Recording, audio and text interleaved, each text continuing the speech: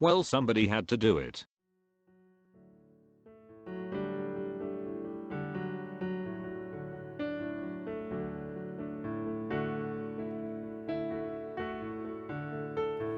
Years from now, we'll tell stories of flying cows, of the people and places we've known, and the things we've seen.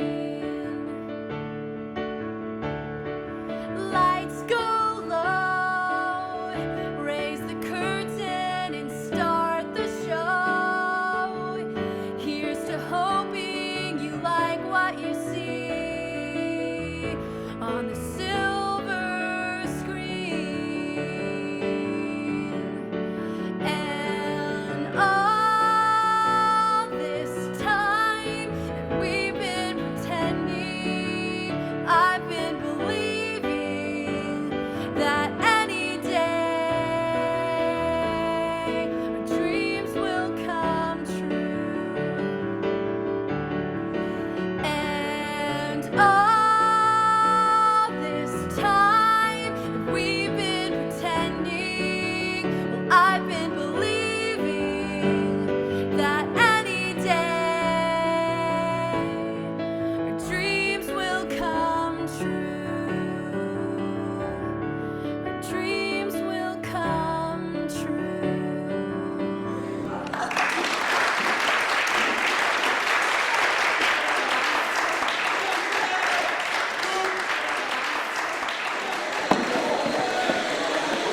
Now that's an American deal. Greetings and felicitations, denizens of YouTube. After months of finishing all the other videos I've had in the pipeline, I've come to reconsider doing a full proper analysis of 2024's Godzilla Kong: The New Empire. You probably remember what I said in the past. Yes, I have seen the trailer for Legendary's next MonsterVerse film, that being Godzilla x Kong: The New Empire. But I do not plan to cover that in the future, since all the MonsterVerse movies so far have sucked ass. GXK will be no different, and it will be gay. Because it would be gay. So why am I doing this, you ask? Stay tuned and find out. My reasoning is manifold, but I can break it down. Back in 2021, during the SARS-CoV-2 pandemic, there was a bit of a dry spell in the wake of Godzilla vs. Kong and Godzilla Singular Point. Alyssa Goji Geek 101 had cut the cord with Gojira 5400, and the lass was making a name for herself on YouTube. She and Oni Winter talking about the Kiryu saga in a live discussion was honestly great. Calling them Kiryu saga shills in my top 6 Millennium films was a dick move on my part, so I apologize for that. She noticed one day that the content online mostly consisted of toy reviews, and made a call for more intellectual content in the Godzilla community. Some people received the call, including yours truly. I took the opportunity to start this channel doing it hard, while under the impression that Legendary's MonsterVerse era of Godzilla ended back in 2021, since we didn't know for sure it would continue. And while I garnered a following with my first video, the videos that followed made people question whose side I was on. Like, how can someone say that the MonsterVerse films suck in one breath, and in the next 4 breaths say that Godzilla Raids Again is better than 1954, and that Shin Godzilla, Singular Point, and the anime trilogy are disposable failed attempts at storytelling, and are emotionally empty? Well, that's because I used to be a Toho purist, but I left that camp and shut the door on my way out, after seeing the sycophancy and hypocrisy from my former colleagues, which just came off as desperate attempts to stick it to the man. In order to obtain the truth, I had to go against the grain, even if it was for argument's sake. Even if it risked the dreaded realization that some of our favorite video games and movies, and long dead anime takes about stuff, don't live up to arbitrary vaunted standards. Even if it was breaking rules in service of a higher purpose. So having poked into the right things, or wrong things rather, I've identified things that are just considered off limits to criticize, even if the criticisms are valid, aka sacred cows. As a result, I've made a couple of enemies, detractors, witnessed some of the most vile, disgusting Down syndrome idiots I've ever encountered. But I've found ways to get a good laugh off of them, all the while making friends along the way through placating some of them. And it led to opportunities to meet so many incredible people, as well as a potential career for me as a writer and storyteller, from all the essentials lessons from game developers, and perceptions objectives from anime animators, that I've synthesized and compiled over the years. I just might publish some stories of mine on sites like Goodreads. So in a weird way, this video regarding GXK brings my journey back full circle to my very first video. Therefore, I figured why not make this my final fifth video concertizing everything that I've learned. Another reason is related to Alyssa's call for more intellectual discussion, but on a broader scale, and that's the woefully sorry state of online media discussion these days. If you were to look at the history of online criticism from the early YouTube days of Red Letter Media, James Rolfe and Cinemassacre, Doug Walker and Channel Awesome up to now, you'll see that a lot of critics such as them like to believe they have the gift of artistic discernment, the ability to discern media down to its composing parts. So whereas someone sees just a scene, someone with the gift or talent would see the script within that scene and be like, oh, look at the components moving, or character, dialogue, environment, visuals, all threading together to weave a narrative. Unfortunately, these critics have not proven themselves to be gifted, either because they are incapable of thinking on a high level, or because the lens at which they look at media is either short-sighted or stunted by a pre-existing bias they fail to recognize. That is, they don't get it. Which is something I've known for a long time. Just give them a not so easy target to critique, and they'll begin to invent problems just to prove to others that they are good at their jobs. Because when your only tool is a hammer, everything begins to look like a nail. But what I didn't know is much worse. These intellectual pretenders, with niche followings who scream the loudest obscenities on the internet, like to play the game of media warriors trying to save the world of media and cinema with their make-believe crusade. And the scariest part is the studios actually listen to these cinematic illiterates and course correct, based on whatever meta they want to surround the movies with, and the final product suffers for it. And yet these same critics schizophrenically whinge about modern blockbuster franchises going down the shitter, because of the preponderance of people who've chosen to settle for familiarity and mediocrity, just because they find it entertaining, without even a vague hint that they are part of the problem, as they vomit up mediocre garbage like the bottom tier sludge, with less clarity or depth than the average puddle. That they have the gall to try to sell as analysis. Lots of sloppy, shoddy self-awareness, all around. A complete Ouroboros. Another reason is related to Alyssa's call for more intellectual discussion, but on a broader scale, and that's the woefully sorry state of online media discussion these days. If you were to look at the history of online criticism from the early YouTube days of Red Letter Media, James Rolfe and Cinemassacre, Doug Walker and Channel Awesome up to now, you'll see that a lot of critics such as them like to believe they have the gift of artistic discernment, the ability to discern media down to its composing parts. So whereas someone sees just a scene, someone with the gift or talent would see the script within that scene and be like, oh, look at the components moving, or character, dialogue, environment, visuals, all threading together to weave a narrative. Unfortunately, these critics have not proven themselves to be gifted, either because they are incapable of thinking on a high level, or because the lens at which they look at media is either short-sighted or stunted by a pre-existing bias they fail to recognize. That is, they don't get it. Which is something I've known for a long time. Just give them a not so easy target to critique, and they'll begin to invent problems just to prove to others that they are good at their jobs. Because when your only tool is a hammer, everything begins to look like a nail. But what I didn't know is much worse. These intellectual pretenders, with niche followings who scream the loudest obscenities on the internet, like to play the game of media warriors trying to save the world of media and cinema with their make-believe crusade. And the scariest part is the studios actually listen to these cinematic illiterates and course correct, based on whatever meta they want to surround the movies with, and the final product suffers for it. And yet these same critics schizophrenically whinge about modern blockbuster franchises going down the shitter because of the preponderance of people who've chosen to settle for familiarity and mediocrity just because they find it entertaining, without even a vague hint that they are part of the problem, as they vomit up mediocre garbage like the bottom tier sludge, with less clarity or depth than the average puddle. That they have the gall to try to sell as analysis. Lots of sloppy, shoddy self-awareness, all around. A complete Ouroboros.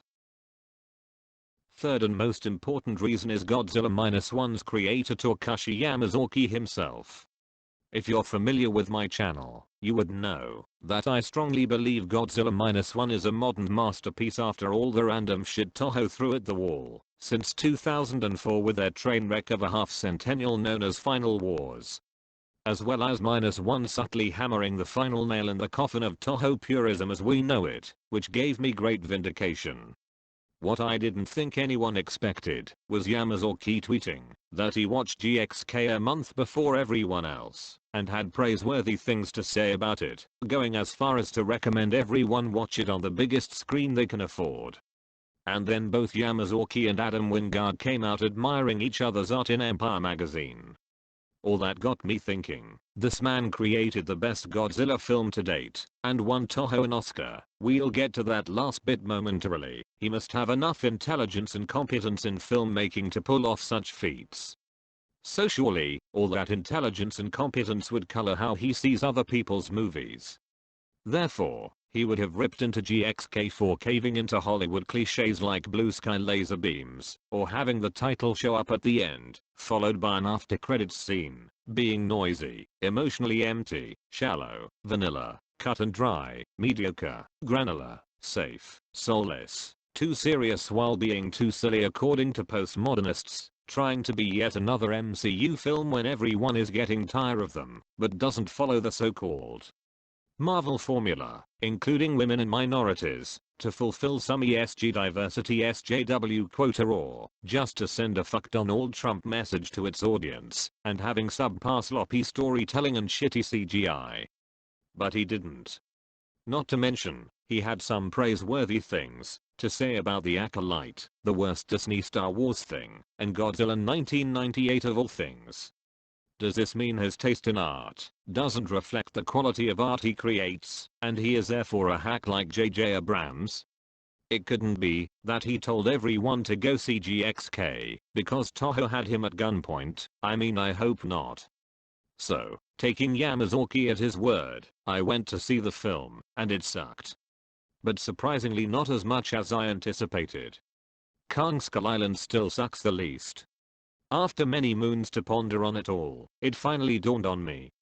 Anyone can make their own art and anyone can critique art, and 90% of the time they suck at it, but Takashi Yamazuki rises above that.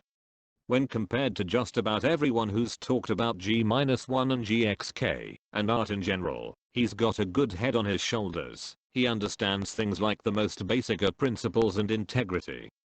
He gets it. Others I can think of consist of Hideaki Anno and Hayao Miyazaki despite their shortcomings.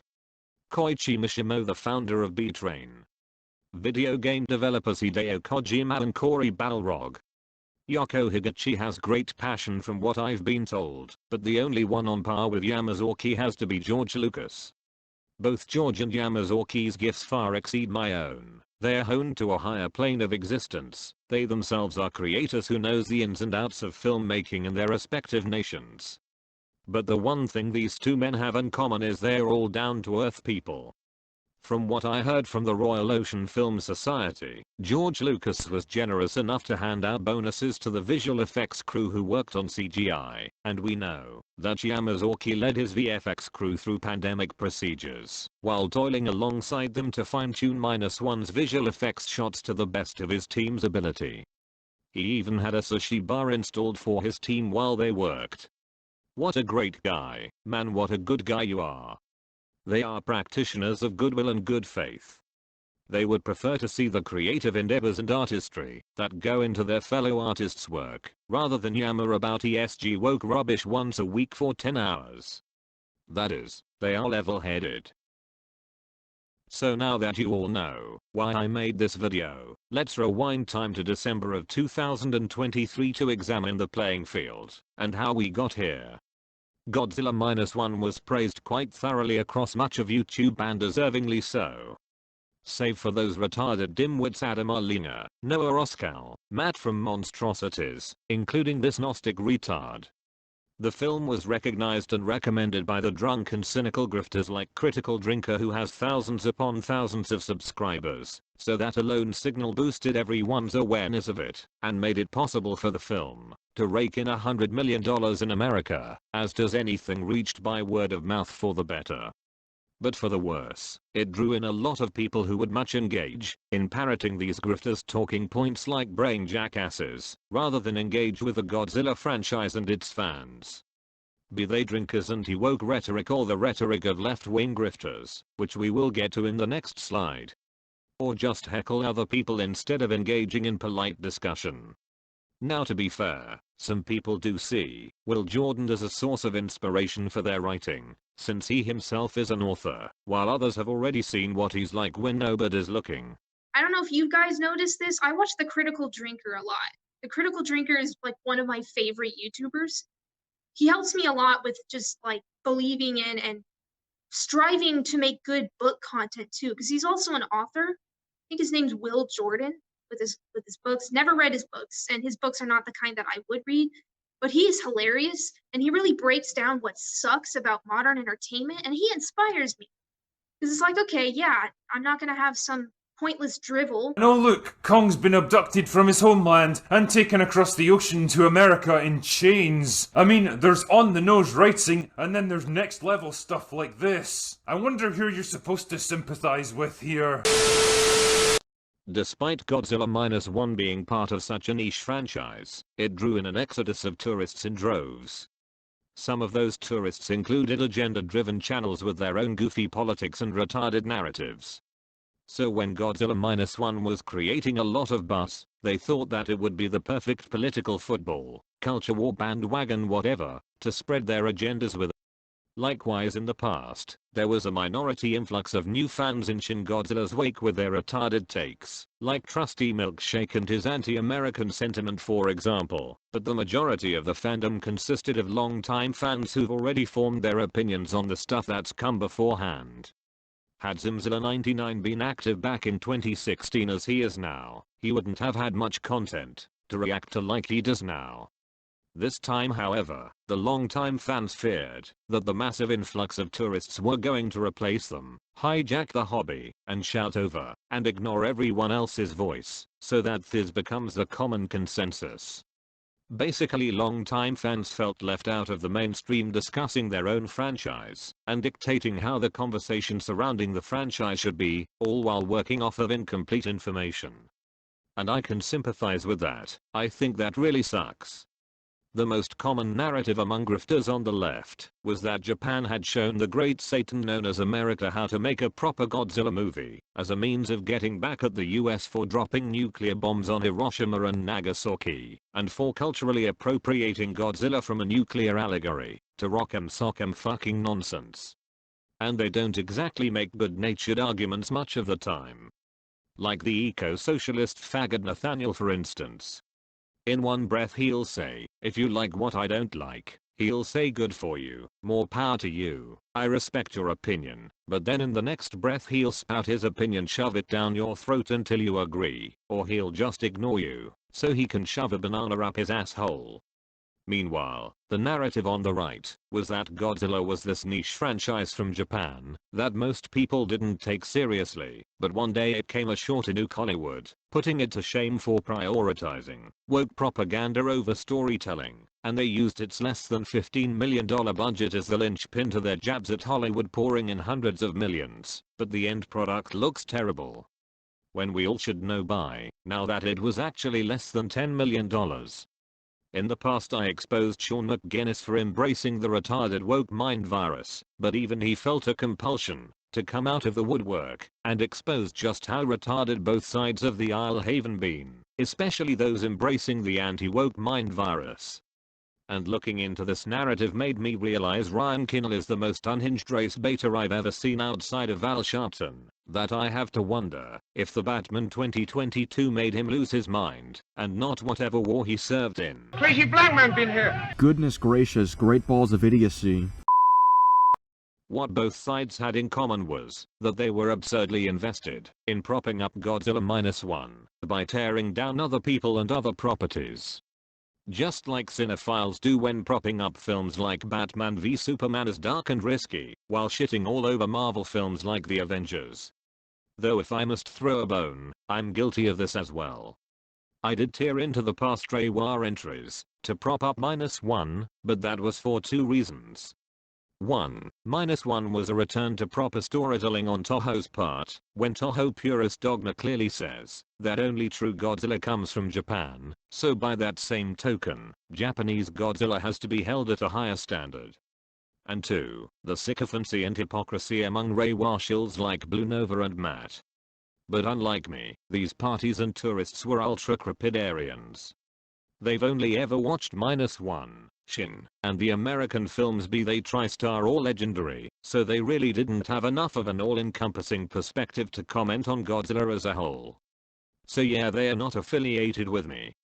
And just like cinephiles, the narratives of these ideologues don't have any leg to stand on other than their own resentment for Hollywood, some celebrity, or whatever.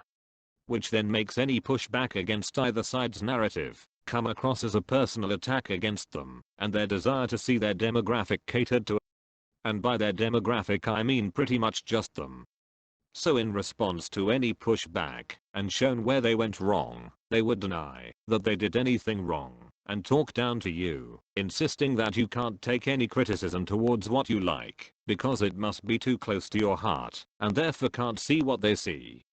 And then when seemingly agreeing to disagree, they would tell their audience that you are irrational, stupid, volatile, rude, indoctrinated by the other side, and can't be reasoned with. Denying, attacking, and reversing victim and offender. Or Davo. They could have invited people like D-Man 1954 or Goji Fan 1993 onto their live streams. Hell, even Dangerville, anyone with a large following in the fandom, who's more familiar with Godzilla at the very least. They cold asked them good faith questions like what got them into Godzilla in the first place, and what it means to them, what was their favorite Godzilla film, and what was their favorite non-Godzilla kaiju film. That would have shown some intellectual humility on their part. But they didn't. Because they would rather live in their echo chambers, where their narratives are right all the time. And to that end, they unknowingly played out the Dunning-Kruger effect, wherein the less you know more about a topic, the more arrogant and high-minded you are in thinking you know about said topic. Funnily enough, that same month, episode 5 of the MonsterVerse Apple TV Plus show Monarch Legacy of Monsters aired, and most of the anti-woke barkers on the right fell silent upon realizing that they were singing praise to a franchise that was quote quote woke, in their minds at least. YouTube and IMDb turned into minefields, and Twitter especially turned from the interlocutal Bermuda Triangle it's always been into a Category 5 shitstorm. And because Republicans, conservatives and right-wing grifters left the discourse, this allowed Democrats, liberals and grifters on the left to take control of the narrative going forward. To go on a bit of a tangent, I might as well give my thoughts on Monarch Legacy of Monsters, now that I've seen it.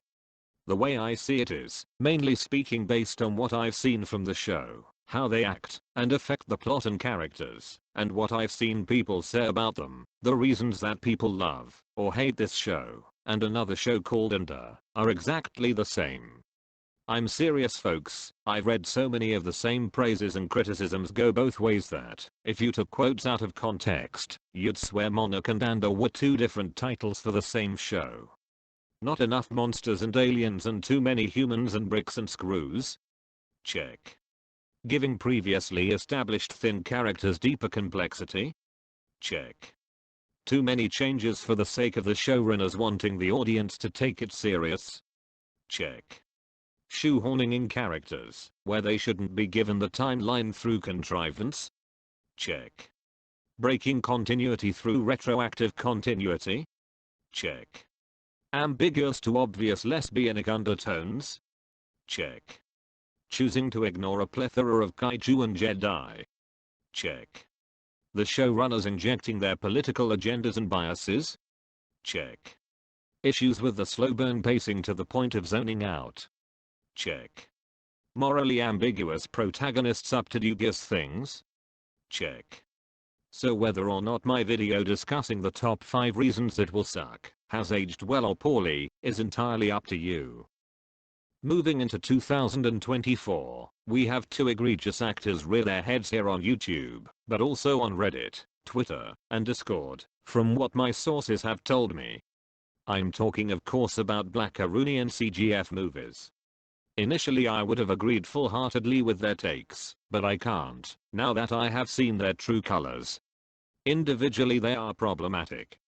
Blackaroonie proclaims to be the orthodox kind of Godzilla fan, which is a kind of Toho purist, but one who goes so far as to believe that the original Gojira is the one true Godzilla, while the rest are bad, because they are derivative counterfeits, and are not worthwhile. And because Eiichiro Honda compromised his so-called anti-nuclear, anti-American, anti-capitalist vision at the cost of his narrative credibility. Similar to how orthodox fans of Star Wars, otherwise known as Jedi vacantists, believe George Lucas ruined Star Wars by not having Han Solo shoot first, or by including midichlorian CGI in politics. Or how orthodox fans of Dragon Ball believe Akira Toriyama ruined Dragon Ball by making Goku Superman and introducing power levels. Since -1 came out, Blackaroonie has changed his perspective, but not by much. Blackaroonie also fakes a Dominican accent in order to make himself sound more homey, and then he rambles on and on and on, to the point his audience loses interest in hearing what he has to say, and then he blames his audience for having a short attention span. Rinse and repeat. He's an aspiring writer per se, but his perspective on writing is short-sighted. He thinks 2016's Shin Godzilla is a better crafted story than 2019's King of the Monsters, but if you have watched my other work, you would know that is not the case. And if he wants his audience to know what good writing looks like, he would publish his Last of Us inspired sequel to Shin Godzilla for the public to see, and not have it behind a paywall on Patreon. And for a guy whose faith is orthodox, he has no problem in having an evolutionist's outlook on reality. Like the Earth being billions of years old and the dinosaurs going extinct because of a meteorite the size of Mount Everest. And he also has a warped perception of what love is. Look no further than this declaration. But they're also going after CGF movies, and that's why I wanted him on, because they're going after him and you don't go after my boys. So now it's personal. Hold on. CGF is your boy toy? No! On the contrary, I am his. He's much more than a friend. He's a lover and a husband. I just want to say that here at Black Screen, we support all your homosexual actions, Mr. Host. We support And yeah. I'm proud of you for finally coming out. We knew it for a while. Us in the server have been saying it. It's okay. Yeah, we support them. We engage in them. Wait, what Eyes about... wide shut style. Hey, listen. If you can't get a girlfriend, become You can do the that. I'm girlfriend. just... CGF movies on the other hand is the worst thing on the planet and the worst of the two. And the most tragic, because he's a zealot of a pop culture podcast known as Every Frame a Pause, or EFAP, as you may have seen earlier. Whose proclaimed bread and butter and mission, since 2018 was all about discussing media with each other in the most objective and fair light. It was necessary at the 9th hour, when The Last Jedi came out, and the likes of Patrick Willems and Quinton were running rampant all over the land with their dishonest and despicable takes. But after the whole Disney Star Wars stuff, The Last of Us 2 stuff, and the DCEU stuff went down, they ran out of things to fight for. So to stay relevant, they stuck to solely trashing the lowest hanging fruit for entertainment value. And just as excessive masturbation can poison the mind and ruin the personality, EFAP was bound to fall into apostasy for its growing heckling problem among its chat and the hosts themselves. And at the 11th hour, it did. It is now a cult that preys on suckers' addiction to rage. A cult that refuses to engage with other viewpoints in good faith, because they see debates not as opportunities to gain knowledge, but for blood sport. They no longer stand to criticize in good faith, but to heckle their interlocutor. When you try to offer them good faith pushback, they will talk down to you, smugly laughing at what you are saying so as to gaslight you into believing that what you are saying is ridiculous, even if it really isn't, and make you less confident in what you're saying. Then they will grandstand why people ought to internalize criticism and get over it, even if it's harsh. A cult that will never admit they were wrong about anything like Captain America Civil War, nor will it expose its worst players like Chase Face for their abusive and toxic behavior, if it means losing subscribers and money. All of which is just poisonous, to not just their brains, but to their souls. Some of them will be able to see the light one day, and therefore come out from among them and be separate, and thankfully some of them have, and wouldn't dare touch the unclean thing ever again. But some of them, like CGF, are just too far gone to heed life-saving advice, and are beyond salvation, and are really going to waste away their pitiful existence being resentful, hypocritical, dishonest, cruel, thin-skinned, insecure, and making their own lack of emotional intelligence, or regular intelligence, everyone else's problem. And will continue to send their money and tithes to right-wing grifters like Nerdrotic, who have absolutely nothing worthwhile to say about storytelling, but would rather take advantage of these ill-tempered people, and send them out, to fight in their culture war against the left, with the false promise of owning the liberals. It's a sick tribalistic us versus them mentality. No one who is a slightly well-adjusted person who is actually happy with their life acts in this manner. Just a sick world we're living in. Sick people. Sigh. Anyway, back on topic. CGF also nefariously engages in rewriting history regarding the Showa era. Instead of loving the truth that the Showa films were made out of passion and talent Eiichiro Honda had for storytelling, as well as rectifying the mistakes he was conscripted to make during World War II through his art, CGF loves and makes the lie that the Showa films were made for financial gain, chasing trends of the times, and that Toho had no faith in its audience, no desire to attempt anything other than to make money off of women and children. Now, put these two inverts together, and their Machiavellian scheme seems admirable on the surface. They wanted to use -1 as a wake-up call so as to usher in enlightenment and media literacy to their followers. But the real plan was to purge the fan base, and what better way to do that than incite a schism from within, a civil war if you will.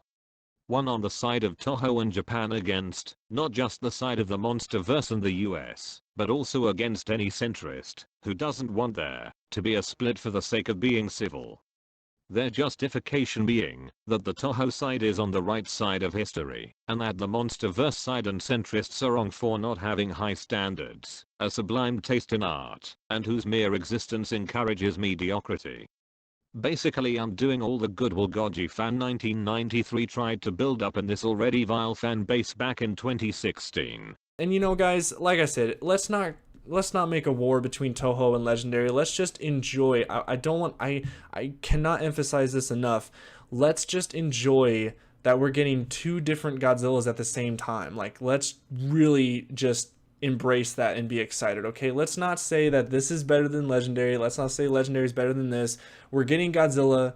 Let's just enjoy it. Godzilla is Godzilla. Whether it comes from America or Japan, we're getting movies. I can't be wrong because the stakes are too high. This isn't a hot take, but a crusade. I must trash this Metacritic score. Western civilization depends on it. It's us versus them. If they win, then all pop culture belongs to them, so we must fight them. I mean, you know, so long as I don't have to actually leave my screen or go outside. Media analysis is at its most accurate when seen as a great battle between good and evil. Yes, this is definitely a great battle and not like a couple of chronically online shut-ins arguing in the comment section. Oh no, my deadly opponent has managed to score a critical hit all the way from his mother's basement. He had a legitimate point about the piece of media we were arguing over. There's a lot of moves I can can make. I could move the goalpost, construct a strawman argument, pull out a whataboutism. But this is about media literacy, so instead of attacking my opponent, I'll resort to attacking the piece of media instead. I'll accuse it of bias. Now, all stories are made by people, and all people have bias. Bias is simply an inclination or prejudice for or against someone or something. The main thing to keep in mind is that one should always assume that they do not have bias, though. Remember that truth is something that can be possessed, therefore biased is something that only people I don't agree with suffer from. Accusations of bias are also a great time to whip out the word objectivity for a good 1-2 punch. After all, when critiquing a work, it's important to put myself on a pedestal, to sneer down upon the object of my critique from a throne made of pure truth and objectivity while I rain down righteous condemnation upon it. Objective is also a great buzzword to throw around too, so long as I ignore the literal definition of it and rewrite it in my mind to,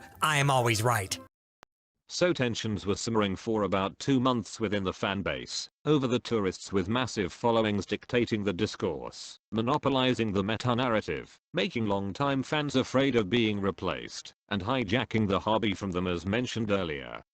While some tourists expressed issues with the franchise as a whole, some of which are valid, what Blackaroonie and CGF needed was a John Brown-like character to cause such a stir that it would usher in their civil war and watch the fans eat each other alive. Eventually, one take from a particular shoebill became the last straw that broke the camel's back for the Godzilla fanbase. But not in the way those two sodomites intended. Dr. Skipper's video essay titled, "Godzilla Doesn't Work in America," was so critically panned by the fan base for its misinformation that it brought 99.9% of the fandom together in a way that few people ever have. Regardless of which movie they think is great, or where they stand on humans and the movies, or whatever. Even though the video was uploaded on January 29th, and the pushback started on the 30th, it didn't pick up steam until February when people in the fandom felt compelled to make their right of reply. There's even a playlist of quote-unquote hit pieces dedicated to both laughing at Dr. Skipper and telling how terrible and misguided his take was. As for me, I can see why people would think it was edited by an ADHD shoebill, drunk on decrepit champagne and cocaine, for ADHD people. I can also see how some people can easily fall for it, thinking that it's a well-spoken and on-point message. However, a part of me thinks not only was the script AI generated, but the idea of the video overall seems like a psyop. Like how people thought Bill Nye Saves the World and Velma 2023 were made by right-wing poll users to make leftists look stupid and unhinged. Likewise, Dr. Skipper comes across as secretly a Godzilla 2014 fan who was disgruntled with the current state of the Monsterverse since 2014, given that he grew up watching 2014 during the 2010s and praised some aspects of it in his video. He even said that it was the best of the Monsterverse films. So, seeing cinephiles and -1 simps lumping 2014 with the other Monsterverse films, and using -1 to shit on them, must have been so upsetting for him, that he made the most batshit insane take on 2014 and the Godzilla franchise as a whole, on purpose, to make anti-Americanists, cinephiles, Toho purists, and -1 simps look irrational. Thus, prompting people to become Monsterverse apologists. Well, mostly apologists for 2014 as the hit pieces would exhibit. There were some defenses made for King of the Monsters and Godzilla vs. Kong, begrudgingly by Jake the Surgeon. Like no Godzilla fan can be this unintentionally stupid. Godzilla is so popular that a lot of people didn't even know that it originated in Japan, or that it's in the public domain in the United States. Regardless of it all, the outcome has me split. On one hand, I'm thankful that Blackaroonie and CGF's wicked plot didn't come to fruition, even if they agree with Skipper and myself on -1 being the best Godzilla movie ever made. So because of Skipper's video, the Godzilla fandom began to reassess their stances on gatekeeping. Perhaps they welcomed too many tourists with open arms, like Europe welcoming too many African migrants, or America welcoming too many Latinos. Perhaps Balzilla 490 was right all along. And I'm surprised to see a prophecy I made come true to some extent. The Godzilla fan base will eat it up because it's Godzilla, but the LGBT community will try to cultivate conversations about identity politics and social justice around it. There will be gatekeeping, like which the world has never seen. But on the other hand, this whole thing just goes to show how unironically defensive the Godzilla fan base can be, to the point where they are perhaps too precognitive to the point of anxiety, making them potential targets for nefarious trolls and grifters. And yes, I have seen Nerdstalgic's video that same month, and it sucked. Him putting Shin Godzilla on the same level as -1 is too charitable. And his big budget equals one to be taken serious notion is retarded, because if it were true, then -1 shouldn't have been taken seriously in the first place, because it was made on a small budget. And you know what, while we are still here, why don't we talk about this bit? E.M. Forster, if you would please. Then, just this year, Toho releases Godzilla -1, a period piece that takes place right before the original film. Nerdstalgic, do you fucking know what you are implying? Alright, you know what, fuck it, class is in session, take a seat. Nerdstalgic is unintentionally implying that Godzilla -1 takes place in the same continuity as Godzilla 1954, which is pants on head retarded.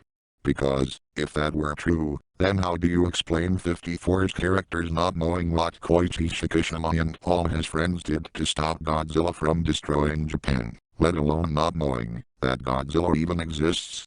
He literally nuked Tokyo, and you expect me to believe that it's all back to normal by the time 54 occurs just to be burned down? No wonder Godzilla fans were so hesitant to share their favorite franchise with people outside their fandom because of both rotten judgment and stupid takes like this. Anyway, British boy, continue. Moving into March, the fan base had found their voices and raised them in unison against the tourists' bad takes. In the meantime, some fans were both excited and worried about Godzilla -1 getting nominated at the Oscars, while other fans couldn't care less. The ones who cared were hoping this would further validate the Godzilla hype in the eyes of the Western public zeitgeist, but also some of them imagined the embarrassing acts the fandom would have enacted if the film didn't nab a silly golden figurine. But the ones who couldn't give a flying hot dog shit had valid reasons not to care, myself included. Everyone should know by now that the Oscars are a morally intellectually bankrupt circle jerk, repeatedly proven time and time again by their condescending bad faith actors and publicity stunts. Godzilla -1 was already valid in the eyes of people who saw the craftsmanship that went into making it. And besides, an Oscar is just an appeal to authority and popularity anyway. But as fate would have it. And the Oscar goes to... Here we go. This is... Godzilla. Yes!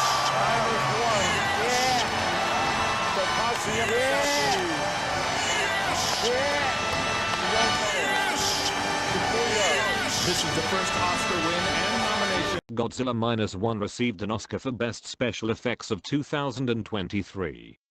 Takashi Yamazuki was there and on stage, he poured his heart and soul into a thank you speech. Well deserved. Following Godzilla -1 winning an Oscar, the next film in the septuagenarian franchise, Godzilla Kong: The New Empire, released on March 29th. The critic score on Rotten Tomatoes showed that about 54% of critics thought it was passable for whatever reason, but the audience score racked up to the 90s. And it overall raked in $570 million worldwide, surpassing Kong Skull Island's worldwide gross by $1 million. And the rest is history. All caught up. Good. Here's a plan for this overarching video. What you have just watched were the first 3 parts, the introduction. The next parts will be taking a look at the mythos. We'll get into what the film provides us to piece together something as opposed to headcanonizing everything. We'll also explore how it all works as a world-building mechanism. Afterwards, we will look at every important character, be they human or kaiju or creature. We will do the same thing that we did with the mythos, but with a heavier focus on storytelling, since the story is pushed forward by character decisions after an inciting incident. Then we will be looking at the themes of the movie, be they new, and in relation to the past themes from movies prior. Then we'll talk briefly about the director Adam Wingard. And finally, the closing of the video, which will really show all of the theoretical reasons why, despite the many odds stacked against GXK months before, it succeeded in the end. And in the end, we will draw many conclusions. Without any further ado, let us begin. Out of all the major eras of Godzilla we've seen, only 4 of them are single continuous continuities. Each of these eras has its own lore, a body of stories that carry over from one movie to another, if that one movie is allowed a sequel. The Showa era, the Heisei era, the TriStar era, and Legendaries era, which is what we are focusing on. And to any Reiwa fans out there, I just want to clarify that yes, it is possible for 2 distinct eras to be happening at the same time.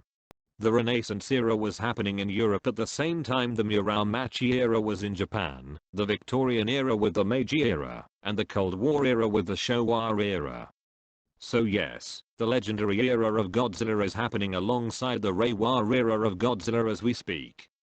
Anyway, 2014 from a filmmaking perspective barely had lore and backstory to it. We were told ancient species once roamed the earth when it was more radioactive in the past. The films that followed expanded upon this. Now, if you were to go onto YouTube and search up the MonsterVerse's so-called Titan War, you'll find the biggest videos belong to Dangerville. The problem is Dangerville uses third-party material and his own headcanon to write up his own fan fiction, and people eat it up like it's actual canon. But now, thanks to the new Empire, we have a canonical explanation as to what this Titan War actually was in the MonsterVerse's own mythology. Does anyone remember this line from the GVK trailer? The myths are real. Yeah! There was a war, and they're the last one standing.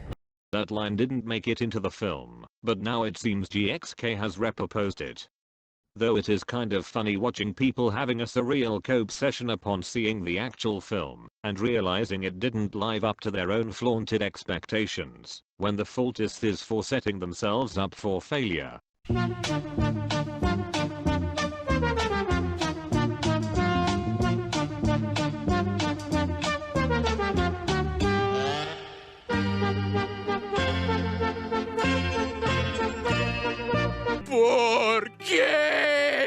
Obsession with infinite possibility is quite the scrumptious drug.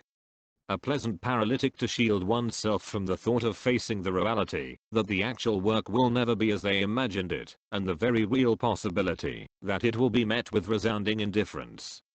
And it shows. So before going over the legendary era's lore, I must lay out rules. Everything is just what I can derive from the films as is. This means no third-party material or information. Not the shows, the novelizations, the graphic novels, the games, social media, marketing, or commentary by the directors. And what I just outlined is similar to the Holocron continuity database tiers of canon for the Star Wars expanded universe, at least the old one, before it was ditched by Disney. Since Legendary hasn't published a similar database tiers list, nor have they said all works from 2015 onward would be part of a one-universe canon, I've seen MonsterVerse fans adopt this canonicity ranking to make sense of aesthetic differences between the mediums. And I believe Michael French from Retro Blasting can make a better case from them than I can. Disney had this delusional idea that they would erase the game board and then decree that every game, comic, and book they would make in the Star Wars world from here on out would be part of the official canon of the saga. Do you see how stupid a move that is? There was a very shrewd reason George Lucas left the expanded universe up in the air in terms of it being canonical to the Star Wars mythology. Because there are so many different artists and writers and stories coming into this effort, that means by any law of averages, there are going to be stories that absolutely suck. So Lucasfilm calling the expanded universe a harmless buffet that has no bearing on the main course meal that were the Star Wars films allowed fans to breathe easier when a comic or book completely sucked. We take what we want and leave the rest. Just like your salad bar. So, while going through the lore, I will attempt to explain certain things and answer any unanswered questions that'll rise up throughout this deep dive, but most of them will be saved for the end. Long ago, the surface world and the subterranean world lived together in harmony. there was coexistence or balance in the world of the Monsterverse. The Titans were the guardians that watched over nature, which humans naturally feel the need to harness for their own purposes, while a specific order of Titans called the Great Apes watched over humanity. Inevitably, Titans and humans would drift into each other's lanes, and this is where Godzilla steps in. This does raise up some questions like how lenient is Godzilla? Well, 2014 and King of the Monsters did show that he won't stomp out a Muto larva as soon as it's hatched, or if there's just one elder Muto, but he will intervene if two of them plan on reproducing. As for how a Muto can serve as a guardian of nature, I can imagine that, since the Mutas looked like wasps, especially parasitoid ones, they would pretty much serve as pollinators. Perhaps the Hollow Earth has Titan-sized plants and flowers. At this point we don't know. Obviously someone like George R. R. Martin would ask what Godzilla's tax policy is, like he asked what Aragorn's was at the end of Lord of the Rings. But 1. He's a fat socialist faggot who can't even finish his own story because he's lazy. And 2. The obvious answer is as Sargon of Akkad puts it, well, whatever was necessary for the kingdom to be well run. Because if you're asking questions like this, then you're missing the point. The story is not about these mundane technical details, the story is about the fate of the moral arc of the universe. Then as long as the Monsterverse doesn't end up where the anime trilogy crashed and burned, I see no reason to say it doesn't have any substance to draw from. Then, everything changed when a red bald-headed monkey wanted to be in charge of everything, so he attacked. This monkey, whom the Iwi call the Ska King, convinced his tribe of great apes that, if they take out Godzilla, then they'll hold dominion over the rest of creation.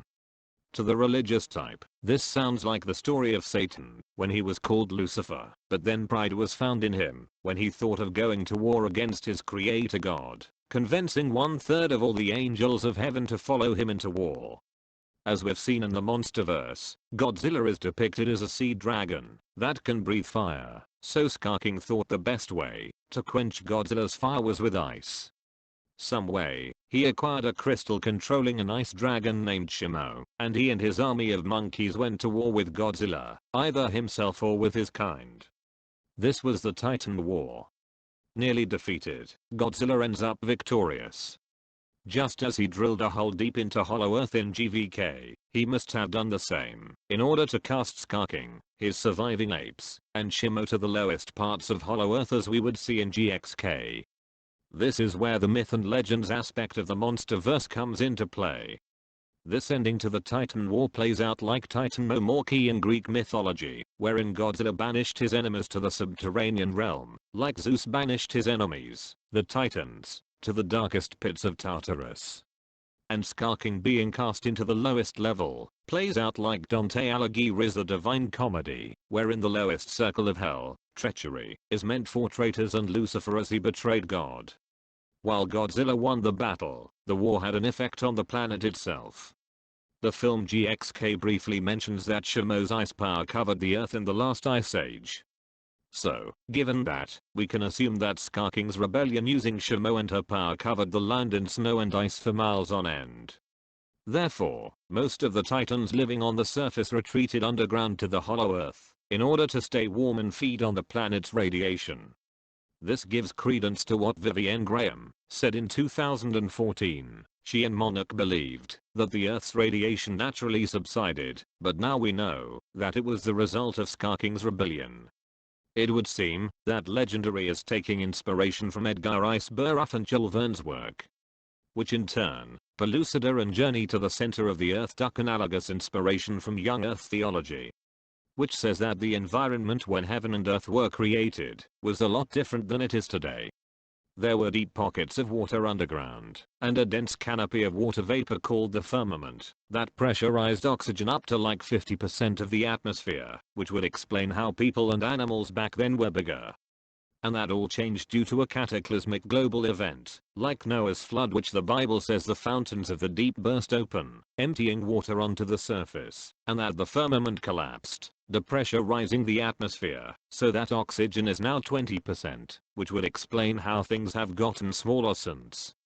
Furthermore, Contrary to Charles Darwin's theory of evolution, dinosaurs were created alongside humans, and most of them became extinct because the environment became less suitable for them following Noah's global flood and the change in weather that resulted from it. Therefore the dinosaurs, while hunted and killed like dragons, retreated to places like the Congo, where it's barely habitable for humans to live there. This would make you think, why hasn't Legendary included dinosaurs in the Monsterverse? There was a Triceratops skeleton on Skull Island, that's about it. And this is also analogous to creation myths. Norse mythology, for example, has Gununga Gap, wherein primordial forces, fire and ice, collided and produced not just water, but life as we see it today. Though some creationists would rather stick to creationism as explained in Abrahamic religions, because they believe life didn't come from death and destruction, those were byproducts of Adam's sin. Back to Legendary's Monsterverse era lore. As we saw in GVK, Godzilla had a seething hatred for Kong, smiled when he burned him with his heat ray, and he left Kong to die, even after he beat him into submission yet refused to submit. This could mean that Godzilla had a resentment towards all Kongs, but not without reason. He did almost die from Skarking's rebellion after all. So, the Kongs that didn't follow Skarking into war thought it would be for the best to stay out of Godzilla's way. Some of them retreated to the Hollow Earth along with some of the Titans, to escape Shamo's Ice Age, meaning that at some point, they had to have built the temple we saw in GVK, which was funnily and coincidentally below Hong Kong. The temple being built over a deposit of Hollow Earth energy meant that they had a place to charge up their weapons which can capture, hold, and disperse that energy. Since that energy is similar to the energy Godzilla disperses, it's safe to assume that the Kongs who built the temple carved an etching on the floor in the image of Godzilla so as to remind them who is in charge on the surface, and who makes the rules. While that's interesting to know, you still have to wonder, even with the Hollow Earth energy, why didn't they last long? Well, since Hollow Earth has a different environment than that of the surface, perhaps it wasn't all that suitable for them. We saw in GVK that Kong need the help of Team Kong to fight off a pack of warbats. Who knows? Meanwhile, on the surface, some Kong stayed out of Godzilla's way by hiding on Skull Island, where a perpetual storm surrounds it. Obviously, as we see in Kong Skull Island, they also didn't last long. The skull crawlers nearly hunted them into extinction, leaving the Kong that we know as the only one left to keep to himself. Hashtag not all Kongs. As for humanity in this whole ordeal, they were pretty much on their own. But even without the Kong's protection, they managed to survive Shamo's Ice Age, and once it passed over, however long it took, they managed to thrive. This raises some interesting questions like, did humanity pass down stories of Godzilla and the Titans? If so, then did those stories become the myth and legends as we see them today? There is one shot at the beginning of 2014 wherein we see a poster to a movie in universe. It's meant to foreshadow events that'll happen later on in the story, but as a piece of world building, this suggests that there are stories of the Titans passed down through generations. The iteration here is just to show our Rira-esque rendition of that story. The story being that of the Mutus, though portrayed as locked in battle, rather than looking for each other to mate. In addition, we learn that the Iwi not only have a connection to Kong, but to Mothra as well. That connection being telepathic like Miki Segusa. This in turn solidifies Eileen Chen and her sister Ling from King of the Monsters as Iwi, or part Iwi, but they communicate through talking as opposed to telepathically, which suggests that most Iwi have lost that ability over the years, because they had to adapt to a surface world without the Kongs or any other Titan. Just as airbenders that happened to survive Sozin's comet and the Air Nomad genocide had to hide their airbending and spirituality for 170 years, which carried over to their descendants in the Earth Kingdom, till harmonic convergence awakened it within them, as seen in Legend of Korra Book 3. Now that we've come to the end of the lore section of this video, here are some unanswered questions that I've saved up till now. While there aren't concrete conclusions to come to, it is interesting to think about. First question, did Ghidorah arrive on Earth prior to Skarking's rebellion? The movies do not pinpoint the time in which Ghidorah landed on Earth, meaning that yes and no are open-ended answers. Either one can be correct. Before and after would mean that humanity would have been able to jot down a dragon with multiple heads that fell from space either when the Earth was much warmer or much colder. Either way, this would explain where stories like Orochi or the Hydra came from. Second question, did Shimo help Godzilla trap Ghidorah in ice?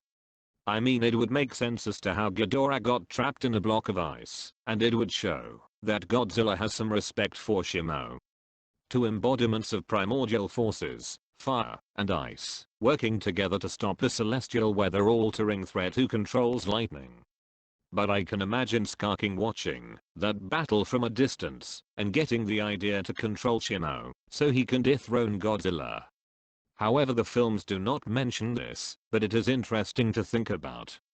Third question, are the Iwi ancestors of humanity?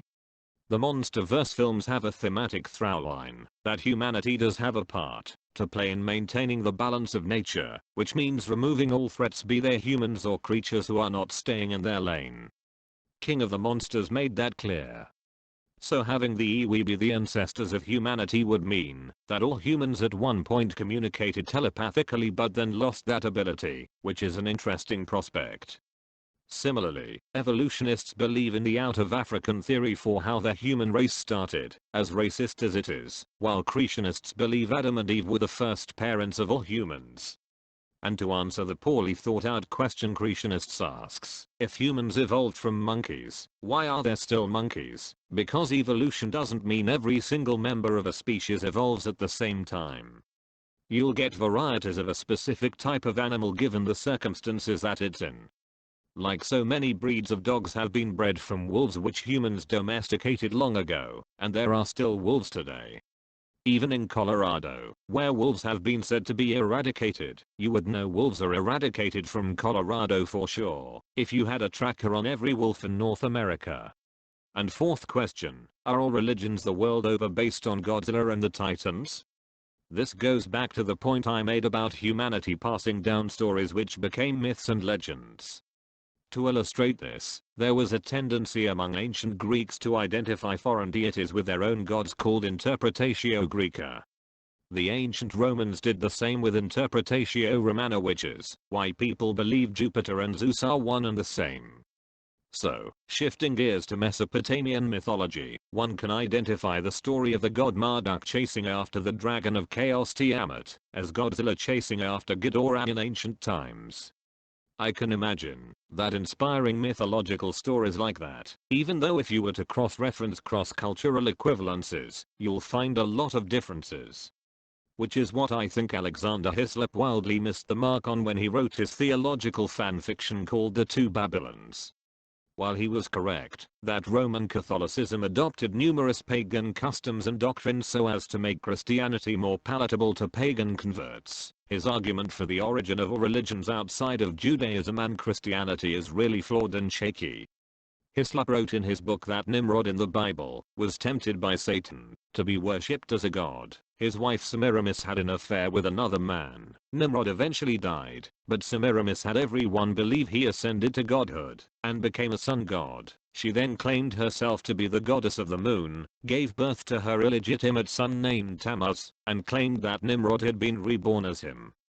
And that the father, mother, and child mystery religion story whatever would become the Trinity template for all pagan religions once the Tower of Babel incident occurred.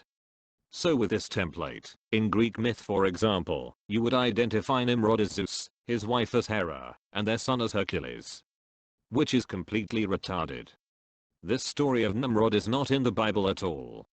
All that it says about Nimrod is that he was a mighty hunter before the Lord, and that's it. So any Christian who believes in sola scriptura would find this story extremely hard to believe. If not believable at all. So, that pretty much wraps up the lore section of this film analysis. So now we are at the meat and potatoes of this film analysis, the characters. Be they human or monster. As you can see, we have a long cast to get through. But before we continue, I want to make it clear that I won't be using the phrase, human character, ever again. At this point in the discourse, it's been diluted to the point most people do not know what a character is, and it's made the conversation frustrating to engage with, if it wasn't already emotionally charged to begin with. It has lost all original meaning and now has become a thought-terminating buzzword and a slur appropriated by people that don't want to think critically about the media they consume. They've basically redefined it to mean the most uninteresting part of any movie-going experience when walking into a film that happens to have kaiju, robots, dinosaurs, whatever that they are more interested in seeing. So when they say that a Godzilla movie isn't balanced, or doesn't know what it wants to be, or whatever postmodernist babble, they aren't talking about equal screen time between the monsters and the humans. They are talking about full interest and engagement from start to finish. And I mean, this is the thing, right? Like, if you walk into any film expecting it to have your fullest attention from beginning to end, that's a subjective criterion on your end. Like, fair, but you're still an idiot at that point. But like, fair. And also, we all have interests in different things, and if I wasn't interested in Godzilla to begin with, then I never would have gone to see the films, let alone start this channel. However, when I'm trying to honestly grade the quality of someone's writing, I don't give a fuck if anyone loses interest while watching any movie, least of all if you did. Rant over. Moving on. The humans won't be discussed in any particular order, but let's start with Gia. Many fans continue to agree that Gia was the best character in GVK, and they would be right to believe she and Kang were the heart of that film. Like Joel and Ellie were the heart of The Last of Us. The same is true for GXK. It's not because the actress Kaylee Hottle, who is deaf and mute, was hired to fulfill some woke ESG quota so as to be seen as non-ableist, but rather because fans recognize Gia as a source of solace for Kang in this story. Both of them were displaced from their homes on Skull Island when Ghidorah's worldwide storm aggravated the perpetual storm surrounding Skull Island, enveloping it in perpetual rain. That's what I can infer, as the films don't mention it. Kang had already lost his kind, so he ended up losing his domain, but Gia ended up losing her fellow Iwi. At the beginning of GVK, she can tell Kang is upset when he realizes the biodome containing him is fake, and that he's been living in an illusion. But we later on that, when Kang is agitated over being rained on while in chains, Gia comes out to calm him down. Many fans highlight that scene as the emotional core of the film, establishing that both have companionship. We then see in the same scene that Kang and Gia communicate through sign language. Now, CGF did say that Kang using sign language was quote-unquote cheating on part of Legendary in wanting to make him a sympathetic character, but we can write off his opinion as personally incredulous, as well as him being retarded. So when Kang finds Gia in the Hollow Earth in GXK, they reconnect the same way they did in GVK. Speaking of GXK, both Kang and Gia go on similar journeys when the Iwi living in Hollow Earth call out to them, which later reveal that they aren't the last of their kinds. Gia finds her fellow Iwi living in harmony with nature, and Kang finds his kind living in harsh conditions. So how does Gia's journey in GXK start? Well, we see Gia has been enrolled in a monarch-funded school for displaced children. Kind of like how Madison's journey started in GVK, but we are talking about Gia here. Gia keeps to herself when in school, much like Kang did in Kang's Skull Island, and we are told that she's not all engaged in her studies. One day, she receives the Iwi's message, but she has no idea what to make of it as it causes her to scribble all over her desk and papers. At night, she receives the same message, but it freaks her out. She clings onto her Kang doll that we saw in GVK, which tells me that she has a religious devotion to him as a source of comfort. Makes sense, as Kang was deified by the Iwi on Skull Island, and their culture was centered around him protecting them from skull crawlers. And makes you wonder why Gia's Kang doll hasn't been sold as merchandise by Legendary and Warner Brothers, doesn't it? It might not sell as much as Baby Yoda, but there should be a market for it. Anyway, Gia feels compelled to answer the call, so she joins the expedition to the Hollow Earth, and they find the Iwi living there, and this is where Gia starts to open herself up. In one scene, she is partaking in what looks like Dunhuang or Chinese ribbon dancing. You can see that she's much happier than she was at the beginning. Like a lily blooming, she's unveiling her true self. Like I said my first MonsterVerse video, Gia is deaf and mute, but she and the other Iwi children can gasp and laugh apparently, so they aren't entirely mute. Though it has been medically shown that a fully physically mute person can still make certain vocalizations like screaming, gasping, or laughing, because the muscles involved in other vocal functions like breathing and nonverbal sounds are often still intact. Even if they cannot speak words, the underlying mechanism is that these sounds don't require the fine motor control and coordination needed for articulate speech. And to answer the old question, can a deaf person hear their own thoughts? Well, Gia can hear her own thoughts via telepathy, as well as the thoughts of her fellow Iwi. At one point in the film, the Iwi Queen has Gia hold out her hands and looks into her memories through her mind's eye. One of those memories being glimpses of her childhood on Skull Island. We'll talk more about what this means later on, but for now, we saw through her memories that she was much younger, so that does raise the question. How old was Gia when the desolation of Skull Island happened? Well, we know that Kaylee Hottle had to have been 13 years old when GVK was being filmed, but the films don't specify how old the character is, so we don't know. And finally, we see that Gia, an Iwi from Skull Island, was selected by Mothra, a guardian of the Iwi in Hollow Earth, to fulfill Iwi prophecy. That prophecy being that at the end of the world, that being the Iwi calendar, she would summon Mothra, whose life essence was infused with Godzilla during his battle with Ghidorah, King of the Monsters, dispersed in making nuclear pulses, and hasn't been seen since. This prophecy, as annoyingly typical and cliché it may be to some hypersensitive audience members, isn't fulfilled for plot reasons, but for character reasons. No other Iwi could have fulfilled this prophecy.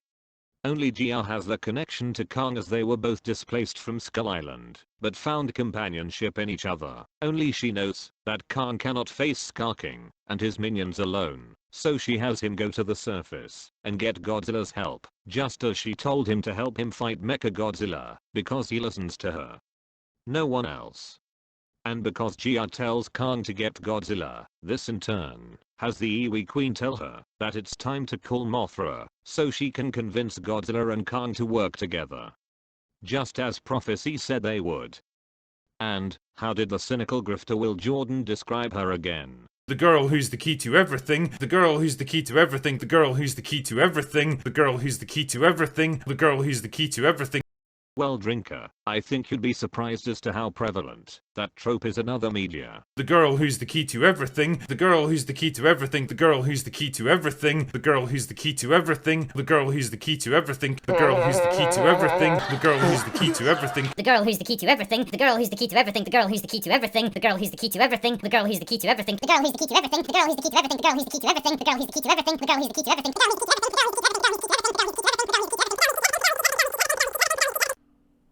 Well, I'm convinced. And to cap this off, as the Norns once said before Ragnarok broke out, there is no destiny, Puck. There is no grand design, no script. Only the choices you make. That your choices are so predictable merely make us seem prescient. When my son was born, shut up! You are the sum of your choices, nothing more. First thing to address is that Eileen Andrews looks like a middle-aged lesbian. Compared to how she looked in GVK, not only does she wear an androgynous attire, but she decided to trim her hair to what looks like a cross between a pixie cut and a perm. Similar to Miki's hair in Godzilla vs. Space Godzilla. But it's not like Han Solo, who isn't cool, because he's got a half mullet going on. When she picks up Gia from school, she's seen owning a Volkswagen, which is a signature car for lesbians, just like SUVs are for mothers who drive their kids to football practice. Soccer for the uninitiated. Moving on from that, at the beginning of the film, and in one of the trailers, she gives an opening monologue saying for most of human civilization, we believed that life could only exist on the surface of our planet. It's the kind of figurative flowery language you would expect to read in a feminine novel written by a woman, for women, but I've seen cynical limers latch onto this line as literal, in order to paint Eileen as retarded for ignoring ocean and cave-dwelling creatures. And anyone who attempts to correct them on what she meant by that line is met with ridicule and gaslighting. insisting that the people correcting them are laughably stupid for defending a detail so small that it's not worth defending in the first place. And that they are incapable of emotionally reconciling flaws pointed out in their favorite media, something these critics clearly have no leg to stand on to lecture others about once something they love gets criticized. Ultimately, this just reeks of critics being desperate, perhaps even disingenuous. I leave it to you to decide which one of those is more likely. Moving on, Eileen's role as both director of Kong research and Geoff's surrogate mother carries over from GVK. So in a way, she's keeping Team Kong together. While she's in charge of Monarch's work stationed in the Hollow Earth, she's looking after Gia, but has been noticing that she's not fitting in with her peers at the academy. When she has her vision at night, Eileen thinks that Gia's starting puberty, which is why she tells her nothing's wrong with her, as any competent parent would, but that isn't the case. And that would probably explain why Eileen looks more androgynous than she did in the last film. She's putting more focus on her career at Monarch, and as a single mother, so she doesn't have time for men. She goes so far as to find Bernie to see if he can make sense of Gia's scribbling and the signal from Hollow Earth, as they are both identical. She also invites Trapper to go on the expedition to Hollow Earth, but whatever happened to Nathan from the last film? Don't know. And even though Hollow Earth is full of dangerous creatures, she does allow Gia to join her on the expedition, but only if she stays by her side at all times. Eileen has a bit of a character arc in this story. She wants what can make Gia happy, even if it means needing to understand that letting her go with her fellow EWE can do just that. In the end, however, Gia decides that she'll stay with Eileen because of all they've been through together. Leaving behind Skull Island to find Kong a new home in the Hollow Earth, hiding in a room when Godzilla attacked their fleet, playfully bantering on Nathan for his cowardice, following Kong as he finds the Hollow Earth energy source which his kind built a temple on, relishing in their victory against Mechagodzilla, and everything in between. Later on, we will discuss the theme of this character arc. And to cap off Eileen, I'll say that her and Gia's surrogate dynamic is comparable to that of -1's Noriko and Akiko's surrogate dynamic. Oh no, oh we should film it.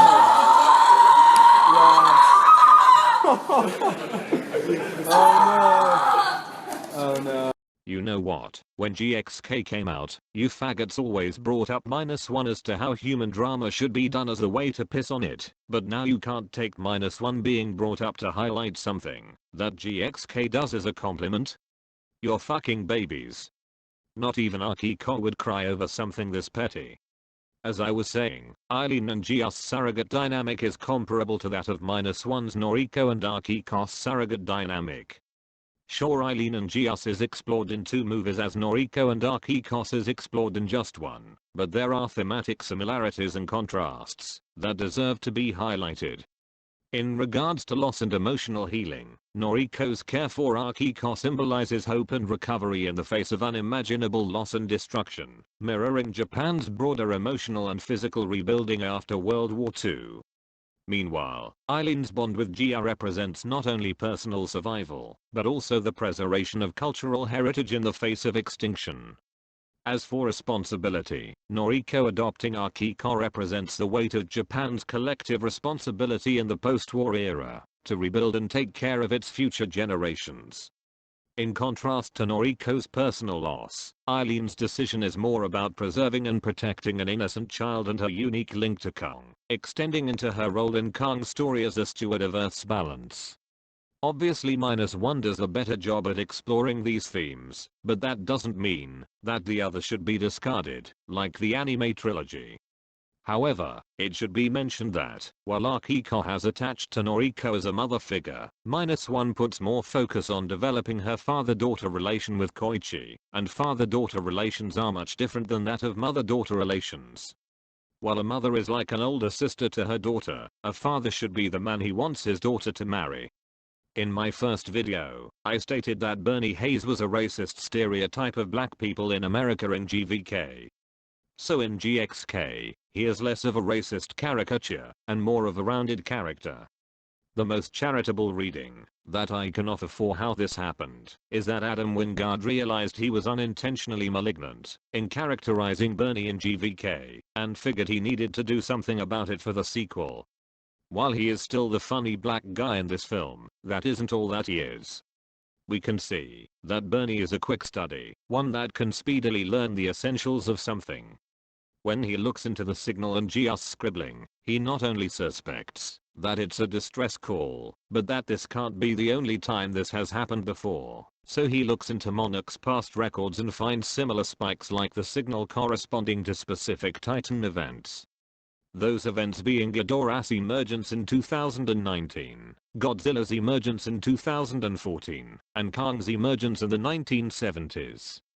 Basically alluding that we have been alerting Godzilla and Kong of Skullcrawlers, the Mutus, and Ghidorah. While it may seem to make Godzilla and Kong more reactive than active, they've always been reactive in the Monsterverse, which seems to annoy people who want Godzilla to be an active threat for whatever reason. Bernie is also capable of quickly understanding the Iwi's culture and technology. He sees that they're in harmony with nature as well as masters of gravity manipulation. Before the final battle, he's able to discern the Iwi pouring the gay liquid metal into the pool underneath the pyramids, to trigger a reaction which will stall Skulking and his army from reaching the portals to the surface. At the beginning of Bernie's story, we see environmental storytelling at play. A technique that Adam seems to use a lot. Using the setting to convey information and encourage the audience to engage in the fictional world by discovering the meaning of the setting. At the beginning, we see what appears to be Bernie's ancestors who seem to be from the 1800s, which would indicate that he's a descendant of slaves, and this would indicate that Bernie doesn't want reparations as he runs a podcast and doesn't let that racial injustice bother him.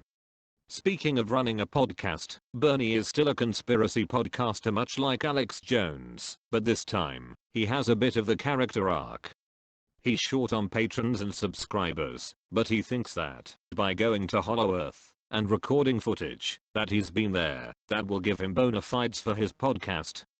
However, Trapper, which we'll get to so don't worry about it, convinces him to decide against it, in order to keep the Iwi tribe untainted by the modern world, a feeling of necessity to keep it pure. It convinces him, so he asks him to say it again, so he can record it on tape. It ain't much of an arc, but it's something. In a way, this doesn't make him a breadtube grifter. And on screen during his introduction, we see that he's invited Madison and her boy toy Josh onto his podcast, so in a way, he's keeping Team Godzilla together. And lastly, Bernie might be ambiguously bisexual. He ain't gay though. He used to be married to a woman named Sarah, she died for whatever reason, but he's seemingly gotten over her passing since Josh poured the flask containing liquor onto Mechagodzilla's motherboard, which was meant to be a memento to her in the event he loses all hope, but it didn't do much in that film. Bernie's got more quirks than he did in the last movie, but also hints of clinginess through his interaction with Trapper once he leads the party to the source of the signal. And he even said near the end he would. Ahem.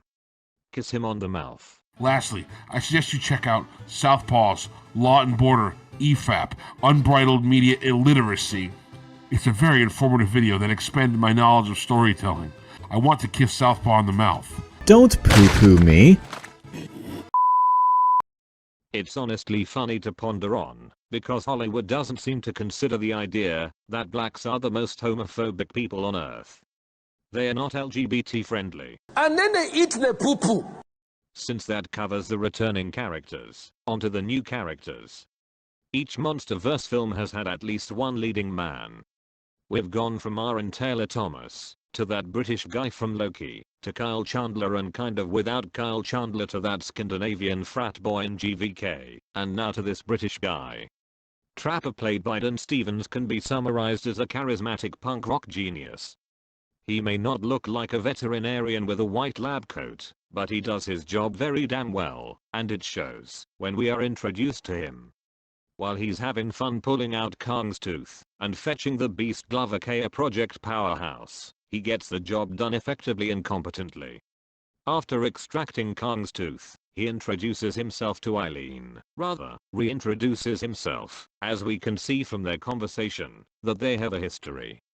And anyone who says that's telling, and not showing, which breaks show don't tell, well, characters having a conversation is visual storytelling, so it counts as show don't tell. Godzilla Singular Point breaks that rule of thumb by overloading its audience with excessive dialogue to keep track of. Anyway, Trapper and Eileen's conversation tells us that those two used to be colleagues, like Nick and Audrey were in '98, and went on separate paths upon graduating. While Eileen doesn't have time for men, she does respect him as a friend, and several times throughout the film, Trapper assures her that she'll do right by GR. Later on, when they travel to the Hollow Earth, Trapper is shown to have a sense of connectedness to nature. He and the Iwi embody the theme of interconnectedness, which we'll talk more about that in the themes section of this video. As a show of altruism to animals, he lets a mosquito bite him, drink his blood for herself and her babies. Now, some bad faith critics latch onto this to show that Trapper is retarded for letting mosquito bite him and give him whatever disease that bug was carrying. These retards won't tell you that 70% of all mosquitoes don't carry disease. And also, just because they wouldn't let a mosquito bite them, doesn't mean that it doesn't make sense for Trapper to. Please, do not apply personal incredulity where it doesn't belong, you fucks.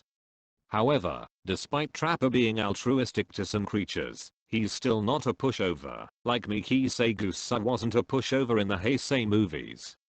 He's alert to the threats of the wilderness, and I would say more alert than the average person due to his connectedness to nature.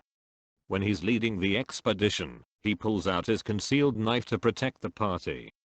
And in his part in Burner's character arc, he explains that the Iwi society has a sense of magical wonder which any isolated tribe in the world has lost because they became corrupted by a toxic postmodernist world. This is just like rural traditional areas in real life. Unless officially confirmed, Trapper seems to be named after Trapper John McIntyre from MASH, a black comedy set in Vietnam during the Vietnam War, with him being a doctor and all. There are several music cues throughout GXK which made the film fun to watch in theaters. Kong Skull Island and Godzilla vs. Kong also had music cues. Some detractors would cite this as a sign of Marvelization that is plaguing the film industry in the wake of Guardians of the Galaxy, but we can write them off as idolaters of Martin Scorsese who engage in hyperbolic dumb-dumb cinephile talk. Anyways, in relation to Trapper, several of the music cues relates to his actions on, hence the punk rock in his characterization. His best two highlights being I Got Cha by Green Flow when extracting Kong's tooth, and I Was Made for Loving You by Kiss, Kids in Satan's Service, when the Beast Glove alleviates Kong's frostbitten hand and empowers him. And at the final battle with Ska King, Trapper brings in a flock of Vertizines to keep the enemy forces at bay. Now, when the expedition enters Hollow Earth, Trapper explains what Vertizines are and what they do, which is the setup which pays off at the final battle. This is the cavalry trope which I explained in my -1 analysis, and dare I say that GXK executes this trope in writing better than what -1 did. Because again, Shiro Mizushima arriving with his cavalry of tugboats pays off his want to fight for Japan, but there was no setup of him alluding to him assembling the tugboats, unless you can patch this by inferencing it, like I did. Even though it does seem rather lucky that Shiro arrived at the precise moment when those tugboats were needed, it makes a lot of sense character-wise that he would commit to this action. And one can think that he was watching the plan unfold from afar, and when the two boats couldn't lift Godzilla up, that's when he gave the order to set out. That just sounds like you're writing this script for Tokushima, okay British boy. This standard is absolutely bonkers if one stays consistent with it. And one question to ask, if a critic stays consistent with this asinine standard, does that make them a good critic?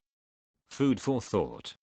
-1 Simps must be coping, since I just highlighted an aspect of GXK's writing done better. Cope harder. Mikhail played by Alex Ferns is Scottish, and Britain's most hated soap opera villain.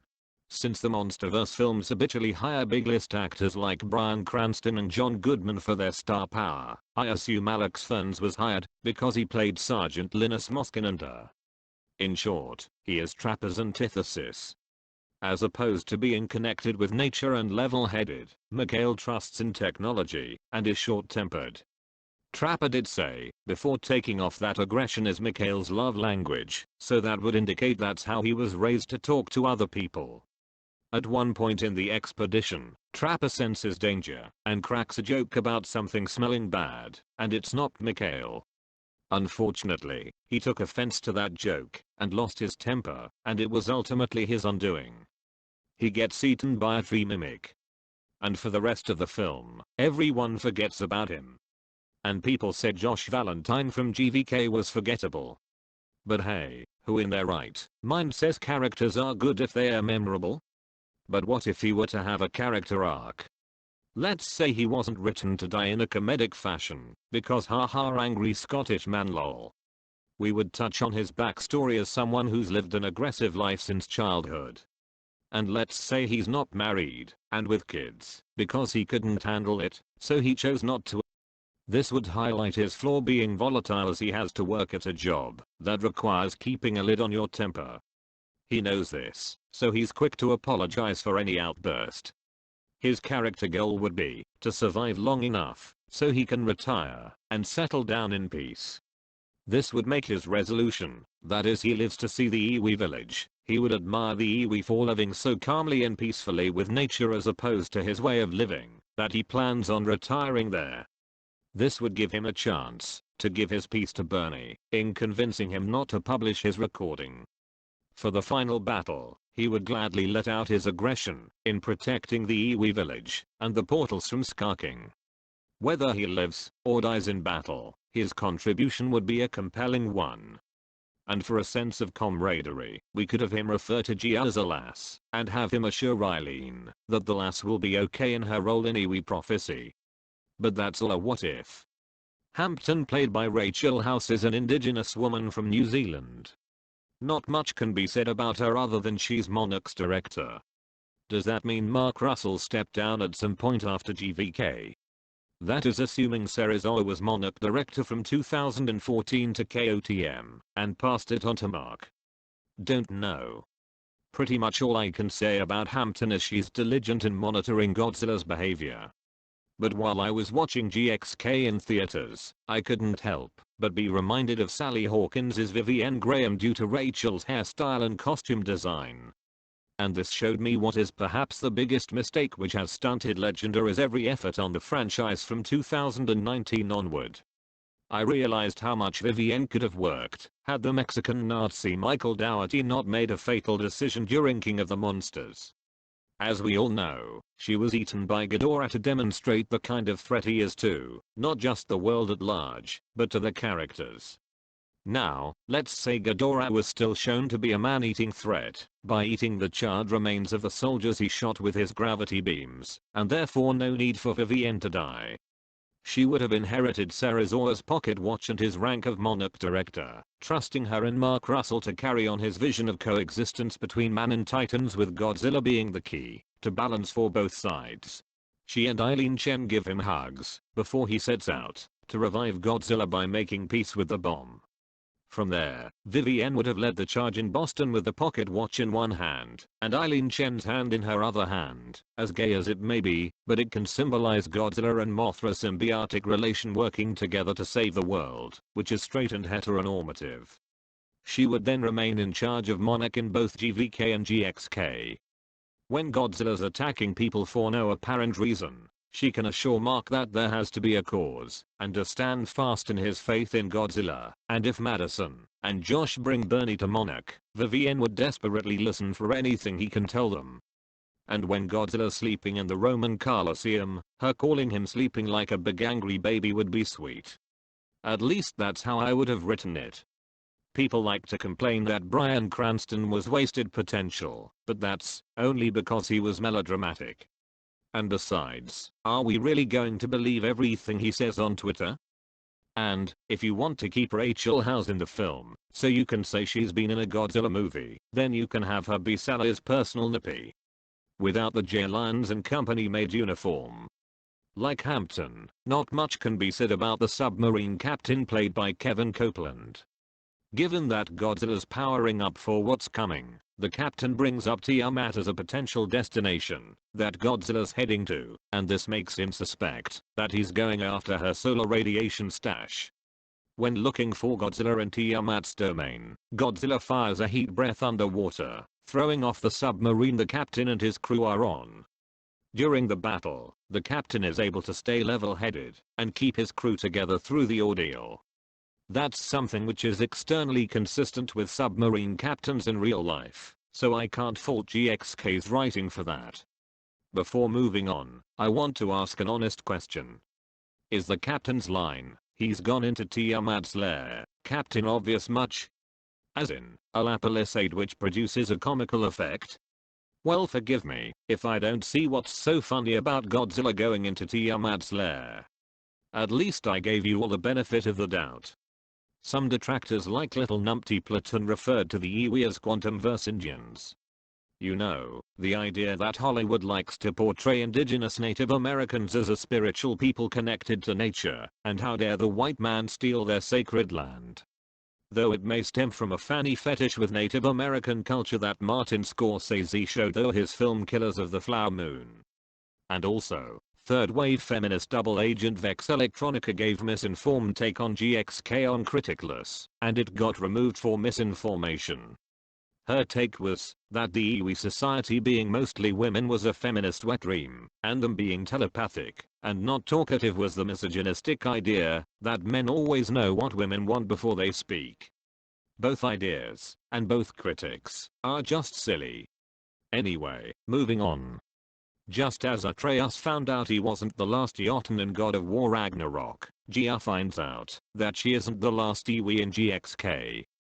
Similar to how Khan finds out he isn't the last Titan ape, but we'll talk about Khan next. There are 4 particular Iwi that I've taken note of.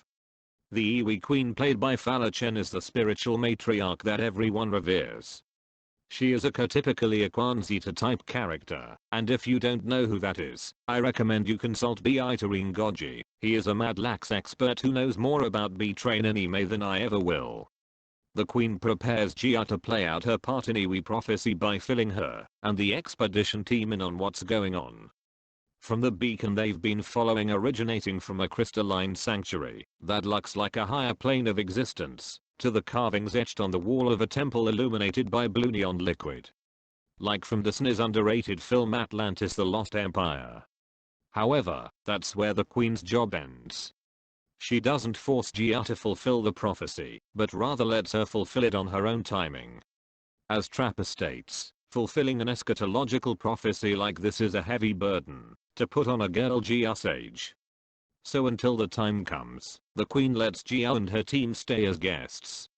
And when the time comes in the form of Suko warning everyone of skulking, that's when Gia tells Kang to go get Godzilla, and therefore, the Queen tells Gia that it's time. She's ready to fulfill the prophecy. After the battle is won, the Queen understands Gia's final decision to stay with Eileen, and she supports it. As hospitable as she and the Hollow Earth Iwi were to Gia, they can never replace Eileen as her mother. There's one point worth making, when the Queen touches Gia's hands, so she can look into her memories through her mind's eye. She sees glimpses of Gia's childhood on Skull Island, confirming that she is the one. What's worth mentioning is that footage of Gia running in the grass and the Iwi folk on Skull Island is not found in the final product of GVK.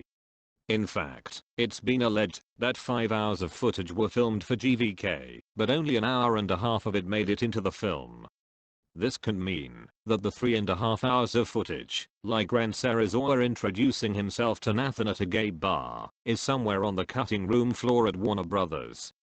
Since the footage of Akira Takorada's cameo in 2014 surfaced, it's still possible that the leftover GVK footage hasn't been Batgerald into oblivion by the racketeer David Zaslav.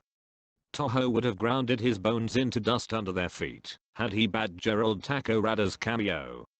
As for the rest of the Iwi folk, we have the Iwi warrior played by Yi Zhao. Her hunting party surrounded the expedition team, but she recognized Jia as a fellow Iwi, seeing that she might be the one prophecy spoke of. And seeing her lily flowers yet to bloom. She brings them to the city and reports to her queen what she found. And for the rest of the film, she stands by her queen as her envoy. At the very least, Zhao deserves to win an Oscar for Best Nonverbal Performance, much like that one guard from M. Night's The Last Airbender. The Iwi sage played by Jamelia Rothman presents Jia to the queen. She comes off as a mother superior to her and other Iwi children, as shown in the ribbon dance scene. And there's the Iwi scholar played by Nick Lawler. He only has one scene and it's him making eye contact with Bernie. Testing him for the gay. And that pretty much wraps up all the humans. Now let us begin talking about the kaiju. Kong is the protagonist of this story.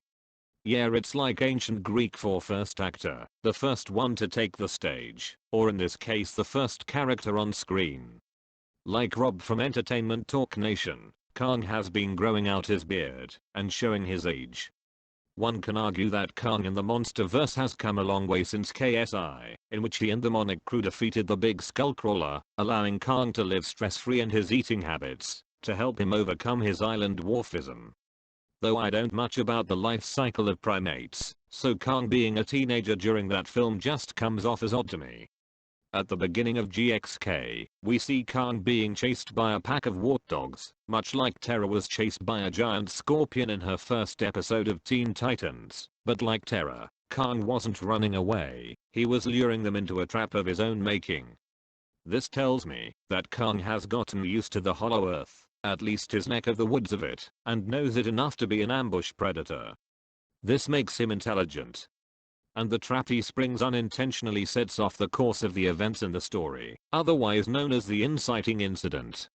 Anyone who knows about the basic building blocks of storytelling would tell you that there are times where, because there wouldn't be a story to tell without this, some forgivable stroke of luck contrived by the storyteller, be it a coincidence or a convenience, that breaks the status quo and incites a chain of cause and effect. Aka the plot. And anyone who gets fussy over any story's inciting incident needs to get their brain checked. Anyway, Kong's goal in GVK was to find a new home, because it was ravaged, but now in GXK, his goal is to find more of his kind because he's lonely. During Kong's introduction, we saw that one of his teeth had become infected and chipped when taking a bite out of meat. Because of this, Kong goes to the surface knowing that the humans he trusts can take care of it, and who better to trust than the people Jia surround with. So wherever Jia is, Kong is certain to follow, whenever he needs help. How he's able to find her has to do with some sort of sixth sense animals have, which in the MonsterVerse's case is a telepathic connection the Iwi have to Kong and Mothra, and to some extent, Godzilla as Jia was able to pick up on him approaching Kong's fleet in GVK. And another reason Kong always goes to Jia for help is the solace they provided for each other in the last film.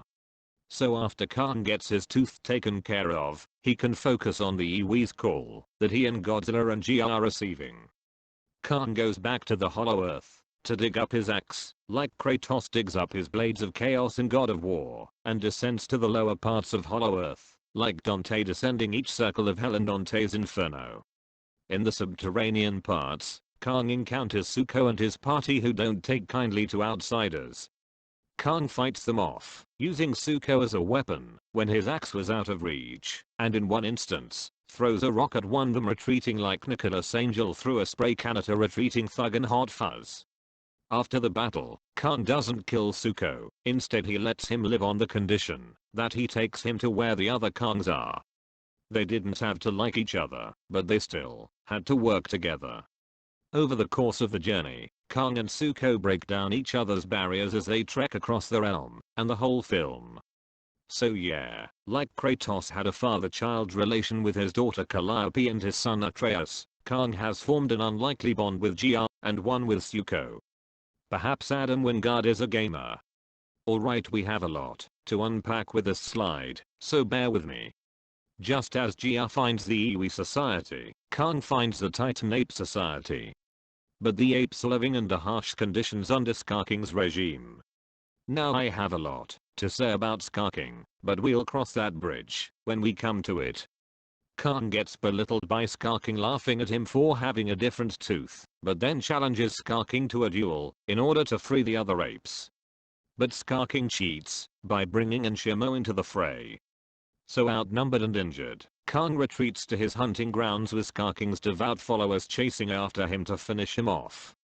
But like at the beginning of the film, Kang knows the area better and has laid many a trap for many an ape. So after Zuko helps Kang get his chasers off his tail, Kang seeks out Gia's whereabouts. If he can find her, he can find the humans that she's accompanied with who can help get him fixed again. Last time Kang had an infected tooth, now he's got frostbite on his right hand. So what Trapper does, is he flies a heave to the Hermes, steps into the armory and turns on Project Powerhouse. He flies in the yellow carrier with Project Powerhouse attached, and like Iron Man's nanotech, activates it to conform to Kang's frostbitten hand, inject him with a green serum, which alleviates the effects of frostbite and energizes him. Now, Project Powerhouse is also known as the Beast Glove, short for Bioenhanced Anatomech Seismic Thunder. It's not mentioned in the movie, only on the toy line. And the opening credits seem to suggest that Monarch did form an alliance with Apex in order to acquire this futuristic technology and fully absorbed it once Apex lost its head Walter Simmons. However, I've seen people like Field Marshal Platoon and his little clown boy Cynic get disproportionately whiny about this augmentation being implemented. As if it came out of nowhere and was plunked on us because the writers wrote themselves into a corner. But let's just calm ourselves down and really break down this so-called smorgasbord of coincidence. Project Powerhouse wasn't just dropped on us an hour and a half into the film. It was briefly mentioned in the opening credits, and is a throwaway line after the opening title. Here's proof.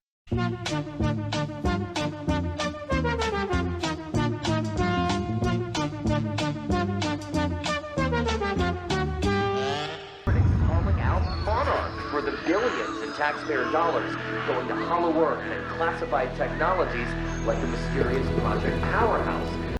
And it wasn't just laying around out in the open at the Hermes. That was the yellow carrier at the beginning, and just before the finale. So you can say either Ska King or his search party not trashing the carrier was lucky, but nobody checked the armory at the outpost. As for the probability of this augmentation even happening, I took a statistics and probability course at university, got a passing grade in it, and graduated from university, just so you all know. So let's calculate this. The Beast Glove just so happens to be made for Kang's right hand, which is his dominant hand, which is really just a 50-50 chance anyway. The likelihood of Kang's right hand getting injured is also a 50% chance of happening. The same hand he used to wield his axe during his fight with Godzilla in the last movie, and learned that it can absorb his atomic ray, so there's some precedent as to Kang using that same method in his fight with Shimo. In addition, being right-handed anyway, given how likely sentient creatures like most intelligent primates and humans are right-handed in reality, is approximately 90%. Ergo, the possibility of this augmentation being implemented happening is 22.5% likely. Statisticians are more than welcome to check my work, but this is not astronomically unlikely to happen in a way that something with a 1% chance of happening would. While it's not extremely rare, it isn't highly probable either. Ergo, it is not a plot hole or a major contrivance. Certainly not enough to write off the story. I cannot believe that I had to explain this, but I guess I had no choice, because nobody with half a brain wants to criticize this film correctly. Like the real issue with Project Powerhouse here is that it wasn't strongly set up. James Bond and Lord of the Rings set up 007 and Frodo's gadgets and Myth Thrill armor strongly, which makes the payoffs in their respective stories come off as strongly constructed. It's almost like the Monsterverse just dumbs down critics in terms of nuance in media analysis, not that the critics had nuance to begin with. And you know what, it didn't have to be this way. If you really want to criticize this film, then for Godzilla's sake criticize it correctly, or don't do it at all to save us the inconvenience of suffering your stupidity. In fact, just ideally, if you're unable to make proper criticisms, then make less of them.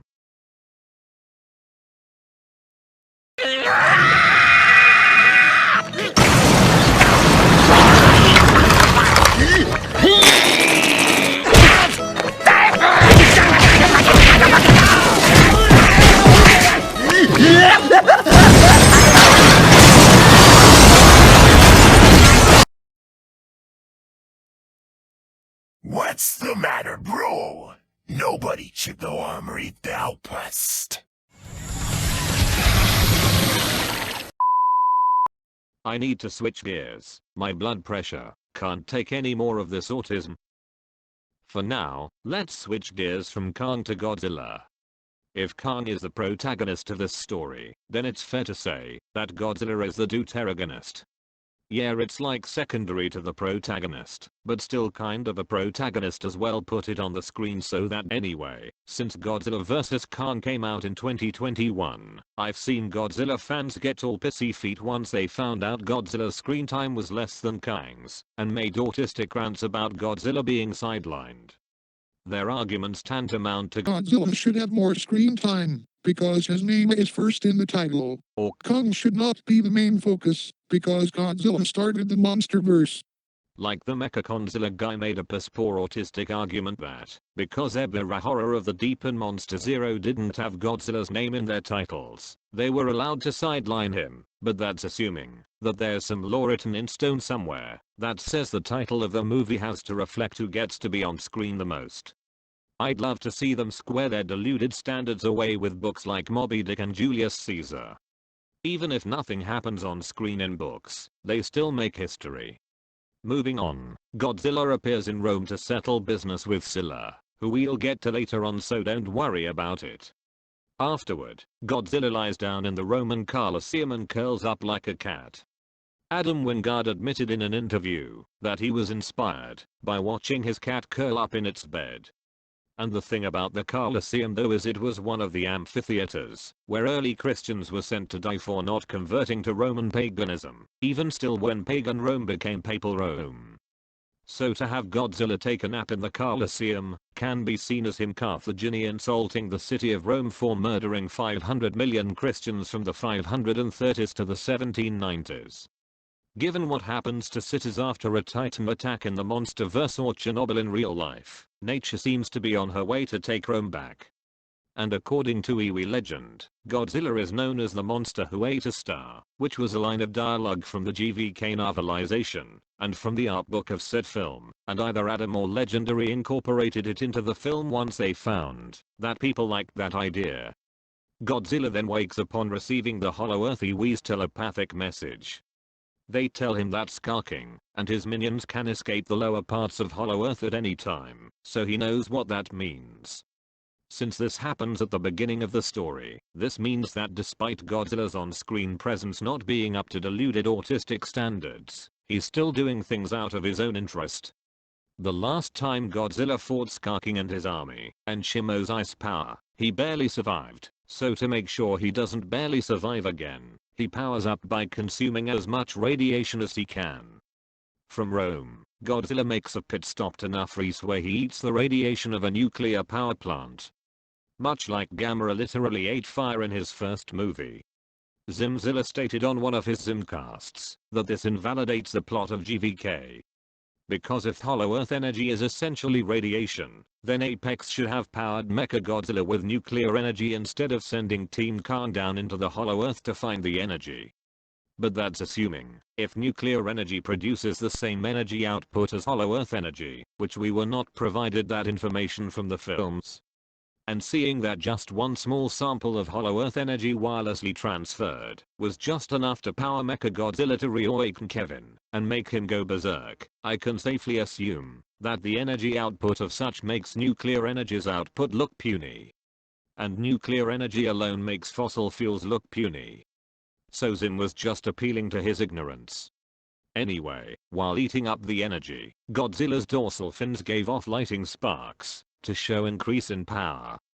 In relation, 2014 had concept art made by Izzy Rano in which Godzilla had lightning sparks coming off of his back, so it has been utilized a decade later. So Godzilla's search for more energy takes him to the Arctic Circle, where another titan named Tiamat has been stockpiling solar radiation for herself. And yes, there is a phenomenon described as an albedo feedback wherein a decrease in the reflective surface of Arctic ice leads to more solar radiation being in the water, further accelerating warming.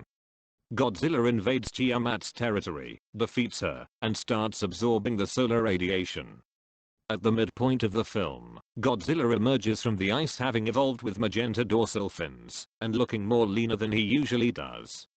As if he's been hitting the gym, and drinking green tea. What I find intriguing, is that the design harkens back to the Mirai Goji design from Godzilla 2000. First I must address, that Godzilla has a thagomizer at the end of his tail. This is perhaps the first time we see any Godzilla have this in the movies, as he's been described, since the 1950s as a cross between a tyrannosaur, an iguanodon, and a stegosaur. As Donnie Winder pointed out on YouTube, he liked the idea of Godzilla giving off pink-violet energy, as violet light means a higher concentration of energy according to the electromagnetic spectrum. And as Donnie Winder pointed out, when this design was made public, he rightfully mocked the people who thought Legendary had quote-unquote barbified Godzilla, made him woke, made him lame and gay, emasculated him, whatever. But I will throw another bone. Several years ago I concluded that Legendary's Godzilla embodies heteronormativity, so the idea of turning Godzilla pink comes across as he's becoming bi-curious. Sexuality is a spectrum as some people are more or less gay and many have different sexual preferences. But it just so happens that the majority of people are pretty much straight. Not to mention some people thought Godzilla turning pink meant that the monsterverse had been hijacked by third-wave feminist LGBT ideologues, which is on head pants retarded. Why are these people so inclined to think so retardedly? Is it that they're insecure about their own sexuality? Don't know, no idea. Now I must address the more pressing controversy that spawned once this design was made public. You see, the designer Jared Krichevsky received these lovely messages on Twitter, and this is just a percentile fraction of the filth that he's had to wade through. Observe. Congratulations, you ruined a good Godzilla design just because some so-called fans criticized MonsterVerse Godzilla for being fat. Don't you notice how strange a skinny CGI Godzilla looks? Stupid. You really had to design Godzilla thin and with stupidly long arms in a failed attempt to replicate a Showa era and Final Wars style Godzilla? Bruh, the idiot who approved that design must have consumed 500 grams of cocaine along with 5 bottles of beer. So you think this looks good? You must be blind. Like I was being as nice as I could be. Laughing at my message then blocking me just shows how much of a fucking egotistical prick you are. Shake my head, fuck you and your work. Your ego is so inflated it's ridiculous. And lastly, I'd like to point out that Evolved Godzilla bears resemblance to 2009 Mechagodzilla's design for his fanfiction Godzilla Bonds of Blood. Since you know, he has colored tips on the crown of his head, and on the sides like a bearded dragon. However, I'll let this slide, and I'm fine with Legendary not having to pay royalties to 2009 Mechagodzilla, as he was exposed for being an abusive piece of shit to his girlfriend, and exposed for being a creep for drawing his characters in not safe for work situations like hentai. Now, shifting gears once again, but this time, this point in the story, is where Godzilla and Kong converge. You see, a friend of mine on Twitter, made this interesting observation about GXK. Despite Kong having more on-screen presence, he and Godzilla go on journeys that parallel one another. At the beginning of the movie, Kong lures prey into a trap in the Hollow Earth, rips one in half, and coats himself in its blood, while Godzilla fights Scylla in Rome and finishes her off, getting covered in her blood. Later on, they both receive a signal from the Iwi in Hollow Earth which incites them to go on their journeys, albeit for different reasons. Godzilla gearing up for Shimo. Kong descending lower into Hollow Earth, hoping to find more of his kind. They fight serpentine creatures, Tiamat and Drowned Viper. And they enter domains that are elementally juxtaposed to each other, ice and fire. and after being either partially or totally encased in ice, they emerge having acquired new strength. Carrying on, Kong is told by Gia to get Godzilla's help. So Kong jumps down the portal by the Iwi village, and he pops up in Egypt. The other portal leading to Rio de Janeiro, so one can say it's lucky that Kong jumped into the portal that led him closer to Godzilla than the other. Sure, it's lucky, in the same sense that you could just call anything that advances a story forward lucky anyways. On the surface, Kong gets Godzilla's attention by making him believe he's taking up arms against him when both of them laid down their arms after defeating Mechagodzilla in GVK. In the same sense that Koichi Shikishima got Tachibana's attention by blaming him for the Odo Island incident. Except Koichi doesn't resort to beating the shit out of Tachibana and drag him by his injured leg to his plane so he can fix it. And the stupidest person you know will say, Did you just compare Godzilla -1 to Godzilla Kong the New Empire? and this is exactly why analogies are on IQ tests. But just as Koichi underestimated his provocation, so too does Kong underestimate his provocation. He had no idea Godzilla loathed Titan apes. As shown, Godzilla has had enough and tackles Kong into the pyramid, and the rest of the pyramids get demolished during the fight.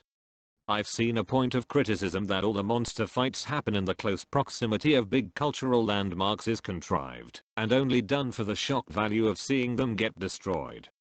But that ignores one of the basic ideas of storytelling, which is that the characters we are following don't cease to exist before or after a story begins. We are just following them at a point in time where there's a story worth telling.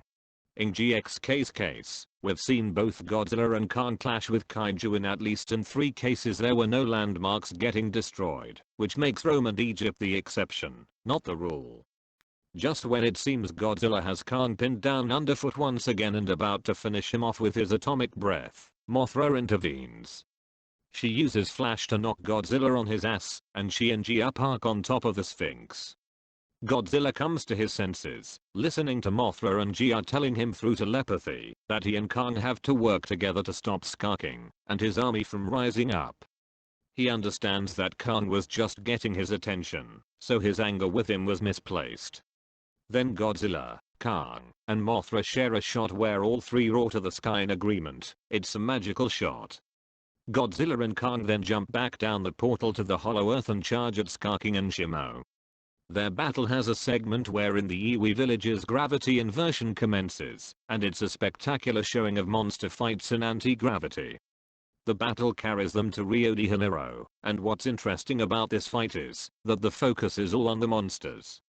The humans we've followed are still in the Hollow Earth, so they aren't trying to accomplish something in Rio de Janeiro. Simply put, there's no point A to point B we need to see them get to in order to satisfy cause and effect. At some point during the fight, Kong punches Skarking so hard that he spits out one of his teeth, and Kong chuckles at him like, "Who's laughing now, loser?" The tide of the battle in Rio de Janeiro turns when Zuko notices Kong's axe still in the Hollow Earth. So he grabs it and jumps into the portal.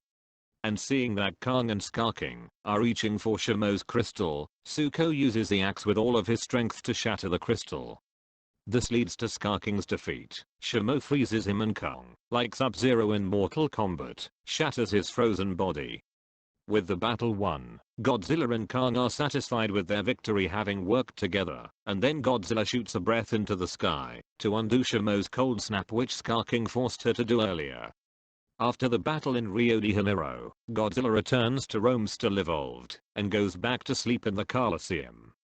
Meanwhile, Kong returns to the Hollow Earth with Shimo and Zuko, and they return to the Titan apes, and declare them free. Fin. But we are still not done. There's more to go through in this analysis. We've already touched on Skarking briefly from the lore section, but if we view Skarking as the chief antagonist of both this story and all of the Monsterverse, it is impossible to come to any other conclusion, but that Skarking is in fact the subterranean bullqueer. First we must define the term itself. The term bullqueer came from the movie Shawshank Redemption. The term means a gay man who forces himself on another. A bull queer cannot be classified as homosexual or gay. As Morgan Freeman once stated, you have to be human in order for that to apply, meaning they rape their victims for pleasure and are sadistic in that sense. And we have scientific reports of animals in the wild that engage in homosexuality, especially primates. So in this sense, skarking is a titanic homo without any sense of sapience. While the bull part of bull queer would seem to imply that skarking must always employ force or intimidation, that's not necessarily the case. Force is certainly one of the tactics that skarking employs in the film. However, he uses a range of womanly ruses and guerrilla homosexual tactics. The reason why the term comes from the movie Shawshank Redemption is because it's set in a prison, which is where bull queers are most common. However, skarking is bull queer over an entire realm in the Hollow Earth. We would have to think of the entire subterranean realm as a kind of prison if we are going to stretch this metaphor to its natural conclusion. Similar to how the Divine Comedy had Lucifer be the emperor of the woeful realm of hell. So I guess in a way, skarking is also the emperor of the gay empire he established once Godzilla locked him away. The only way for me to solve this crisis is to be Superman 4, The Quest for Peace. Oh, that's why they call it that. But that's based on how Catholics have twisted hell to be Satan's domain, instead of his fiery annihilation as mentioned several times in the Bible. Several years ago, in my first video discussing the MonsterVerse films prior to GXK, I identified Alan Jonah as the apex homosexual in KOTM. The difference between a bull queer like skarking and an apex homosexual is that a bull queer is explicitly in charge and has all of the power, whereas an apex homosexual is someone who never emerges from behind the scenes, but still basically controls things. In the case of Alan Jonah, he was taking advantage of Em Russell's brokenness and lesbianity, so she can do what he wanted, and then he bought Kevin's head off of Mexicans, and provided it to Walter Simmons and Apex, so they can create Mechagodzilla, which prompted the events of GVK. It's a distinction, and I think it makes a real difference. They are quite related, and of course skarking is a great deal more powerful than Alan Jonah, and not just because he's 100 times bigger than him. Even though skarking was introduced past the halfway mark, here is a list of the ruses and homosexual tactics that he employs. First and foremost, he lets his followers take the blame for his shenanigans. The Titan apes that he convinced to join his uprising against Godzilla were cast into the lowest part of Hollow Earth right along with him. As for the apes that didn't follow him, they bore the brunt of Godzilla's resentment and prejudice. And Shimmer bears the brunt as the one who caused the Ice Age to happen in the first place, while under skarking's control. That is a homosexual trait, requiring others to bear the brunt, while you yourself do nothing. As seen with skarking sitting on this throne longing to escape the Hollow Earth, while his apes toiled day and night scratching the living off rocks. A tactic he uses is keeping his fellow apes in check, not through love but through fear. Just like the orcs in Lord of the Rings, and some radical Muslim communities in the world, skarking's apes do not like one another. They turn on each other at the slightest provocation, as we saw with Boots getting picked on for not picking up the pace. So it's hard to believe that the ape pairings would have a bond built on fidelity. Skarking's most loyal subjects are incapable of love, they are only capable of brutality and craving, and so it seems they would have no reason to commit to one another, and would engage in physical union for the sake of the pleasure it provides alone. They wouldn't form families but broods, in which they would not know nor care which children were their own, and do nothing to take care of them.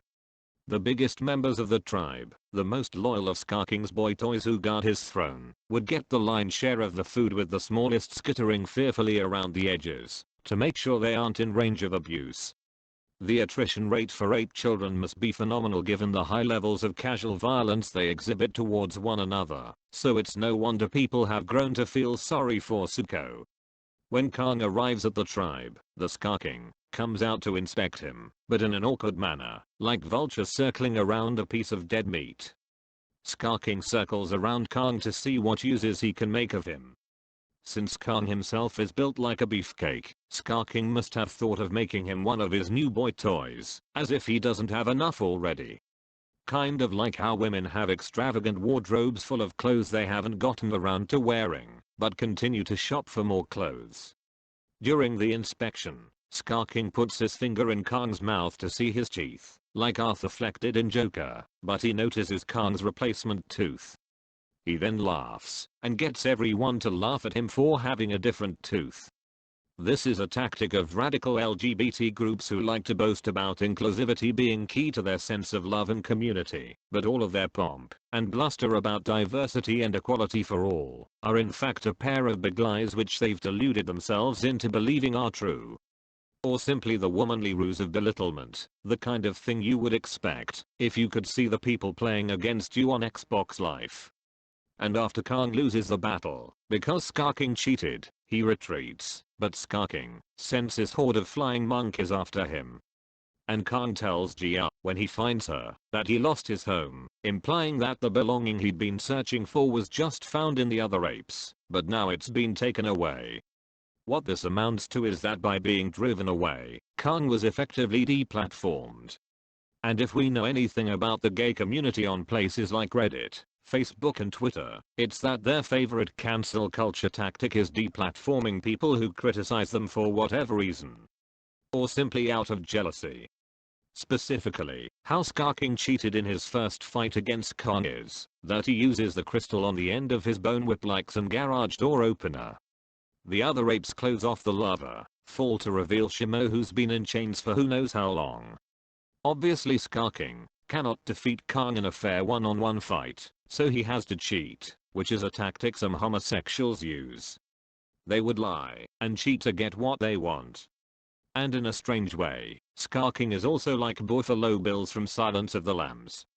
They seem to have some weird fascination in torturing big girls, but instead of keeping Shimo trapped at the bottom of a well and threatening her with a hose, Skarking has her contained behind a lava wall to counter her coldness, has her neck chained in bones, and has the crystal to cause her excruciating pain like some kind of dog whistle. And kind of like Buffalo Bills, they covet something that only women have.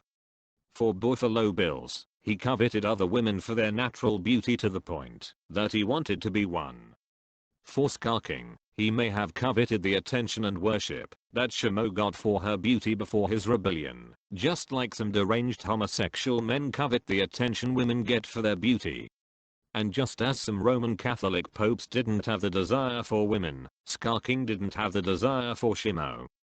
Skarking's goal in this story is to escape to the surface, but he cannot, because the realm he's stuck in has no portal.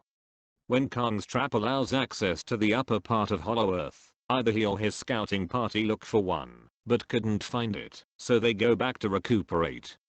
But when one of the apes finds a portal to the surface, Skarking summons his forces and heads out. And when we look at the battle at Rio de Janeiro, and we think about how Skarking realized that he had escaped Hollow Earth, and boasted to everyone on the beach, this was very much in the style of a dramatic coming out statement. Just like a kind of tweet from a celebrity who's finally come out of the closet after years of faking being heterosexual. And to him, what a wonderful day it was. From there, what Skarking does is get back to a classic ruse among homosexuals. If they can't be happy and have their way, then no one can. To do this, Skarking has Shimo shoot an ice beam into the sky, bringing about a cold snap, basically starting a new ice age, like the one he had her start long ago. The most accurate example of this crabby behavior among gay couples is when they are denied a wedding cake, because the baker has religious obligation not to cater to a marriage that he believes can't be sanctified by God, so the gay couple then sues them for discrimination. If they're lucky, the gay couple would sue them out of business, depriving the bakers of their establishment, and depriving the customers of any more baked goods. It's complete selfishness and lawfare. And in the wake of Obergefell vs. Hodges, the US Supreme Court case that said all 50 states must recognize same-sex marriages, there were gays seeking out Christian bakeries, knowing full well they won't want to cater to a gay wedding for religious reasons, to sue them into oblivion. And even gloat about it. So much for love wins, am I right? But they would never seek out a Muslim bakery, because Christians are an easy straw man to point fingers at and call them bigots. Though to be fair, a lot of Christians in America haven't been following Jesus's example of not giving what's holy unto the dogs, nor casting pearls before swine, and Westboro Baptist Church is a prime example. So that is the list of ruses and tactics Ska King uses. As a kaiju, Ska King does have aspects worth noting.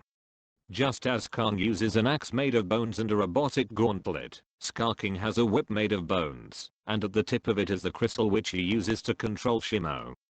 This categorizes the whip as a scourge, the kind of whips that have metal balls, bones, and metal spikes.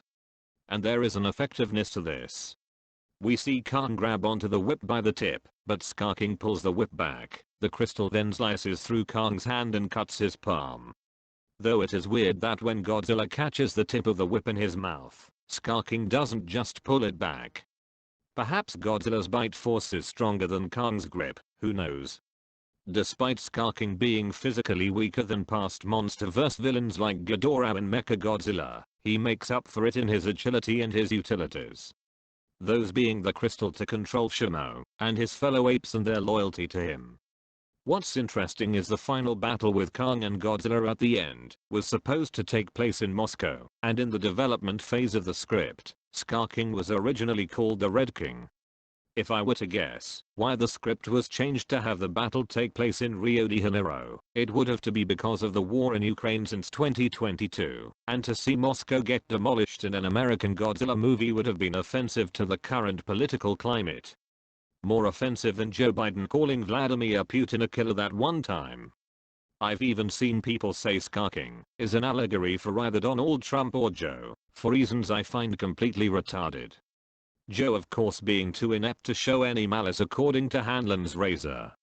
And Trump because people still think he's Putin's puppet for whatever reason, and they thought Ska King was going to make the Hollow Earth great again, and build a wall, and have the human race and Kong pay for it. Anyway, had the Moscow battle happened, some fans would have called Ska King the Tsar King. The King? I don't know, leave me alone. When it was announced that the MonsterVerse would be continuing a year after GVK came out, there were rumors spreading around that the next film would like the sequel to the 1933 King Kong, Son of Kong. Well, the rumors turned out to be correct to some extent. The first thing to say about Suko is that his name is not mentioned in the film at all. The name Suko appears on the Playmates toy line, just like Godzilla Singular Point had the names of Godzilla's forms not in the show, but on the Bandai Movie Monster Series toy line, which is just lazy. I don't know, maybe Legendary should have had a scene with GR telepathically picks up his signature vocalizations, like dolphins and some chimps, and Bonobos use unique whistles to identify each other, and then spell out Suko's name in American Sign Language for Eileen and the audience. But Bernie does refer to Suko as a mini Kong. When Kong first meets Suko, he feigns vulnerability, and as Kong reaches out with his finger and open heart, Suko bites him. And it turned out to be a trap that Suko was a part of. Kong fights off the older apes, but he spares Suko because he's still a child, a rather big one when compared to how big Kong was KSI, which we'll get to next. At first, Suko tries to get Kong off his back. He does this by luring Kong into Drowned Viper's Lake, having him believe that it's where his tribe is. And you can tell that Suko's quite the trickster when a close-up shot has him make a Gollum-esque expression, as if Andy Serkis himself was Suko's actor through motion capture. The Drowned Viper plan doesn't work. And whether or not Kong realizes that he's been tricked, he single-mindedly carries on with having Suko take him to his tribe. Now, Suko is still subordinate to Ska King at this point, and it shows in how intimidated he is when he thinks Kong's about to lay hands on him, but he's instead picking up his axe and carrying on with the journey. Contrasts this to when Ska King notices Suko at the tribe. He cowers, bracing for Ska King's wrath, but Suko's caretaker comes between them, begging for mercy. And at first, Ska King shows mercy, but then kicks Suko's caretaker into lava. This was the last straw for Suko. His father is unknown, but one can argue that Kong's been a real father to him, as Suko over the course of the story grows to depend on him. His first dependence was when he notices war bats in the skies of Hollow Earth. He hides behind a rock, but Kang encourages him to lead the way with him right behind, with his axe at the ready. Similarly, in God of War 2018, there is a side quest in which Atreus is frightened of a Soul Eater, but Kratos encourages him to fight it, because he is frightened of it. That's what the scene in GXK reminded me of. After the Drowned Viper plan failed, Kang and Zuko stop to rest, and Kang shares with him a piece of drowned viper meat. After some hesitation, Zuko wolfs down the meat, reminding Kang of his eating habits. It's a touching scene in that point of view. And what sealed the deal was, when Kang is cornered by Scar King's flying monkeys chasing after him, he puts up his fists as a final stand, an underlining aspect of Kang's character throughout all of his iterations. But then, Zuko triggers one of Kang's traps, burying his enemies under a rock slide. It's fantastic to say the least. And lastly, Zuko turns out to be the MVP of the story, as he's the one who shatters the crystal controlling Shimo.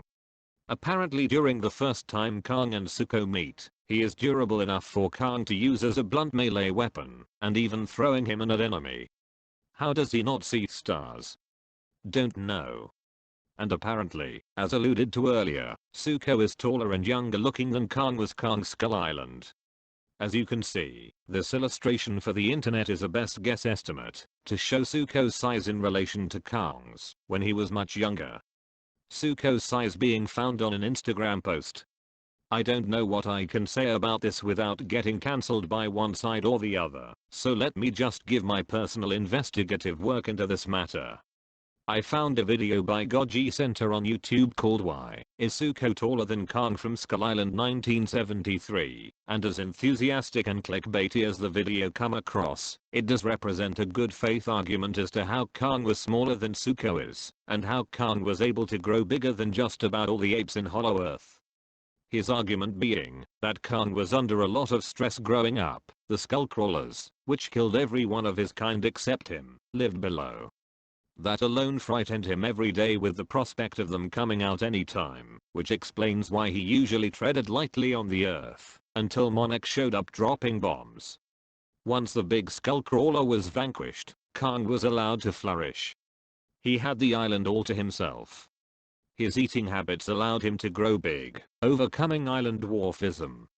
Though the chronic stress caused by the Skullcrawlers had accelerated his aging process, while having stunted his growth. That sounds quite contradictory, but aging is not the same as growth. Upon hearing this, I cross-referenced Goji Center's video with Loughborough University's research on how chronic stress stunts child growth, and it was consistent with Goji Center's video. As for the acceleration in aging, let me tell you all the story of Evgeny Stepanovich Kobytev, a soldier in the Soviet army during World War II. He seemed like a fine-looking chap, no homo, but then he was captured by the Nazis and thrown into a concentration camp with 90,000 other prisoners, including Jews. The camp was as a shithole of death, with prisoners dying like flies from hunger, exposure, and epidemics. Kobytev managed to hold on to his sanity through drawing, and he escaped the camp, but he returned straight to the front lines, fighting all the way to Germany, hailed as a hero of the Soviet Union, but through his art, let the world know what he saw as a prisoner. Kobytev died on January 29, 1973 in Krasnoyarsk. His side-by-side comparison shows the horrors that made him age rapidly. On the left is the face of a young man with his life ahead of him, and on the right is the face of a man who has seen some fucked up Nazi shit. With sunken eyes and wrinkles and everything. So I accepted Goji Center's video on good faith. But then I watched Pointless Hub's review of Kang's Skull Island, and he brought up Goji Center's video, while talking about Zuko being taller than Kang was, and I shit you not, he poo-pooed his video with, "Don't rationalize this, you can't rationalize this." Is this true? Goji Center? Did Pointless Hub poo-poo you? Well, perhaps a little. Well then, damn it all, what more evidence do you need? The poo-pooing alone is a court-martial offence. I can assure you, sir, that the poo-pooing was purely circumstantial. Well, I hope so. Goji Center? You know, if there's one thing I've learned from being in the army, it's never ignore a poo-poo. I knew a major got poo-pooed, made the mistake of ignoring the poo-poo. He poo-pooed it. Fatal error. Because it turned out all along that the soldier who'd poo-pooed him had been poo-pooing a lot of other officers who'd poo-pooed their poo-poos. In the end, we had to disband the regiment. Morale totally destroyed by poo-poo. And then they eat the poo-poo. But nobody went to bat for Goji Center, because apparently fans hate him for joking about Godzilla being a castrated eunuch one time. So, I guess I had to. Thanks for that. But in all seriousness, if Goji Center's video is just so bad, why not expose why it is bad? Why not actually make an argument instead of hand-waving it away as mental gymnastics or too ridiculous to consider, and then expect your audience to just go along with it, and take you at your word? Why? Was it because it's too much for Poo Poo Hub's tiny little brain to entertain? I'm sorry, but as a firm believer in Alyssa Goji geeks wish to see more intellectual content in the Godzilla community, I need better than intellectual laziness. I expect and demand better than that. Anyway, I need to carry on. Shimo is an interesting case.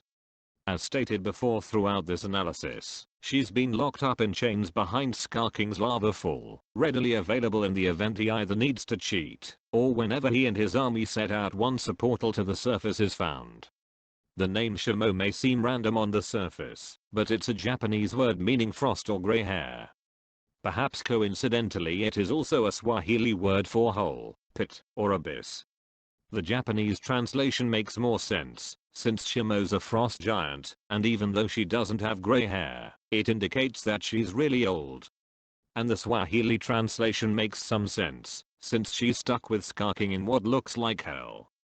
Shimo was first hinted in the 2022 Call of Duty collaboration with GVK, wherein the player walks into a cave and sees a cave painting depicting Godzilla and her locked in battle. Shimo harnesses cryokinetic powers, making her an elemental titan. Though it makes you wonder if Rodan too is an elemental. If so, can he shoot fireballs and use flamethrower? Don't know.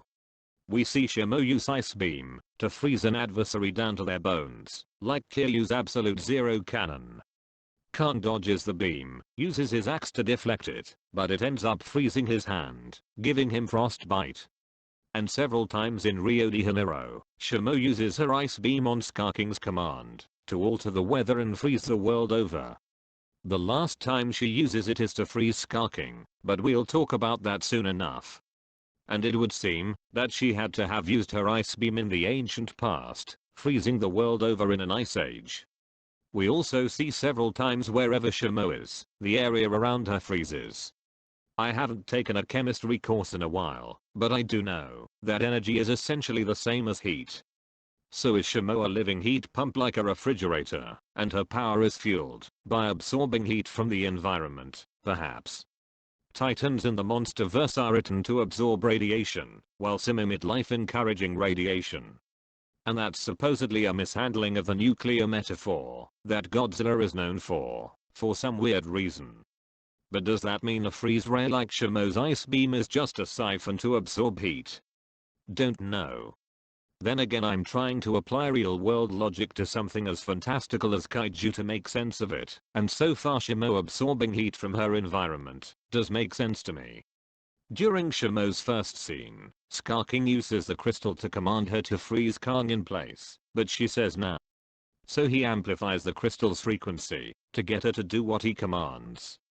We don't know how he acquired the crystal itself, but we can safely assume it's similar to the crystalline spines on Shimo's body, which can explain how it works on her.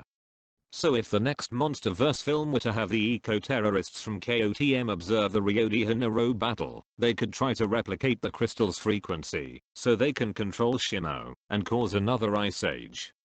And I can see how the crystal can emit a frequency whenever Scar King holds it, like how piezoelectric substances give off an electric charge if you apply pressure on them. And using the crystal like that may explain how his eyes appear to be glowing with its energy, or maybe he has some sort of cataracts. And this use of the power crystal trope draws similarity to the blue and red orbs that control Kyogre and Groudon, and it kind of makes sense, because both rubies and sapphires are made of corundum, and the orb's frequency would depend on how much chromium they have. Then that means a green orb would control Rayquaza if it's made of beryl, which is what emeralds are made of. Eventually Skarking loses the crystal during the final battle. Godzilla watches for signs that he's about to swing his bone whip. He catches the tip in his mouth and attaches the crystal, and then Suko smashes it with Kong's axe. You can say Godzilla's a veteran from all the battles he's fought in the past and in the present. He knows that without that crystal, Skarking has no power over Shimo.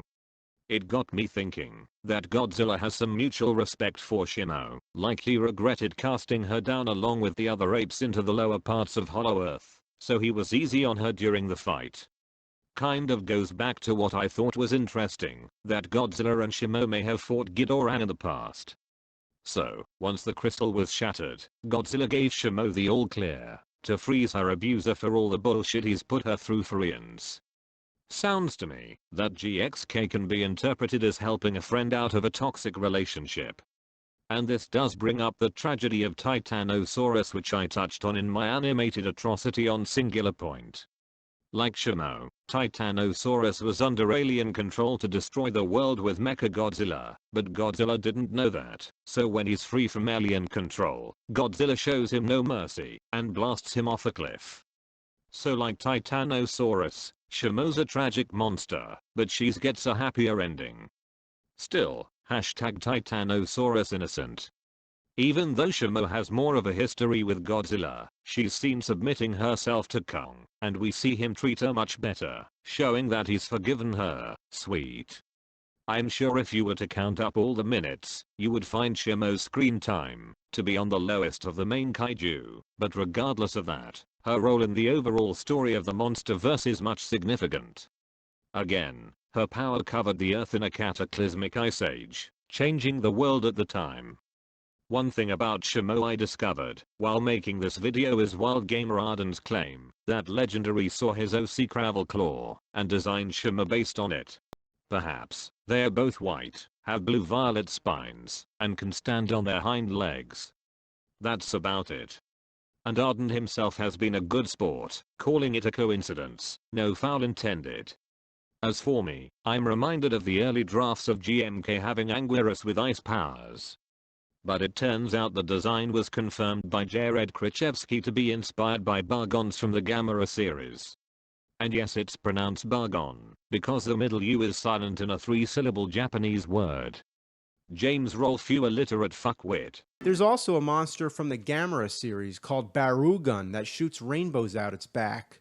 That's Baragon and Barugan. Get it right. They're two totally, completely different things. They just happen to look almost identical and have basically the same name. They're two totally, completely different things. They just happen to look almost identical and they're two totally, completely different things. They just happen to look almost identical and they're two totally, completely different things. They just happen to look almost identical. Mothra makes a return, making her the only Toho kaiju other than Godzilla to return in an American adaptation. First thing to mention is that she looks much better here than she did King of the Monsters, perhaps because you can see her in bright lighting up close and personal as opposed to her giving off angelic light from the ground level. And then being in cloudy thunderstorms because of Ghidorah's storm generating ability. Which was a pissy feet thing to whinge about back in 2019 and it still is today. Originally Mothra wasn't going to be associated with the Hollow Earth Iwi. Well, the idea of her was in the minds of the storytellers, but they believed Toho wouldn't let them due to copyright issues.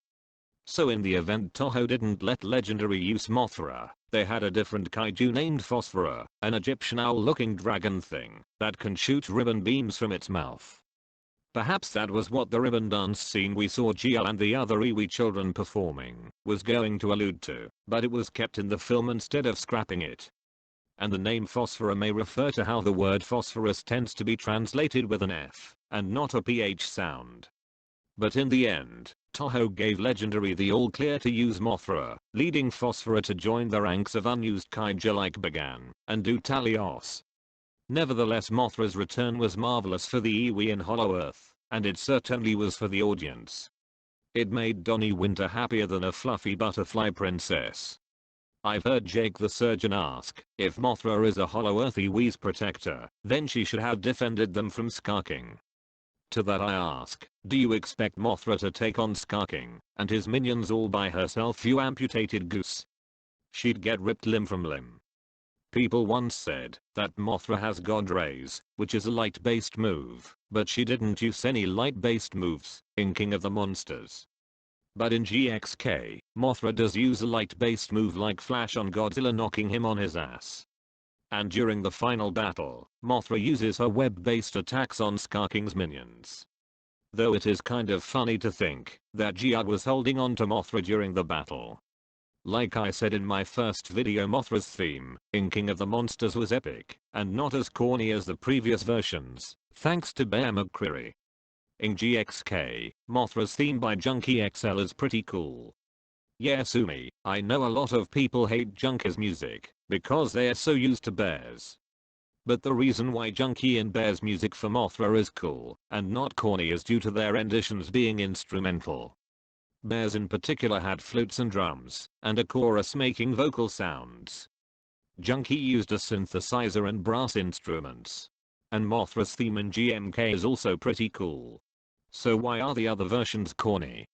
Well, the first time Mothra's song played was the 1961 original film, in which the Shobijin were captured and had to perform on stage, but they cleverly sang a song on television and radio, which was a cry for help to Mothra to come get them. The rest of the times the song was sang in the films that came afterwards, they failed to consider the original context the song was sung in. When watching the film, some people may be confused as to whether or not the Iwi came from Hollow Earth or from the surface. Well, regardless, we do see that Mothra can have people like Gia climb onto her and travel to and fro. I mean, this isn't the first time we've seen Mothra carrying people from one place to another in Godzilla history.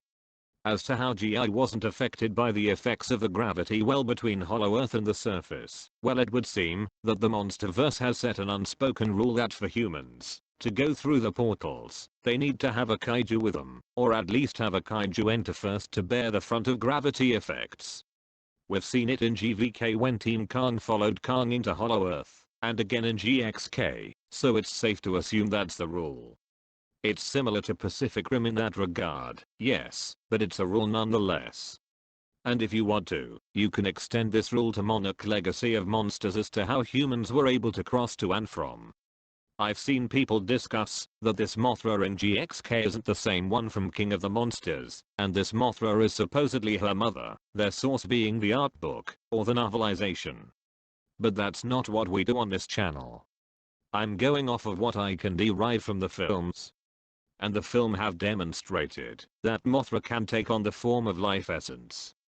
GMK had Mothra die, so she can imbue her essence in Ghidorah to give him wings. So Legendary took that aspect of Mothra and wrote it into King of the Monsters with Godzilla becoming imbued with Mothra's essence. That nuclear pulse Godzilla used had Mothra's wings in too, indicating that Mothra's life essence was out and about in the ether for years.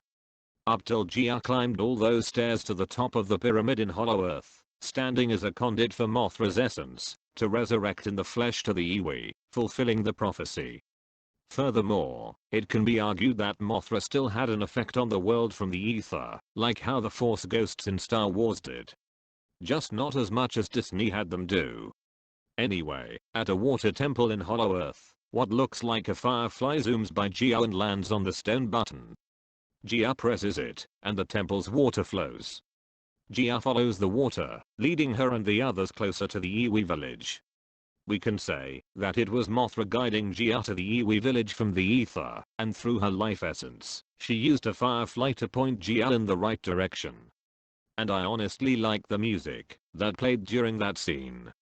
Now, I've seen people bring up this news clip from the credits for King of the Monsters, saying that GXK broke continuity because Mothra was supposed to be reborn through an egg. Along with other autistic claims that the Monsterverse is filled with retcons like Disney Star Wars. The supposed meta-narrative being that people whinged about KOTM having characters they chose not to care about, so GVK took the extra time from COVID delays to do reshoots, trim down the story, so people wouldn't get all pussyfoot again, and not building on what KOTM laid down. What I also liked is that you could tell they were really like retconning King of the Monsters. They were like, all right, Kyle Chandler, you're just gonna have like a few scenes, all right? Also, you're a little overweight now, so we're just gonna... Yeah, and I wonder why she left you. So what about this news clip? Well, it says that an egg was found in Mothra's territory. That's about it. The egg being Mothra's is just a clickbait conjecture at best, not a confirmed fact or a precise assessment. That added conjecture is best faith looked at as a detail literally written in, to excite people with the floating idea or possibility of Mothra's return in a future project, if the Monsterverse were to continue after GVK. Obviously, Mothra's return wasn't by egg, but by resurrection. I think the people looking to poke holes in the Monsterverse interpret this floating idea as literal and gospel, to highlight the Monsterverse being littered with retcons that break continuity, because it's convenient to their argument. That would be like John Ford and Captain Cuba poking holes in God of War for not having mankind rise up against Zeus as shown in a mural in the first God of War game, which is a detail put in the game to excite people with the possibility of killing more gods in the future, if there happens to be a sequel. And that ended up happening in the form of God of War 3, 5 years after the first game's release. Or simply, critics of the Bible looking to poke dishonest holes in it to prove that the Bible contradicts itself.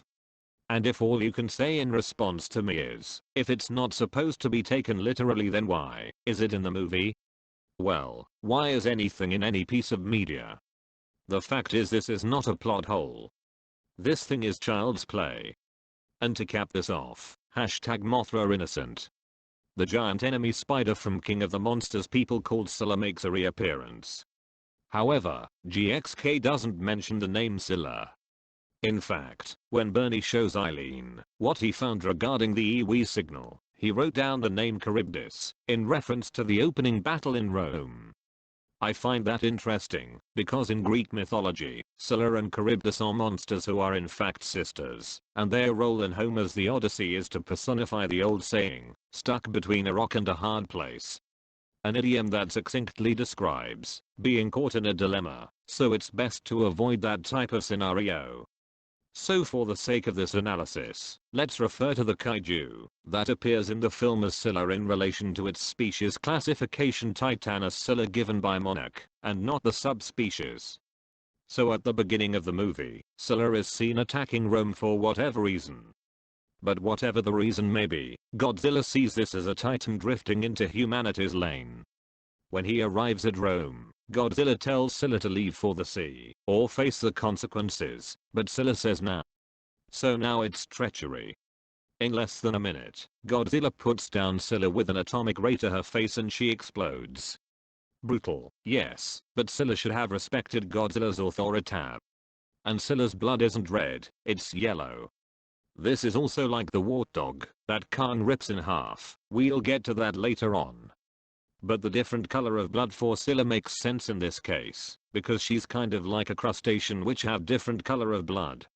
But I would have kept the blood red, so it contrasts with the blue sky perfectly.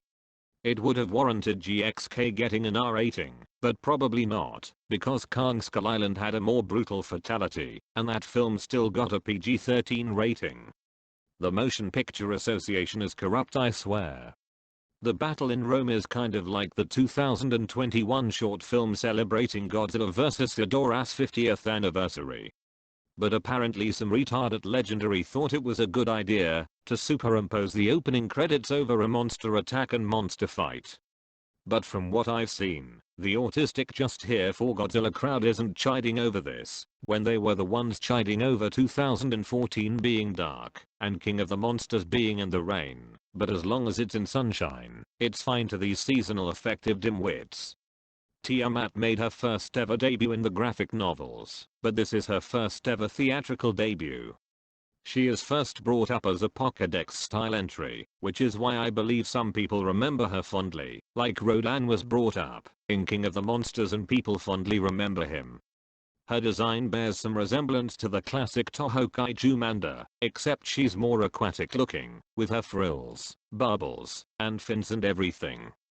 Perhaps Legendary couldn't get the rights from Toho to use Manda, so it was better to create their own creatures. and she somewhat resembles Reptilicus, Denmark's only kaiju according to my knowledge. Reptilicus sighted in shallow water. Tiamat's screen time is short, but her role in the story is an interesting one. When Godzilla comes to her doorstep for her solar radiation stash, Tiamat sees this as a home invasion. So by castle doctrine, she chose to fight for her turf, rather than let Godzilla have her solar radiation. She is legally in the right for this, but she doesn't know that Godzilla needs her radiation to power up for Skarking and Shimo. And this can be seen as a subversion of an archetypical aspect of storytelling Jordan Peterson is quite familiar with: confront the dragon and get the gold. The battle is short as Tiamat dies. I've seen people get pissy over the fact that the fight cuts away just before Godzilla shoots his atomic breath, shredding Tiamat to bits. But these people come off as bloodthirsty, craving for creature violence.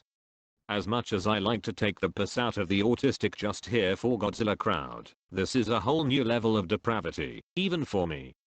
However, the overall consensus from the fans is that they love Tiamat for how she's written to be in this story, and they feel sorry for her, especially one user named Minecraft World. And as an act of solidarity to cap this off, #Tiamat deserved better. At the very beginning of the film, we see Kong being chased by a pack of titan-sized canines, they being the warthogs. I wouldn't consider them to be heinous, because they are neither dogs or cats. Could these kaiju have been inspirations for the wolf giants of Norse mythology, those being Skull and Hoti who chase the sun and moon, and their father the archwolf Fenrir/Fridvitnir? Don't know. Their different color of blood is odd. This goes back to what I said about Scylla, but these warthogs are clearly mammals, so their blood should be red. And you can see that they have scratches on them and they're red, not green. There is a plot hole concerning them, but it's a small one. One wolf falls into Kong's trap, several other wolves get buried under rocks from another trap, but there's one dead wolf right next to Kong that he grabs and rips in half. We don't see on screen how it got there. I strongly believe that it's an editing error. As you can see in the image on this slide, that there's one wolf that appears to be looking for an advantage, so that wolf must have went around the second trap to catch Kong by surprise, but Kong smashes it like Kingpin smashing Spider-Man, but that scene overall is not in the film, it might be somewhere on the cutting room floor. Could it have been cut for pacing reasons? Don't know, but it would be really weird if that were true. Like how Akira Takorada's cameo in 2014 was cut for pacing reasons. To be fair though, pacing has become a cliché buzzword in discourse, that it's lost all meaning. When it simply means the speed at which information is conveyed to the audience. Not much can be said about the drowned viper other than that it lurks in a lagoon in the subterranean realm of Hollow Earth.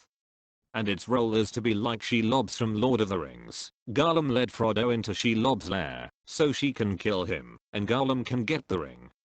Likewise, Zuko led Kong to the lagoon so Drowned Viper can keep him occupied, and Zuko can run away.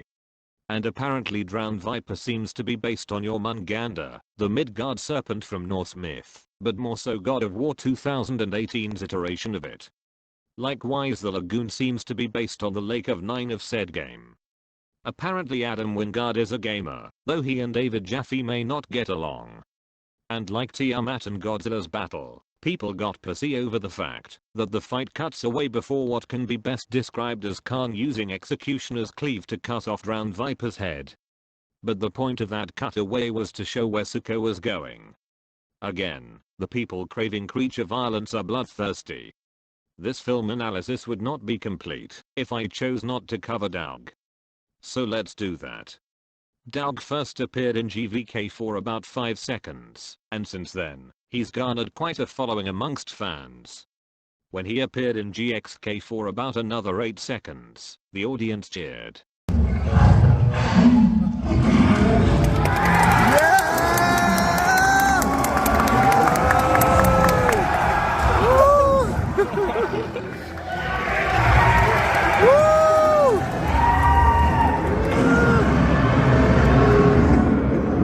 If I were to guess why people like Daug, it could be because he appeals to the idea of beauty and simplicity. The idea being that beauty can be found in things that are simple, uncluttered, and unpretentious. Something that is overlooked in a fast-paced materialistic world.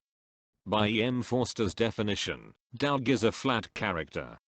His only attribute that makes him memorable and interesting is him being a puppy dog-eyed wanderer looking for food, which in turn makes him fun to watch, like a big dog that you know kids can buy a toy of and pet like Chewbacca if their parents won't allow them to have, like a Great Dane or a Dalmatian. Speaking of toys, the Playmates toy line had Doug shipped with Zuko, which made some people think they were going to fight Skarking and his minions at the end, but that didn't happen. And quite frankly, one of those apes would have torn Doug in half, so good thing he didn't join the fight. Before we continue, I feel the need to get this off my chest. Since British Boy brought up what a flat character is, I want to add in that I was the one who coined that term, alongside the other term round character. But you presentistic illiterate fuckwits have redefined flat character to mean a character that is woefully underdefined and therefore not a character. Well, a non-character, which is a bastardized oxymoron. Would you honestly argue that Charles Dickens is a shitty writer, because nearly all of his characters are objectively flat, like David Copperfield and Pip? Dickens is actually one of the best writers in British history, and his immense success with character archetypes suggests that there is more in flatness than what you pea-brain critics will admit. So stop butchering my terminology into chopped up buzzwords, and go back to school. Now let's talk about the creatures of GXK. The Vertizines are a clear example of the film's use of the writing tool setup and payoff. The setup is when we are introduced to them. Trapper explains that they won't harm you with electricity if not provoked, and so he camouflages a heave to look like a Vertizine to blend in. Now, setup and payoff isn't always done in 2 steps. You can have several reminders in between to remind the audience of something you set up earlier. The reminder in this case is when Trapper requests permission to take the heave and rally reinforcement against Skarking's coming army. Anyone who's paid attention to the movie would easily pick up on this and feel rewarded for paying attention. And the payoff comes in the form of Trapper leading a flock of Vertizines into battle against Skarking. The viewer who's paid attention would then get some enjoyment out of the idea that the storyteller accounted for this in their writing. And again, this is a writing tool that GXK pulls off better than G-1, lol. As for the creature design itself, it looks more flamingo than the mountain banshees from James Cameron's Avatar. The obvious difference in color being that they're yellow and not blue. At the beginning of the movie, Kang hears a roar that sounds like his own. Believing that it's another ape like him, he follows where it came from, and he sees that the roar came from a parrot frog. Like parrots, they are able to imitate nearby sounds. When they are about to make a sound, their vocal sac expands larger than their bodies. It can invoke an odd sense of scale to anyone who compares the size of the frog to something man-made like a bus or a regular human. But hey, sense of scale is subjective anyways. Overall, it's an odd creature, and it serves its role in making Kang feel alone in the story. While Mikhail is having an unfortunate episode of his emotions getting the best of him, a tree mimic reaches its jaws out and eats him. It's supposedly based on the man-eater from All Monsters Attack, the humanoid plant thing that grabs Eiichiro, which wakes him up. That's pretty much all I can say, based on what the film shows, but I can say it's safe to assume that a tree mimic eating an Iwi is ranged from being an extremely rare freak accidents, like Indonesian python attacks, to unheard of. Because their telepathy and connectedness to nature will make them more alert to the dangers outside their village. Just before Kang finds the Titan Ape Society, Zuko leads him to where they are, and that's on the other side of a chasm, bridged by the skeleton of an extremely large creature. I can definitively say that this has to be the largest creature we've seen in all the Godzilla franchise. Larger than Godzilla Earth in the anime trilogy. But we do not know what this creature was like while it was alive. All that we know is that, to quote Kratos, it died. Though this creature isn't the largest creature I've ever heard of. The book that the Iron Giant was based on has a space bat angel dragon the size of Australia. Why it wasn't adapted into the animated film, I'll never know. Like the Iwi folk we've covered not too long ago, there are 4 particular great apes that I've taken note of. But their names are not mentioned in the film. The names I found for them are from the novelization and other sources, but it would have been nice if the end credits did something similar to what Shrek 2 did. TVTropes.org calls it video credits, in which a short clip of each of the major characters is shown, and a caption shows the actor's name. Something like that. First we have One Eye, who's like Koba from the Planet of the Apes reboot. As his name suggests, he's blind in one eye. A running gag with him is that he keeps getting knocked, and this happens about 5 times in the movie. Anyone is welcome to correct me if I'm wrong about this. A major contribution he adds to the story is, because he survives the rock slide of one of Kong's traps, he follows Kong and Zuko, but finds a portal to the surface. This instance is lucky, but it's what incites the finale, so it's the first link in a new section of the cause and effect chain that is the plot. One of the apes that ambushes Kong is Katya. Despite fighting to stay alive, Kong saves him from falling over the edge of a cliff at first, but unfortunately Kong has to kick him over the edge when Katya tries to kill him again. The misfortune being that these were the first apes Kong had met in decades, and they try to kill him, even after he saves one of them from death. Gnarled Finger worries for Zuko's safety, and is his caretaker, but also his nurse. It's unsure if Gnarled Finger is male or female, and even I'll admit that I'm not an expert in determining an ape's gender, but we do see that whenever Zuko is frightened, they come to calm him down, even come between him and Skarking. And their death by Skarking serves as the last straw for Zuko.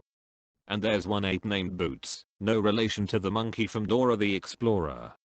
Though Boots getting beat can make one think his name was going to be Leg Boot, or some kind of abstract fetish. Anyways, Boots is an elder ape judging by his grey hair, and he's an elder that Kong sees getting beat, so he throws down his axe and lends Boots a hand. And even punching his abuser in the face. At the end of the film, we see Boots shedding tears of joy, knowing that Skarking's regime is over, and Kong has taken his place. Is it any wonder that fans of this film cite this as an emotional scene? As for the Great Apes' role in this story, here's what we've already gone over, and what I can derive. The Great Apes that followed Skarking to war have been living in exile since their defeat long ago. Whether it's millions or thousands of years ago, you have to wonder about their longevity. Nonetheless, despite scratching a living off of rocks, they've managed to get by in the subterranean realm of Hollow Earth. There is plenty of game to hunt, which can be one of the many reasons that they've been mining rocks for who knows how long. The other reasons being food acquisition, defense and aggression, communication, territorial displays, and tools of all things. You'd have to be critically bankrupt if all you can deduce that they were just moving rocks. And when Kong challenges Skarking's authority, the other apes beat the ground like it's a drum, suggesting that they have a might makes right custom. The winner revels in glorious triumph, while the loser suffers through humiliating defeat. By taking this at good faith, this made me realize that the 2018 film Black Panther was racially insensitive. Like Kong, Killmonger challenges T'Challa for the throne of Wakanda through trial by combat. And later on, the tribe that dresses like gorilla suit and holler like chimpanzees. My Godzilla, that film was so racist. But far-left political activists were so absurdly invested in the politicization of that film as some victory for black people to have a superhero movie that they fell for the racist implication that African people were less evolved from apes than Asians and Europeans. No wonder the alt-right and right-wing grifters made memes out of it. And whether or not Charles Darwin himself was a racist, his theory of evolution was certainly hijacked by racists, and so many genocides resulted from it. Anyways, there is a shot of the Titan Ape Society in which 3 heads are mounted on pikes. It's meant to show that Skarking's regime is very unforgiving. A friend of mine on Twitter stated that it's arguably symbolic of Kong's cinematic history. And I have to agree. there have only been 3 major iterations of Kong in cinema, the original 1933 film and its 1976 and 2005 remakes, and it didn't end well for Kong in all 3 of them. Obviously the King Kong franchise is more than just those 3 movies. There are the 2 Toho films, several TV shows, video games, books, theme park rides, theatrical and animated musicals, but whenever people hear of King Kong, they tend to think of a giant gorilla being shot down from the Empire State Building. If so, then according to a Puritan fish mobster, the King Kong franchise felt like nothing had ever truly been done with it until the MonsterVerse came around. Well, King Kong vs Godzilla was a real shake-up back then, so much so that you'd have to wonder if Kong's creator Marion C. Cooper had a heart attack, survived it, and then went on a copyright lawfare crusade to make sure his creation would never get used again, but only stopped when he died of cancer a decade later. So although the consensus on this among King Kong fans is mixed, the general agreement is that Legendary's MonsterVerse was the best thing to happen to Kong as a character, as he's finally free from the fate of having to be shot down from a tall building. Instead, he got to fight alongside humans against skullcrawlers, fought Godzilla again, fought alongside Godzilla against Mechagodzilla and Skarking and Shimo, and ultimately found more giant apes like him. Speaking of those other apes, let us extend this allegory to them. Can they all be symbolic of the Kong rip-offs that spawned from 1933 onward? Due to King Kong being such a popular film, it did inspire other films to be made like Unknown Island, Shikari, Hong Kong's The Mighty Peking Man, King Kong Fu, Konga, Schlock, Gorilla at Large, Trog, Queen Kong, Ape also known as Attack of the Giant Horny Gorilla, King of the Lost World, The Mighty Gorga, Ape vs Monster, and so now. Most of the list I read from is from Looper, and the fact they put War of the Gargantuas on their list of King Kong ripoffs was completely retarded. As to who Skarking symbolizes in this allegory, he can symbolize Marion C. Cooper in his copyright crusade to keep down the ripoffs that spawned from his work. If it weren't for the convoluted legal history of Kong, I bet there would have existed more stories like Kong going into space, and so much more. I suppose this means that GXK can be seen as an anti-copyright allegory, even though King Kong is currently under copyright until 2029. And I just realized this allegory would make Marion C. Cooper a homosexual. He was captured twice during World War I and the Soviet occupation of Poland, so he must have spent a night in a Turkish prison with a bull queer. So to finish up this slide, let me just say hashtag Kong Lives Matter. But that's not all to be said about the Titan apes. In the end, after the defeat of Skarking, Kong returns to the apes with Shimo and Zuko. The Titan apes look up and realize that Skarking is gone. Boots in particular is happy to know that the oppressive regime is over. Kong becomes their new king, even the ones who were loyal to Skarking recognize Kong as their new leader. The film ends. And even then, we can strongly believe that Kong delivers them to a better place. Given everything that Kong, the apes, and Shimo have gone through throughout the film, it wouldn't make sense for them to stay in what looks like Mordor/Hell. Just as long as they don't venture onto the surface where Godzilla is. Kong might have earned his respect, and Zuko too, but not the other apes. And to cap off this section, I have to give this film credit for making Kong an actual good allegory for Moses, a deliverer of people from oppression to freedom. Certainly much better than what Zack Snyder failed to do with Superman in Man of Steel. Sure, man. Whatever you say. Oh, hell no! Okay, we're gonna have a fucking Bloods and Crips situation on our hands here. Sigh. We are at the very center of this analysis. We've gone through the lore and world building, the characters and how they affect the plot of the story. So now let's talk about GXK's themes, its ideas, the stuff it's trying to say. First of all, let me talk about the current state of finding themes in Godzilla movies. It wasn't much of a topic back then before Godzilla -1 came out. You had your usual allegories such as Godzilla Raids Again being about the Cold War, King Kong vs. Godzilla being a satire of the television industry in Japan, Ghidorah the three-headed monster and Invasion of the Astro Monster being about space invaders, Godzilla vs. Hedorah being about fossil fuels and nuclear energy and the environment, but then Godzilla -1 came around. And since then, -1 simps have ravenously insisted that only the original 1954 Godzilla, Shin Godzilla, and Godzilla -1 have themes that are worth mentioning, because they aspire to be more than just monster movies, and that all the other Godzilla movies do not, and are therefore disposable. Plain. Hot. Retardedness. Godzilla against Mechagodzilla literally has the same theme as Godzilla -1. And the character writing for Akane Yashiro is arguably the blueprint for Koichi Shikishima's character writing. Are these people so media illiterate that they need the theme spelled out for them? Speaking of which, just because a story's theme isn't spelled out by the characters or the narrator, that doesn't mean the theme isn't there. For example, Godzilla 2014's theme is coexistence. Sure, Serizawa said the arrogance of man is thinking that nature is in our control and not the other way around, but that's just one side of the argument. The other side of the argument comes in when Ford and Godzilla have a quiet heart-to-heart moment after they've both saved each other from the Mutus. That moment shows that if humanity and Godzilla work together, they can peacefully coexist in a world of monsters.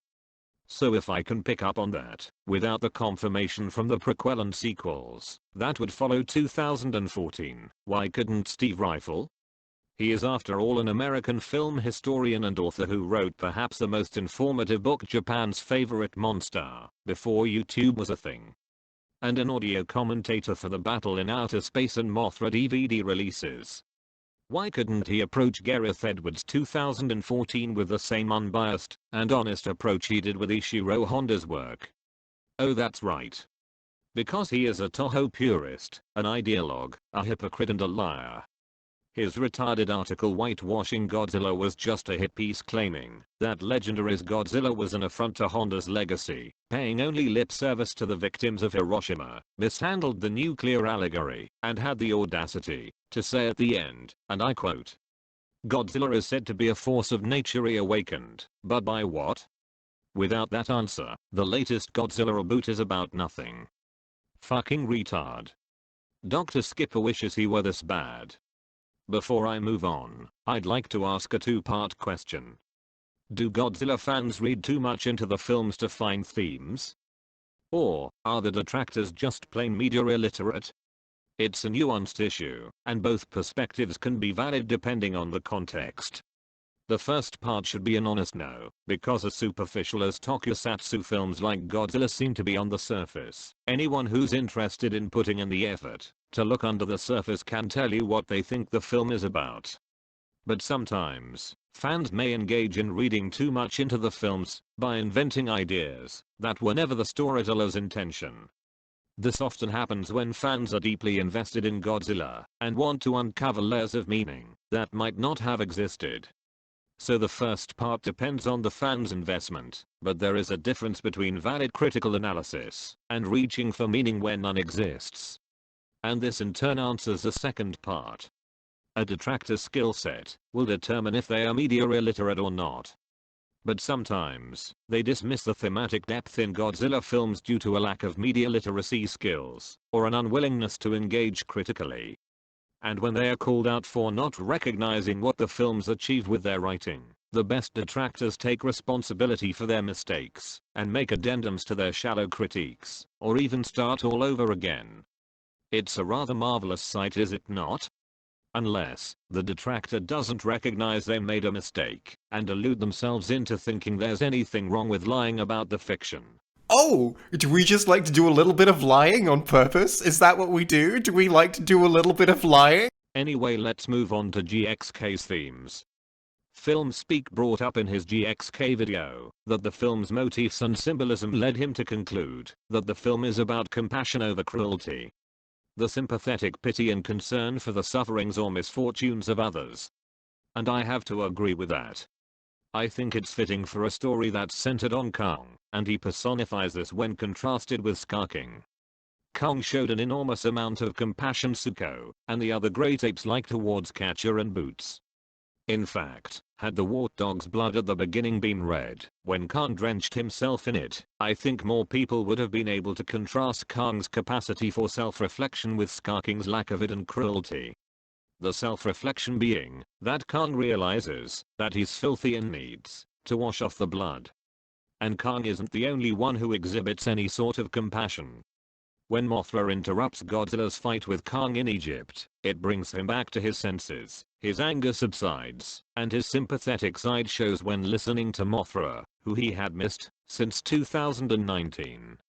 If it were Phosphora in Mothra's place, this scene wouldn't have as much emotion appeal as it already has, but Godzilla would still have to subside his rage and show some compassion to an Iwi messenger. No other human better exhibits this theme of compassion than Trapper. Firstly, he's a Titan veterinarian, so compassion is baked into what he's written to do, taking care of these gargantuan creatures who had already caused major events since their revelation on G-Day in 2014. Similarly to Miki Saigusa having compassion for Heisei Godzilla, since she did the G-Crusher thing. Venturing into Hollow Earth, Trapper shows his compassion for a mosquito estate not too long ago, and for the firefly that he believed Gia was going to bother at the water temple. Though it is weird to think that Trapper brought in a flock of Vertazines into battle knowing full well that some of them will die stalling Skarking's army long enough for Godzilla and Kong to arrive, but I think he also knew it would help prevent Skarking from reaching the surface and killing far more people and animals. So he sacrificed a few to save many. Eileen Andrews also exhibits compassion towards Gia. At school, she knows that it's rough integrating in a class of able-bodied peers and a culture that isn't even hers.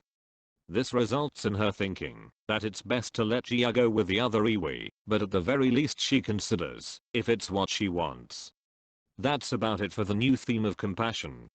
The rest of the themes, according to my knowledge, are merely extensions of the previous themes from prior MonsterVerse films. The first theme to be extended on is coexistence, notably the balance when humanity and Titans stay in their lanes, the imbalance that erupts when one side infringes on the other, and the relevance when both sides work together to fight against a greater threat. GXK extends coexistence to interconnectedness, the idea that all things are connected and interact with each other to form a complex whole. Eileen mentioned at the beginning of the film that the surface's ecosystems are connected to Hollow Earth's ecosystems in more ways than one, but the film doesn't elaborate as to how. However, I can imagine nutrient cycles and energy flows going from one side to the other. As you can see in the water and carbon cycles on this slide, water and nutrients like carbon are able to flow through bedrock. So I can imagine Hollow Earth playing a part in the nutrient cycle by providing abiotic nutrients to soil on the surface so grass can grow, and vice versa. After all, the Earth has a way of recycling itself according to the first law of thermodynamics. Interconnectedness can also mean how an individual includes nature as part of their identity. As you can see, the inclusion of nature in self-scale, adapted from Schultz 2002, shown here is used to measure how much a person includes nature in their lives. If I were to place Trapper anywhere on the scale, he would be a 4 at best. While Trapper sees the beauty in Iwi society and has no problem letting a mosquito drink him, he is still a dentist, which some consider to be unnatural, and he couldn't have sensed that tree mimic several meters away. Mikhail, I would say at least a 2. He put his trust more into technology than in his own gut, and he did not master himself, which costed him dearly. Meanwhile, the Iwi in the Hollow Earth would be a 6. They literally live off the land, they are a religious people, they can sense danger, and while their society is based on gravity manipulation, they have great respect for nature itself. There is one comparison I can make in relation to this theme, and it's with Norse mythology itself. The world tree Yggdrasil can be described as a mystical tree of life, connecting each of the 9 realms and replenishes them. This may have been the Nordic explanation to how the Earth recycles itself, before thermodynamics was penned. And in a strange way, the branches and roots of Yggdrasil connecting different parts to one another can be seen as the Hollow Earth's gravity wells, which connect different parts of the surface world to Hollow Earth, like some ancient travel network, so to speak. Perhaps the show Monarch Legacy of Monsters was onto something, though Axis Mundi alone having time dilation was based on Pellucida having selective spots, where time doesn't move the same due to some gravity effect on space-time. GXK certainly doesn't have any time dilating shenanigans as far as I'm concerned. And in Norse myth, there were two tribes of gods. The Aesir, who prided themselves in mastering all of creation and learning all that there is to know to prevent Ragnarok. And the Vanir, known for their connection to nature and magic, like hippies. The two most prominent Vanir being Freyr and Freya, who were twins. So in a way, the Iwi who live in Hollow Earth are like the Vanir for their connectedness to nature, their respect for it, and for their spirituality. While the Aesir can be seen as Monarch trying to learn all that there is to know about the Titans to prevent human extinction. The second theme to be extended on is family. Like I said long ago, just about every MonsterVerse movie has a human family in it. But GXK decides to shake that up a bit, extending family to letting go. Every parent knows their child will grow up and will want to be on their own someday. They'll be old enough to make their own mistakes. It is inevitable. However, some mothers become so attached to their children while they're young that they can't bear the thought of them leaving or doing anything wrong. So after 6 months of taking care of a newborn baby, the mother pathologizes it so that she treats a 1-year-old like a 6-month-old, and then she does it again to treat a 5-year-old like a 6-month-old, rinse and repeat. This is the devouring mother phenomenon which Jordan Peterson described as the root cause of entitled and narcissistic children who grow up to become shitty people. Devouring in that she eats away at the child's potential to develop their own autonomy. Obviously, Eileen Andrews is not this type of parent to Gia. As stated earlier, Eileen wants what can make Gia happy, even if it means needing to understand that letting her go with her fellow Iwi can do just that. Her first instance of letting go is when Gia is called to meet the Iwi Queen. Eileen gets riled up, and understandably so, but Gia tells her through sign language that it'll be okay. And so she lets Gia loose. Later on, Eileen discusses with Trapper that if living with her kind is what Gia wants, then she'll accept letting her go. There is a quote out there that describes this. It's not sure who said it, but it is often attributed to a pilot named Richard Batch. He once said, "If you love someone, set them free. If they come back, they're yours. If they don't, they never were." At the very end of the story, Eileen lets Gia know that the Hollow Earth Iwi can be her home if she wants. But Gia doesn't take the deal. She'd rather stay with Eileen after all they've been through. Though I think Gia should have repeated what Eileen told her at the beginning about them belonging to each other. She used it to convince her to join the expedition, but I can understand Gia paraphrasing it for better resonance. Depending on the person watching, this through line can make one shed a tear, while another may not feel anything. Ain't that the subjective nature of art? As for the execution of this through line, it'd be too easy to say GXK executes its themes better than the anime trilogy, which breaks its own themes. So to put it simply, it is serviceable. By that I mean that all fictional characters are not, and never will be, complete representations of real-life human beings. They are crafted, selectively constructed imitations designed to serve a narrative purpose. So by their nature, characters lack the depth and complexity of real people, existing not to represent universal human experiences, but to support the themes and progression of the story. Hence serviceable. I believe Takashi Yamazuki himself would describe this through line as such, while also commending the actors for giving it their A game, especially Kaylee Hottle. While GXK's take on this theme does the bare minimum in putting in the work to support it, I strongly believe that God of War Ragnarok is the best example of this through line I've seen. It puts in more than enough work to convey its theme, and a lot of strong character work for Kratos and Atreus can be extrapolated and discussed at much greater length. That is if I'm interested in discussing it. But not right now. And that pretty much wraps up the themes and GXK's writing.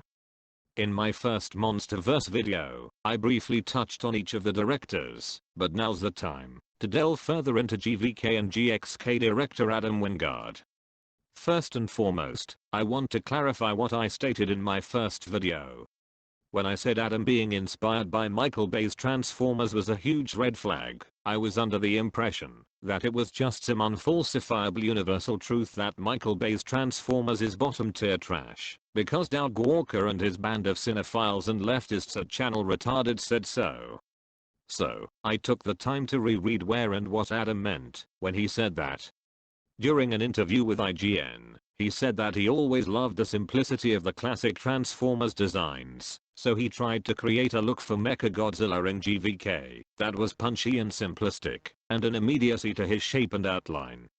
The Transformers designs in Michael Bay's movies just looked like metal. They looked like a plane crash. They were too complex. There were too many moving parts, and he couldn't latch onto anything. So to Adam, nothing felt iconic with Michael Bay's Transformers design. And you know what? I agree. It was hard to make out what Optimus and Megatron's faces looked like.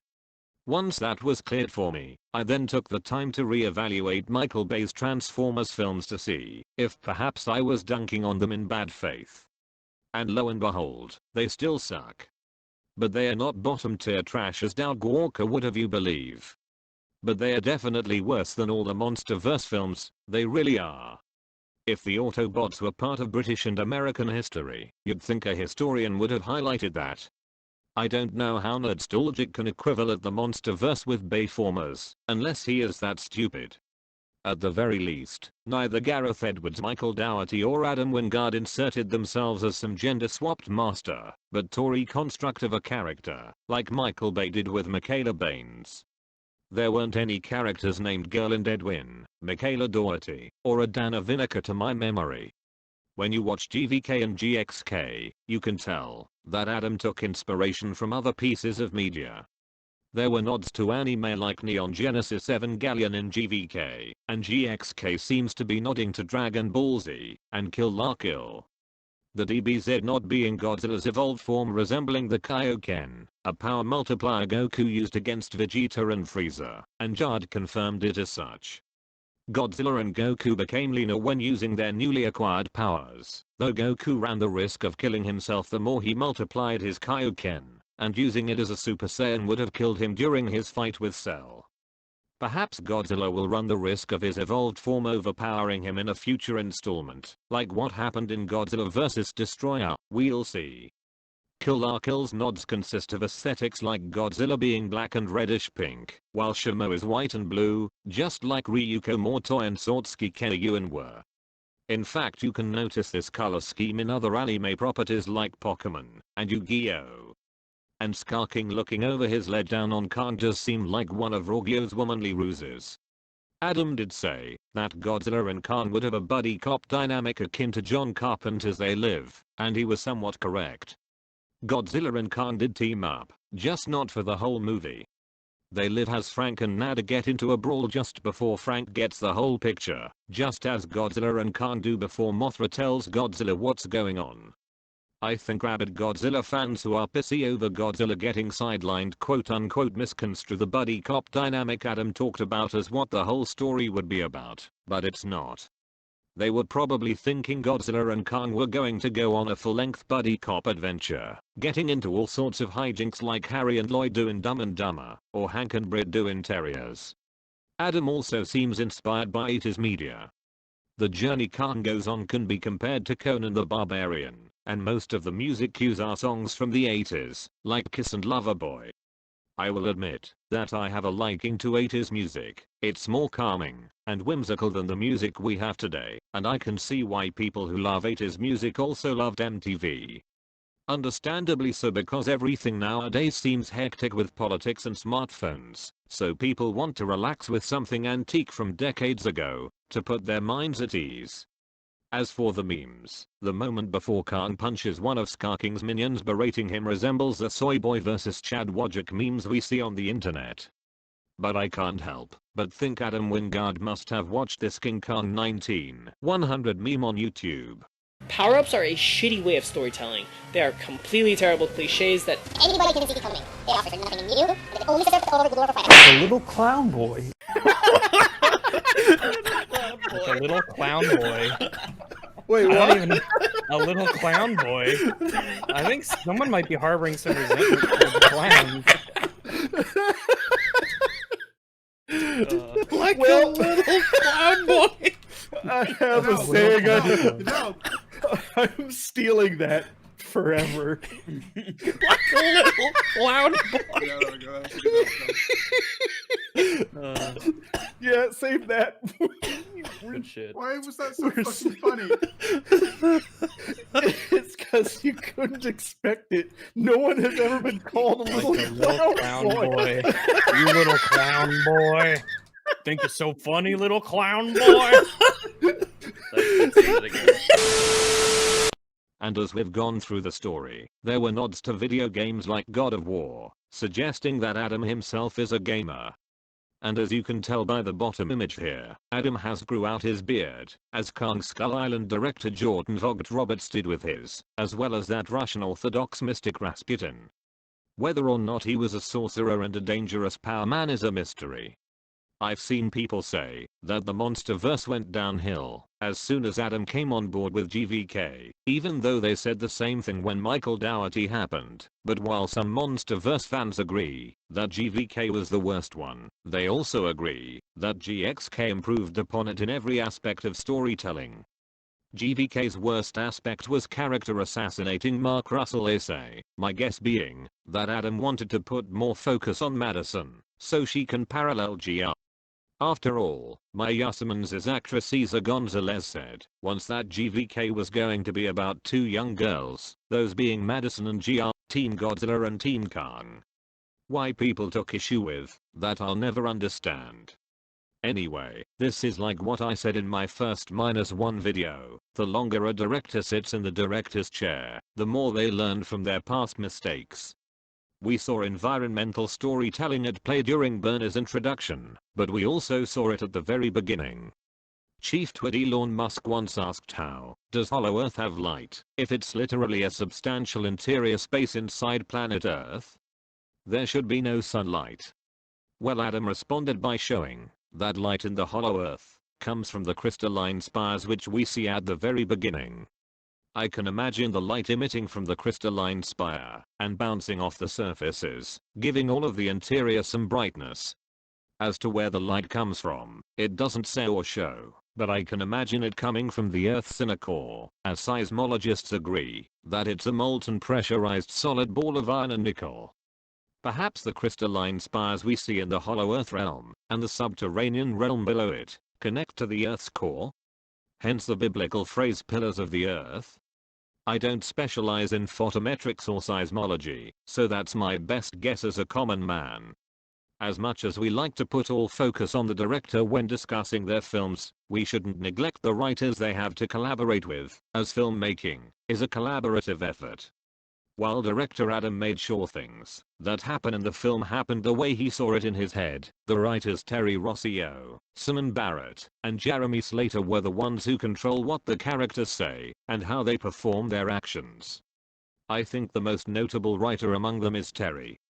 He was very passionate about writing the screenplay for TriStar's Godzilla when it was planned for a 1994 release, but it was scrapped by Roland Emmerich in favor of a new script, and Terry only got a story by credit in the 1998 release. So, Terry must have been happy to have finally gotten to work on a Godzilla movie decades later, that being Godzilla vs. Kong, and then again with this film. Anyway, there is something pressing that we now must approach. Does anyone remember this line from the GVK commentary? A big reshoot, just like when they get out of the ships and they have their little conversation here. I mean, they're talking about, the radioactive energy source, blah, blah, blah. None of this makes any sense. It doesn't matter. We just need an excuse for them to do something, and they had to go somewhere. Funny enough, I was watching... Apparently, some radical leftist podcast named Giant Monster Bullshitters took that quote to Twitter to paint Adam Wingard as some anti-literature bogeyman who gave up on their script in favor of spectacle, while setting up some ridiculous standard that, if a storyteller is passionate about their work then it'll be good. Well, let's apply a little death of the author to all of this. Let's take a step back and look at this whole thing from a broader perspective.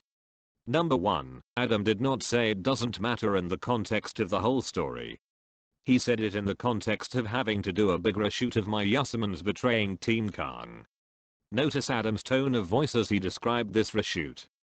Judging by his tone, he must have not liked this reshoot, it had to have burnt him out. Given that a lot of big budget movies tend to go through a lot of reshoots by mandate of the studios these days, it would weigh heavily on any director and writer who just wants to tell their story. And besides, if Adam really did say it doesn't matter in the context of the whole story, then he would be throwing Gia under the bus, because she's an important part of the story. And also he'd be throwing Godzilla and Kong under the bus as well, because his goal with the film was to get them to fight for the first time since 1962, from a certain meta point of view. Number 2, Teen Kong having a dispute over extracting the Hollow Earth energy, when they've just found it may be too fast-paced for someone to take in the information as they're watching, but I wouldn't call it bad writing storytelling-wise. Nor would I call it bad writing to wirelessly transfer it to move the plot along, to get to the action quicker. It's possible, it's just weak, as there was no in-universe setup for a wireless energy transfer. Number 3, if you were to construe what Adam said to mean it doesn't matter how the Hollow Earth energy source would make sense in reality because it's fiction, and not worth fretting over, I would find your objection to be no different than objecting to lightsabers and sound being in space in Star Wars, and thus an unsatisfying criticism, as it fails to consider that internal consistency doesn't care if all those things aren't real. Only that it is real within the universe, and abides by established rules, and therefore doesn't have to abide by external consistency. And number 4, just because a storyteller is unenthusiastic or outright disdainful about their own work, that doesn't always mean that their work will turn out poorly written. By that logic, Sir Arthur Conan Doyle's Sherlock Holmes series, Anthony Burgess's A Clockwork Orange, Stephen King's Rage, and even J.R.R. Tolkien's The Silmarillion, should all be crappy pieces of writing, because they were written by men of sheer apathy and disregard towards their scripts with many decades worth of hype behind them, or wasted at the drop of a pen. Greatly appreciated. But hey, those are just some arguments, some perspectives, and some examples thrown in, to give you all an idea of what I'm talking about. And somebody who's already said that Adam Wingard is terrible could very well have very good counter-arguments to what I've just said. But I will say that saying the line is funny is not a good counter-argument. So yes, tangent over and let's continue. Jumping back to the present, remember when I said one of the reasons why I went to see GXK was because Takashi Yamazuki recommended seeing it? That wasn't the only thing he did. Both he and Adam Wingard came out admiring each other's art in Empire magazine, but most notable of all, iMaximum brought them together for a director-on-director conversation, and they talked about what got them into Godzilla in the first place, and his versatility. Well, how he's been adapted to the times his films were made in. You cannot draw a circle on a piece of paper and call it Godzilla. The point being, had Toho kept Godzilla as grim, dark, hopeless and on the nose as the original film was, it wouldn't be as pleasing to many people as it is now.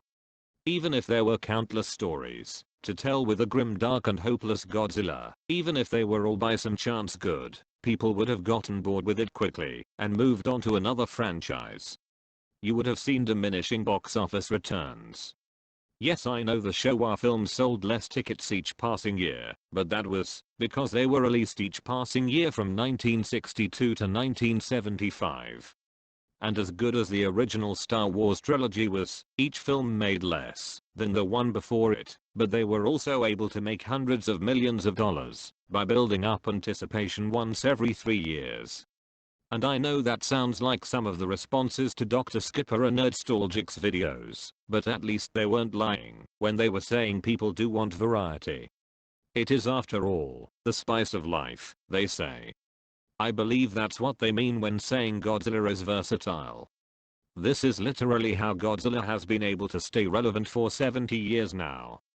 From a symbol of nuclear devastation, Godzilla became a champion of the people who once feared him, a returning monster, but a strangely innocent and tragic animal nonetheless, an animal mutated by nuclear tests, but still an animal nonetheless, a timeless reminder of mankind's capacity to create and destroy and rebuild, a godlike force of nature awakened in a world of man and gods and monsters, and everything in between. Some people say Yamazaki was too nice on Adam. They believe that had he not been restrained by his contract with Toho, he would have panned GXK's writing for not being on par with -1s. But that's assuming that Yamazaki is the kind of person who would sell his own soul to berate, belittle, and smack anyone on the head who doesn't do things the proper way. Like some perfectionist who is resentful and bitter over their lack of whatever it is they desire in life, who has some perhaps deserved insecurities about their own intelligence. Perhaps the people that wanted Yamazaki to cast stones at Adam are themselves perfectionists who needed an outlet to vent their frustrations, satisfy their hunger for rage, validate their own negativity, and bring other people down to their level in order to make them feel better about themselves. They are the kind of people that would kill the goose that lays golden eggs. The goose being Yamazaki. It wouldn't be until June that it was announced that Adam would step down from directing the next MonsterVerse film, and the responses from these perfectionists ranged from something like good riddance to too little too late. But I have a different reading. Since G-1 and GXK were right next to each other, it must have made Adam realize that storytelling can go beyond just doing the bare minimum, which is why he stepped down and passed on what he would have done next to the next director who he believes can do a better job than him. Personally, I would have had Yamazaki direct the next MonsterVerse film, so I can see the cognitive dissonance explode people's brains over the fact that a Japanese man is directing the next American Godzilla movie.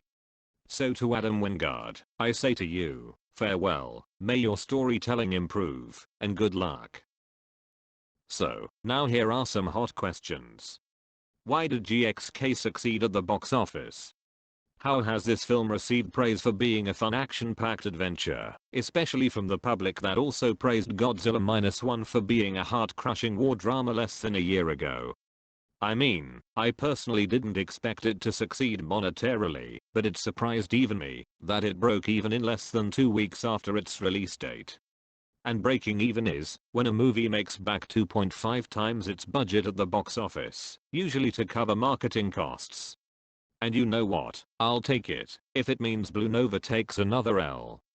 Obviously a film's box office gross does not correlate with its quality. Since 2015, we've seen box office records broken starting with Star Wars The Force Awakens. But just because a movie makes a lot of money, that doesn't mean it's good. Avengers Endgame was terrible, Disney Star Wars has gotten worse since TFA, which wasn't even good, and a lot of horror flicks suck, but still get made and make a lot of money because people for some reason like getting scared. But by that same token, just because a movie flops, that doesn't mean it's bad. Godzilla 2000 bombed at the American box office because the fan base in the year 2000 wasn't as big as it is now. Batman Mask of the Phantasm and the Iron Giant bombed because people back then didn't take animation that wasn't Disney seriously. So, having given it some much needed thought ever since GXK wrapped up its theatrical run at the start of June, I've come up with 5 theoretical conclusions as to why it ended up succeeding. And no, it's not because people are dumb, vexed. Triggered, triggered, triggered. Why does that girl keep saying triggered? She thinks she has PTSD. Triggered, triggered. Someone disagreed with her on Twitter once. Oh wow. I know, who cares, right? I care. Triggered. Someone disagreed with her? Triggered. Why didn't the Ministry of Trust and Safety do anything about that? Triggered. This is a theory that will baffle cinephiles. Now I'm aware of people who love watching certain kinds of films like Yoko Higuchi, but I don't consider him a cinephile. A cinephile in my experience is someone who uses the word film and not movie for semantic reasons, but overall has the mindset that says every film you watch should make you think and challenge you, it should try to reach you on an emotional or deep level. and that you should only watch those films because there have been so many films made since time began that the time it would take to watch them all would require more than just a lifetime. Therefore, you shouldn't waste your time watching a film that exists just to be escapist. You should be watching a film that means something, so it's worth your limited time on Earth. According to one named Harold Bloom. And this mindset extends to not just films, but video games, music, books, and all sorts of entertainment. Some would retort that with the subjective nature of art, any film can be meaningful to a person if it uplifted them in a dark time in their life. But here's what I say. What if someone believes in asceticism? Someone who doesn't watch films or engage with any sort of entertainment and is happy with their existence regardless? Like say a Christian monk at a monastery. Is he just wasting away his existence not having any interest in secular entertainment, or are they fine with their life choice to separate themselves from the secular world because their religion teaches them what is essentially live and let live? If that sounds similar to let people enjoy things, that's because both sayings convey the idea of allowing others to live their lives and pursue their own happiness without unwarranted judgment. Which is what the original context was for this comic. As you can see, the flamboyant looking doofus is being condescending to his peer who's watching a sports game, and his peer getting defensive because of it. So how does the cinephile mind set relates to this theory?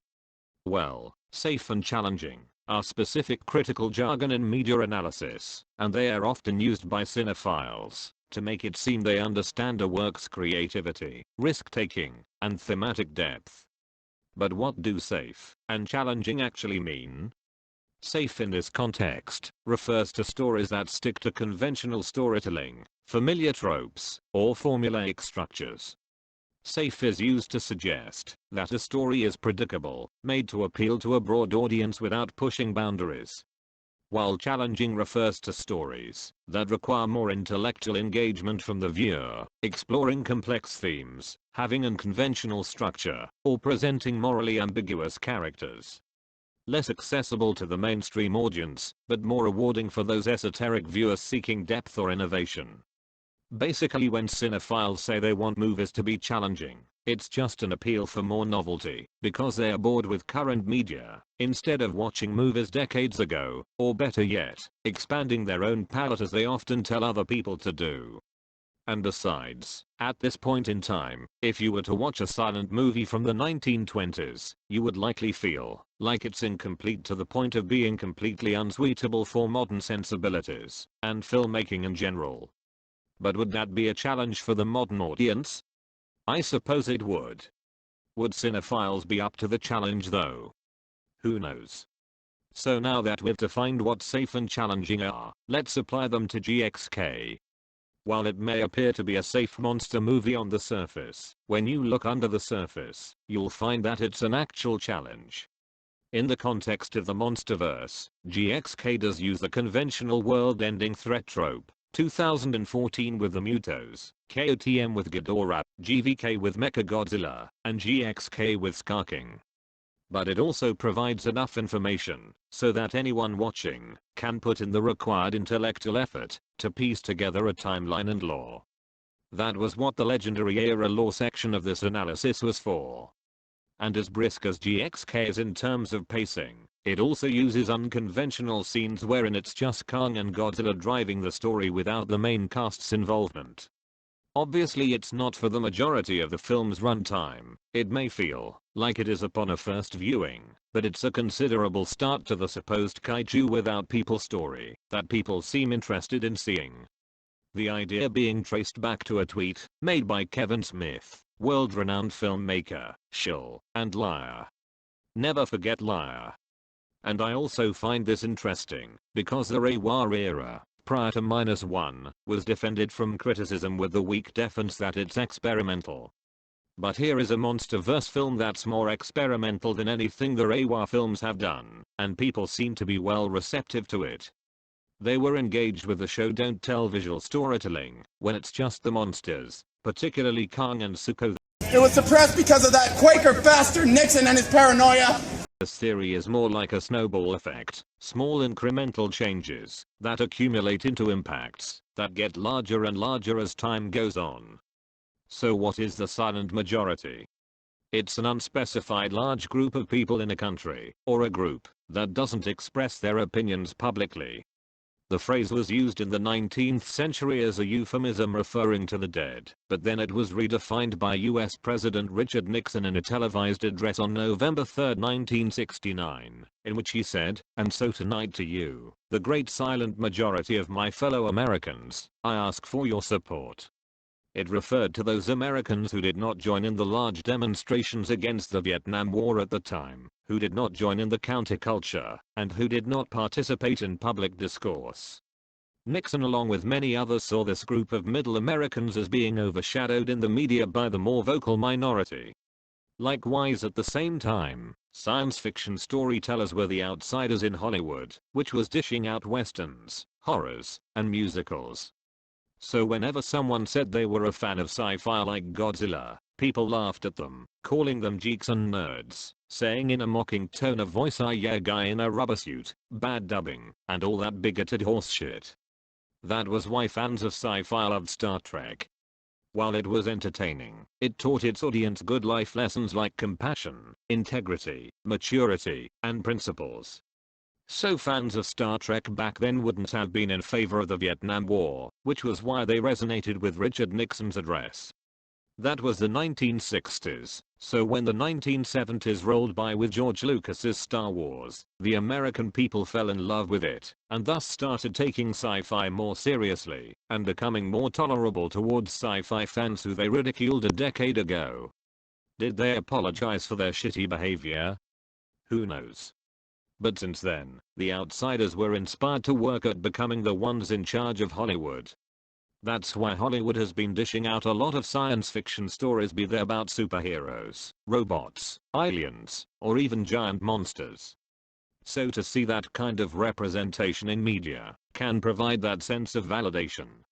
Even if that need for external validation is only temporary and comes in waves. That's why Godzilla 1998 was lambasted. Godzilla fans in America were considered a niche within a niche, so they hoped it would be the film that made people take Godzilla seriously and therefore validate their feelings. Obviously that's not what happened. Almost 2 decades later, the fan reception to 2014 may be split, but it did make people start taking Godzilla seriously, as well as all of Kaiju Ega. And it wasn't just sci-fi fans in general gaining some sense of validation, but also believers in conspiracy theories. The MonsterVerse's portrayal of Monarch invoked a feeling of government overreaching since September 11th. GVK in particular mentioned Nazi Germany using fluoride in their drinking water to make the masses not think critically about Nazi propaganda, but overall, it did validate Hollow Earth theorists in writing in the Hollow Earth. There are some people out there that believe Hitler didn't die in Berlin. Some say he and the Nazis fled to Argentina and taught South Americans about socialism, which could explain how Venezuela became socialist, but some say Hitler fled to a subterranean air pocket. Sorry, did you want to get immersed in our world? Yeah, well, guess what? Fucking pronoun! I'm so sorry. But in all seriousness, the Biden administration has been a complete motherfucking disaster. As if the cost of living going up wasn't bad enough for any American who was middle class or lower, each year has been a significant blunder on the world stage. The withdrawal from Afghanistan was too quick, almost as if it was to undo a mistake made by George Bush for getting the US heavily involved in the Middle East, but shortcuts always have a price. The Taliban took advantage and swooped into Kabul, and now Afghanistan went from the graveyard of empires to an Islamic shithole. And reports released by the Senate Foreign Relations Committee found that as many as 9,000 Americans were left behind. 20 years of American military work for nothing. No wonder Let's Go Brandon became such a meme. Since Trump was critical of NATO and NATO nations like Germany relying heavily on Russian gas, the administration afterwards decided to proceed with expanding NATO, when it should have been dissolved when the Cold War ended. Ukraine was next to join NATO, and because that nation has a serious as of Nazi problem, Vladimir Putin wasn't going to let Nazis attack Russia again, So he launched an invasion to denazify Ukraine. Nice work there, Joe. And then Joe had to go and unfree $6 billion in Iranian assets, and where do you think that money went into? It went into Iran backing Hamas, which launched an attack on Israel on October 7th. Since Israel has been fighting back, a lot of people this generation went mask off and took to the streets spewing an unholy amount of anti-Semitic rhetoric, like the Jews run Hollywood, or they fund all the world's wars. So much that I have to wonder if Hitler lives in these people's heads. And what was the point of never again, if it meant never repeating the hate-mongering that led to the Holocaust? And as embarrassing as it was to see Joe fumble during the 2024 debate, it did show that his mental capacity just wasn't there. Donald Trump was too easy on him, almost as if he felt sorry that he had to debate him. And as a result, the Democrats told Joe to step down from re-election, lest they use the 25th Amendment, and so Joe announced that he won't be running for office again. Almost as if Hajime Isayama predicted in Attack on Titan that an old guy would be in place of an elite few that run things. And Kamala Harris pretty much speaks for herself. What's your favorite curse word? I can't say it. It starts with an M and it ends with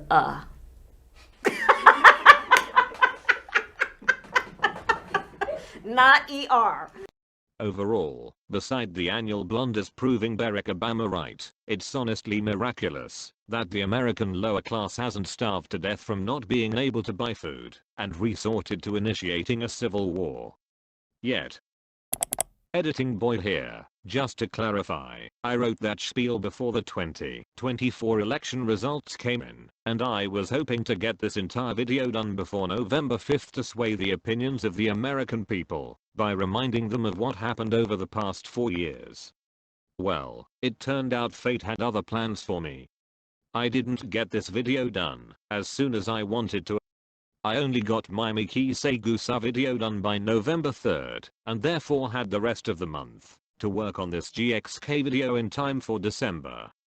But as fate would also have it, Donald Trump won the 2024 election in both the Electoral College and the popular vote, putting an end to this embarrassing chapter in both American and world history.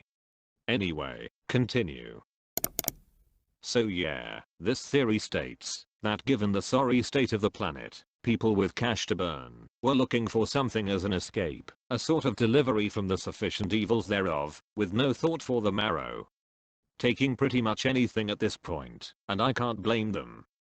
Like the original King Kong from 1933, the American people during that time were in the middle of the Great Depression. They could have spent their money on housing and feeding, but they chose to go see that movie despite the economic hardships. And I think that explains why cinema was mostly dominated by remakes and older IP since the 2010s, most of which were callbacks to previous times, when things weren't so complicated and stressful. But as long as a writer takes good care of the fiction will take care of the fantasy the audience so desperately clamors for. Interestingly, despite inflation and the cost of living, the box office this year has been having another successful run like the one last year, which is impressive considering the SARS-CoV-2 pandemic made everyone afraid they would never go back to the movie theaters. That alone shoots down any cinephile argument for movie theaters dying. The top grossing films of 2024 are as follows as of this video's uploading. Inside Out 2 became the highest grossing film, outdoing the 2019 remake of Lion King, and rightfully so. Because that film was an animated film pretending to be live action. As for Inside Out 2, it was really fun and emotionally gripping. That panic attack Riley suffered from has garnered a lot of praise for reflecting what anxiety can do to people, especially young people. But of course you have cold-hearted people believing that panic attacks are the obligatory Zoomer appeal of mental illness in cinema. Just tell them that Puss in Boots did the same thing and the cognitive dissonance will explode their tiny little brains. Deadpool and Wolverine, I had no interest in seeing, but I've seen people split on thinking whether or not it's good, but everyone seems to agree on loving the trailer music. An epic choral and orchestral rendition of Madonna's Like a Prayer. Despicable Me 4. I'm not a fan of those movies, especially the first one, because the ending had Groot working, so nah. But at least making $900 million means more people are going out to the theaters than being locked up in their homes during the pandemic. While they could be watching anything else but mediocrity, I'm not going to shit on them like obstinate, belligerent, and dishonest cinephiles have been, because that would be shitty of me. Dune Part 2, for half a year was the top grossing film till Inside Out 2 came along, and ended that film's whole career. Deservingly so, because it is the worst film of 2024. Long story short, Dune as a franchise is just propaganda for Shah Islam, to promote their Muslim messiah the Mahdi, a warlord like Muhammad was who would unite the Muslim world, to fight the Jews according to Islamic prophecy. And I wouldn't be surprised if Dune inspired Ayatollah Assahallah to turn Iran from a once proud monarchy to a tyrannical theocracy, to set the stage for the Mahdi to take the Iranian throne as the Islamic Republic as it is now, the proxy and harborer of Islamic terrorism in the world. But I digress. I think Dune Part 2 made all its money because people wanted to visit a desert planet that wasn't Tatooine and see Paul Atreides avenge his father and household name, as compelling as that sounds, and there was an interest in seeing Sandworm Kaiju despite having less than 3 minutes of screen time on screen. Godzilla Kong: The New Empire, we covered that in the past hour. And just below GXK we have Kung Fu Panda 4. It sucks. These other films I saw this year that, while they didn't break even, they were still good pieces of storytelling nonetheless. If, short for Imaginary Friend, was a good example of what good writing looks like. Furiosa, a Mad Max saga, a prequel The Fury Road, that focused on Furiosa, and how she became the hardened survivor and warrior of the wasteland. I remember seeing the trailer for this when going to see GXK, and I really liked the trailer music, an epic orchestral rendition of Majure's The Man Who Sold the World. I think I know why this film wasn't a box office success. Because when everyone saw Furiosa shave her head, they thought it was going to be another preachy girl boss movie, another case of studios putting a chick in it, and making it lame and gay, so audiences passed. And for that, I blame the anti-woke retards for drilling dog whistles into people's heads, to be hypersensitive to what looks like woke propaganda, and condition their audiences to ignore what is by all accounts a quite well written, well acted, and entertaining film. Kalki 2898 AD by Nag Ashwin was a foreign film from India that I heard from my circle of friends, and I was surprised by how innovative and good it was. It's supposedly the first installment to a new cinematic universe, based on Hindu mythology. Watching the film in theaters got me thinking what an Indian Godzilla movie would be like, and I think it would be perfect, since the lines from the Hindu scripture The Bag of Ajit to describe celestial weapons used by the gods fit the description of nuclear weapons. With a 600 crore production budget making it the most expensive Indian film ever made, the film grossed an estimated 1110 to 1200 crore globally, and has set the record for being the highest grossing Indian film of 2024. But what surprised me about this was I didn't see the people who propped up Godzilla -1 as a win against Hollywood prop up this film, when it checked all the boxes that -1 did.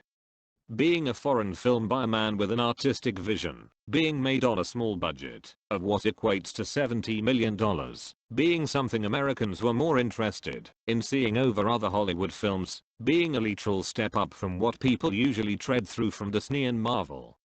But alas, they didn't. They could have propped up Gareth Edwards the creator back in 2023, but they also didn't. Because how much they seem to care about certain things, or whether they will criticize something in bad faith, or be overly charitable, is in fact dependent on whatever narrative they want to push with it. No. Welcome to every video we make. We use one little thing and then we build the narrative out of it. Don't act like that's not what we do. I don't build a narrative. I You're give an my absolute opinion. fucking. You are hard. What we do. You've made the same fucking video on the same topic at least 7 times a week, Ryan.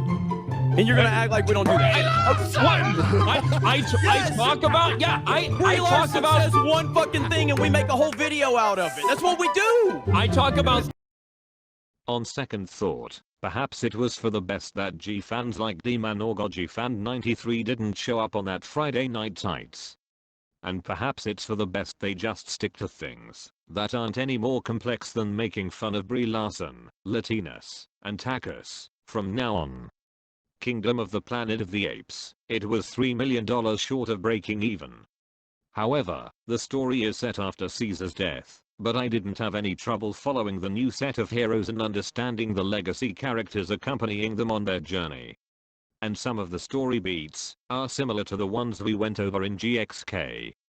Horizon, an American saga by Kevin Costner, was really interesting. It's not every day you get to see a modern-day Western film, but one that shows the brutal nature of war when Native Americans attack settlers, and the settlers get their revenge. But that's just one plot line in this story. Garfield wasn't a bad film at all. The story was about him helping his dad pay off a debt he owed an old friend, and seeing the value of family. I think some people didn't like this film because of Chris Pratt voicing Garfield, like he did with Mario, which is a retarded reason to hate a movie. Daddy-O has a simple premise: a taxi driver and a passenger talk about their lives, what they value, the advice that would help them in their situations, and becoming close friends by the end of the story. Some films released this year were re-releases. Star Wars Episode I: The Phantom Menace was re-released to get people excited to see the Acolyte show on Disney+. But the film itself was received well, and managed to cross the $1 billion line. Watching the film reaffirmed why critics like Red Letter Media and Al Walker were never good critics to begin with, because the way they judge media is too short-sighted. The Phantom Menace, for all of its problems, is nowhere near as bad as people said it was. It just wasn't as good as the original trilogy. Like God of War Ascension just wasn't as good as the other God of War games in the trilogy. After everything that's happened with Disney Star Wars, you can definitely tell that George Lucas's heart was in the right place when he was making this film. He showed the fear of loss in Anakin as a young boy, which would come to haunt him in the next film as he slowly becomes Darth Vader. The Lion King was re-released to get people excited for the Mufasa movie that would come out later. I didn't go see it, but I'm sure some people did, just to see the film on the big screen, since it is a cultural milestone and an achievement in the world of animation. City of Dreams was released last year at a film festival, and this year to a larger audience. Like Sound of Freedom, it's about a Mexican boy whose dreams of becoming a soccer star are shattered when he's smuggled across the border and sold to a sweatshop in downtown Los Angeles. I never would have saw this film if it wasn't for Slumdog Millionaire Vivek Ramaswamy. And also, like Sound of Freedom, it's the kind of film that's hard to watch since it shows children subjected to evil acts, but the rescue is so heart-wrenching. Reagan was a fitting choice, since 2024 is an election year, and no doubt it'll sway the votes in Donald Trump's favor. And speaking of which, a lot of things that happened in Reagan's time seems eerily similar to our time. As for the story itself, it's told from a Russian who was a Soviet informant who believed Reagan could pose a threat to the Soviet Union, but his superiors ignore his warnings. So the Soviet Empire collapsed because of poo-poo. Megalopolis by Francis Ford Coppola was a surprise I didn't expect to be intriguing, but one that I found innovative and well written. The story's about Adam Driver's character having the power to pause time, and a vision for a better future using the materialistic properties of the Megalon. Yes, that is the name of the substance. It's weirdly set in New Rome, which is New York City, but with ancient Roman aesthetics, but it is fitting once you consider how similar American culture is to Greco-Roman culture. Joker Farley Dukes, I think this film is actually good. Yeah, I know people hated that it was a musical and that it supposedly hates its audience for even investing in the first Joker movie. But Arthur was always a sympathetic character, even at his worst. And dancing and singing is just how he's able to express himself, especially in this film, when musicals are well known for songs that convey what the character wants. I think the people that loved Joker so much were alt-right incels like Brutally Hands, and saw Joker as a political hit piece against the establishment.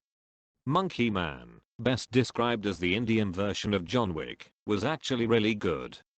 A bit brutal in some parts, but overall a compelling story told by the OG Slumdog Millionaire Dev Patel.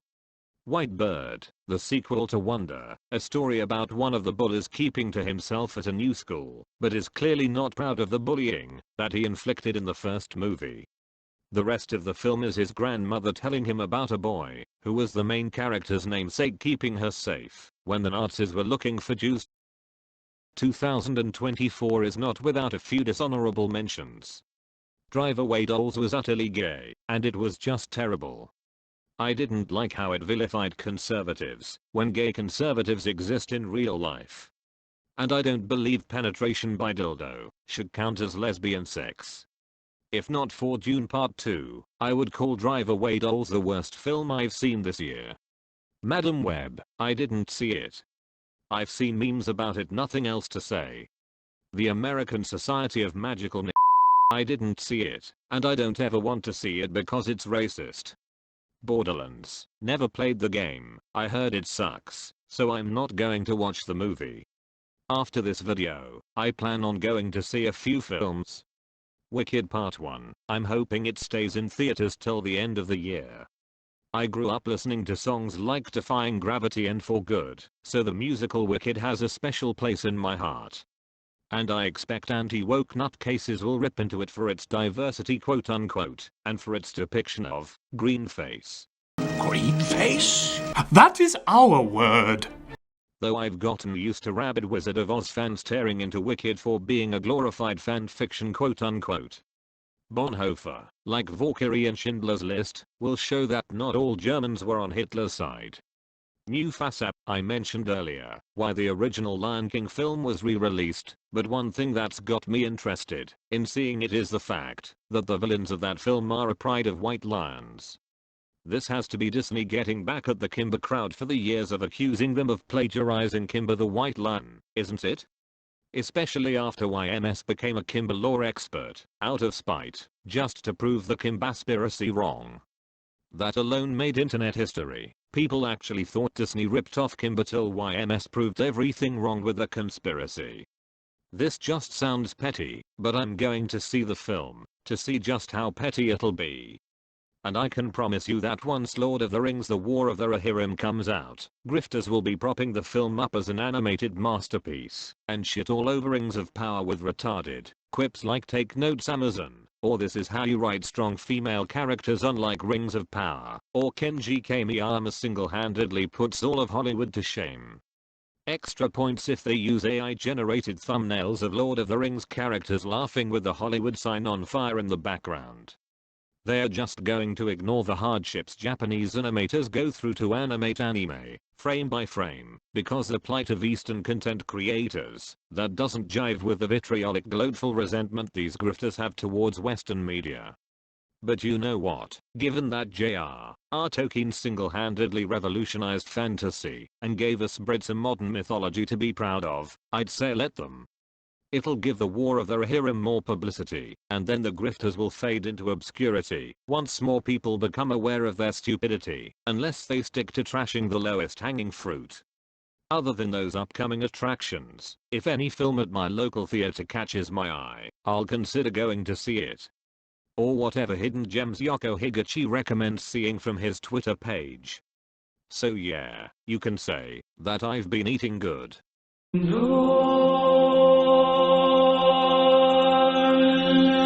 As you probably noticed, these theories are intertwined in nature, and this one reflects post-1 history as I mentioned about an hour ago. Ever since -1 came out, a lot of bad faith takes from YouTube channels outside the Godzilla fandom became the dominant voice in the discourse. Especially from politically charged channels that had no business talking about Godzilla in the first place. So, all the bad faith takes, and negging towards the Godzilla franchise under the guise of demand better, all the backhanded comments like the other movies are fun, but they don't feel human. All of it irritated and annoyed Godzilla fans to the point it poisoned the discourse for them. As a result, they reacted against the bad faith actors, naggers, and shitty people like Crazy Godzilla fag movies, who in particular told fans to just get over it, suck it up, and take it like a man. But the fans didn't react with violence. Instead, like Martin Luther King Jr. and Mahatma Gandhi advocating for civil disobedience, they put their money where their mouth was, voting with their wallets. They made it openly clear that they weren't going to let strangers on the internet dictate their fandom, or how their franchise should be run from -1 onward. There's a name for this reaction in psychology and it's called reactance, which the Barbra Streisand effect is an example of. Speaking of which, these bad faith actors told people not to go see GXK, but that backfired, didn't it? Obviously, these same critics criticized GXK for not being -1, but the fans knew in their hearts that they were making the right choice, because seeing the embarrassing behavior of these critics made them think in terms of, wow, is this what demanding better does to people? It turns them into angry, bad faith, bigoted, bitter, cranky, condescending, cynical, depressed, heartless, holier than thou, hypocritical, insensitive, opinionated, pretentious, rude, volatile, and vile pessimists who are not worth paying attention to. And if any one of you are watching this, don't even bother giving me the excuse "do as I say, not what I do." That's just you deflecting criticism of yourselves, which is both valid and warranted, but you don't want to hear it, when one of the first things you told people was, All comparisons and criticisms of the Monsterverse are completely valid. Whether you agree with them or not, whether they're casual, from an outside point of view, whatever, get over it. Oh, the irony. The irony. Oh my god. Ironic. They can say demand better movies, but not of themselves. And it's worse when you demand better people tell others to raise their standards, when your standards aren't even high to begin with. Just realized something about Monarch. May, an African American woman, is freeing monkeys from the slavery of Apex. What did they mean by this? Go fuck yourself, you actually racist pig. But to throw yet another bone, the entire skeleton rather. I do think self-improvement is something everyone should strive for. However, as the term implies, that is something the individual has to want for themselves. It cannot be forced on them or bludgeoned, otherwise they will react. I'm done. Oh! If you only take one piece of advice from this, okay? Please, sincerely, don't be an asshole your whole life. All right.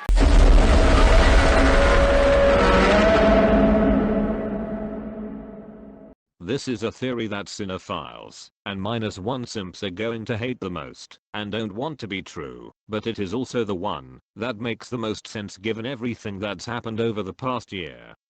Yeah, it's the one where Godzilla -1 unintentionally got people interested and excited to go see Godzilla Kong: The New Empire, knowing full well it won't be as good, but they went to go see it anyway.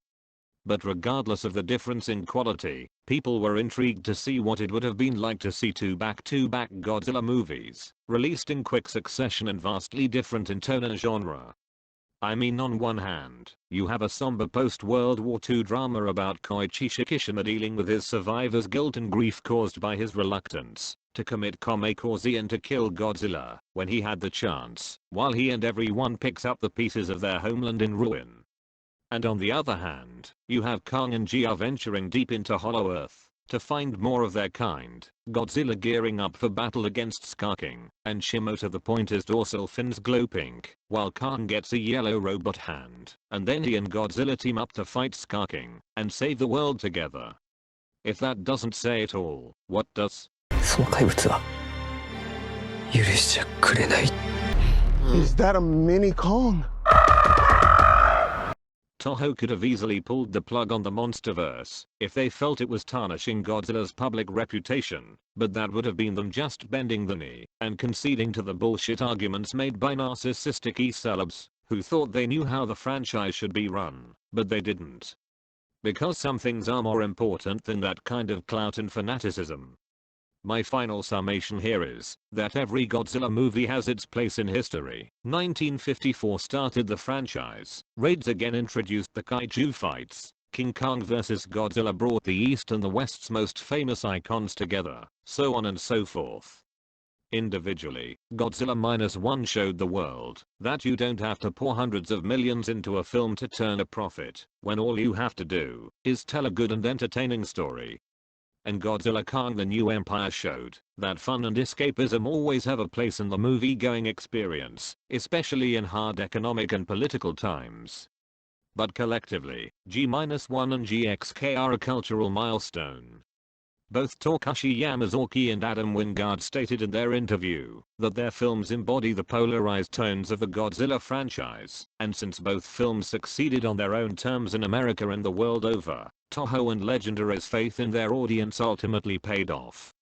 And they may have perfected a lucrative formula for the world of Godzilla marketing ploy. It worked with Barbie and Oppenheimer, and it worked with G-1 and GXK. Could the writing have been better? Yes. But monetary success cannot be denied.